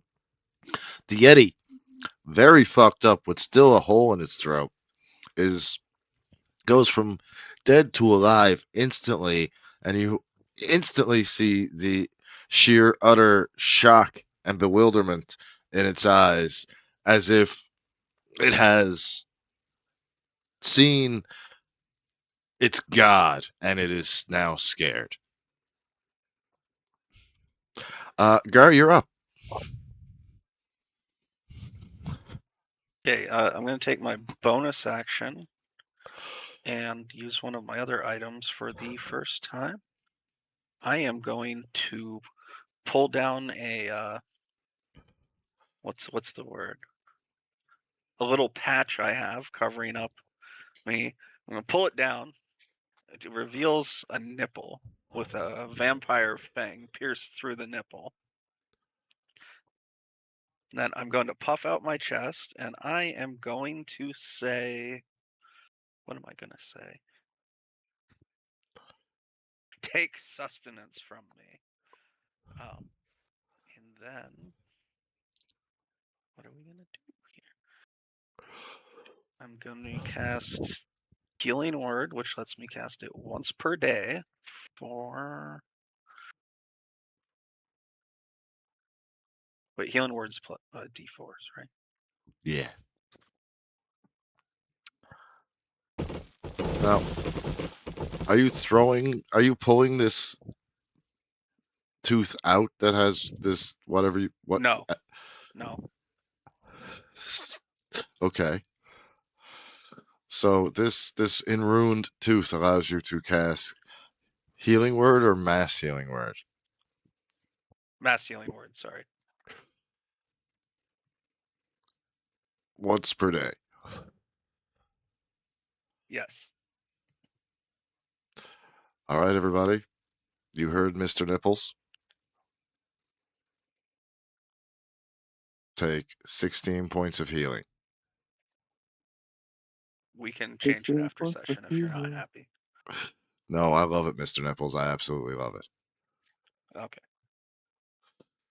Oh, and that's +5 for my spell ability modifier. What, another +5 to that? Yep. Yeah. So we 21. Cool. Yep.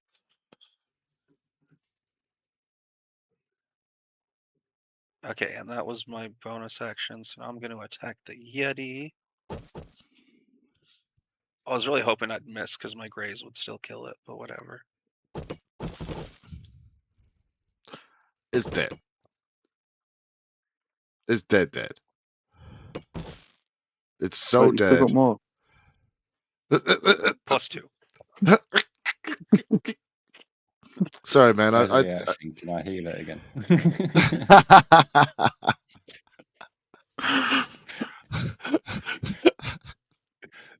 It's your reaction. I put my hand on Fuck's it. I sakes. put my hand on it and heal it again. HP. I mean, Oh. I have another attack. We could fuck with its head even more. Can we kill it? I want to go to bed. Oh, this is the evil like feeling bad for stealing God's kill, so he's giving him more enjoyment out of the kill. Okay. No, I think we're good.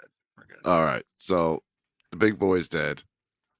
The little feller's got hardly anything left in the tank.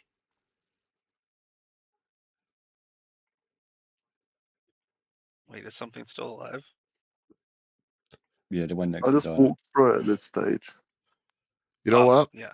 It's like kind of stood there and it's bloodied and it's got that little sway to it just going. Zarnak, somewhere in your head, you see a flash of that ironclad armored figure, and you hear a voice that says, "Finish him." Can I grab the horns and then like push my thumbs through its skull while pulling the horns apart so it splits like like just splits apart into two. Just All right, holding but two parts of its head. roll a strength check, and I'll roll a strength saving throw. Yeah, he's still got a little bit of life left in him. I don't do that. Oh. Oof. Oof. Yeah, I think he beats me. He grabs a hold of your hands as you grab its horns, and it just screams in your face. Roll again. You have more than one attack. You're still locked. Ooh. That Roll. was a bit better. That was a bit better. This is for the final one. Two out of three. Let's do it. Roll. Oh, I rolled for him, sorry. Oh! Roll your Here we go. damage. Would that just be unarmed? Yeah, just unarmed. Yeah. And with that, you hear the blood curdling scream as you pull the two horns clean out of the Yeti and split its skull. You now have two perfectly good Yeti horns. Sweet. They're And going with my that, way. that is the end of combat. You have a pile of Yetis to loot. And I mean a literal fucking pile of Yetis. You have to climb up this pile. What is it? We were always a sleight of hand. Was that it? Yeah. Yeah. Yeah, Yeah, sleight yeah. of hand to cut pieces off. Oh, what about to just loot? Oh, no. Just this. No. But it's Yetis. They don't have anything. Oh well, I guess. Well, I know on my sleight of hand. Except I for guess, pieces. Yeah. I got a 20, so I guess can I just like completely disassemble one and Sure. like one with a chicken? You got a natural 20. So on that, I have had to roll for every single body part every time. with you It's my first time. you perfectly carve off the horns. And wonderful.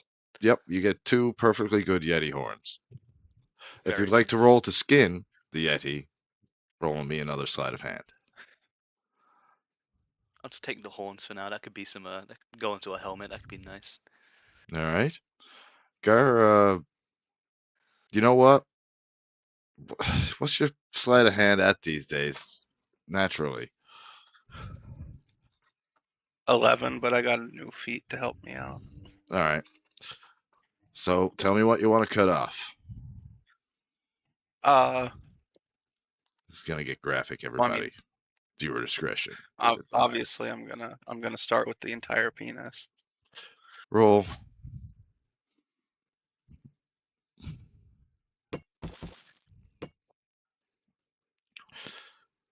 And that goes up to 10. So a 16. All right. Beats The it. roll goes up to 10. Yep. The roll goes up to a So, 10. So 20. it's not. And plus, okay. You have a perfectly. How many dicks you got in that bag? Only one. Okay, well now you have a bag of dicks. I mean, it's not like I'm taking everything. I'm taking the super impressive specimens. Okay, but still, more than one dick in a bag equals a bag of dicks, plural.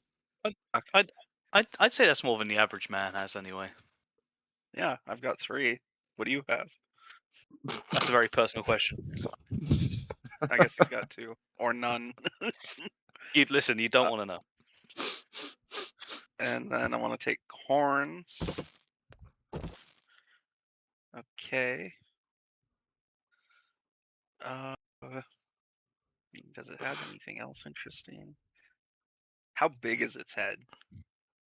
Pretty fucking big. Like it's Okay, a now that I've taken huge the horns off, I'm monstrosity. gonna take. Like you I'm would gonna have cut off to. the entire head and put that in my sack. My sack is getting very full, by the I way. don't think the head will fit in your sack. So you Like have it 3 is penises and a full. Okay, well, it's it cold as is fuck, a so I'm just gonna. huge monstrosity. Okay, I'm gonna take a small piece of rope and tie it between the mandible and the open neck hole, and just tie it to the outside of my backpack since it's so cold outside. It is probably bigger than your backpack. The head is probably half the size of you. It's a huge So monstrosity. I'm gonna take out 50 feet of rope and attach that to my backpack. I'm gonna tie that shit down on the back of my backpack because I can, and I can carry that much. It's true, we can. That's the funny thing with that. I'm just picturing this guy with like a huge abominable Yeti head on top of like a backpack filled with like everything that he might need, just like bigger than him. So like you ever see those flag bearers that have like the big like or they're going around with the big fucking head on a pike or whatever, and there's 2 or 3 of them going with it, like as a mascot or some shit. Him, but it's on his It's the backpack. Sherpas who go up the mountains Yeah, with the exactly. massive bags on the back. Like Foxy. I would skin it, but I think that's gonna be a little much for me to justify, even if I could carry the weight. So now, anybody who wants, if either one of you guys wants to stay and continue to explore the island, you can feel free. If you guys feel like you would like to end this session now after the abominable Yeti caves and the Yetis, we can do that as well. I think I'd kind of like to end here personally. Okay. I No, would I like was to gonna leave as come well. Well, that's a majority rule. So, as the majority of all players would like to end the session here, I'm gonna listen to the table. I'm gonna thank everybody for tuning in tonight and coming and hanging about on Twitch and Kick. Foxy, Firebird, aka Daryl, Harley James, Nibsy, everybody. Thank you all so much for hanging out and enjoying our story tonight. And if you missed it and are watching this on YouTube tomorrow night or through the weekend, thank you for sitting down and watching our stories. Till next week, when we come back to the island of Solstice. Good night, everybody. Let me raid Good night. out. Good night, good night. Thanks for the session. Thank you again. Hey, Ethor, you think I could get your cold breath on this Yeti head to get it frozen right away? All right. All right. Good night, fellas. See ya.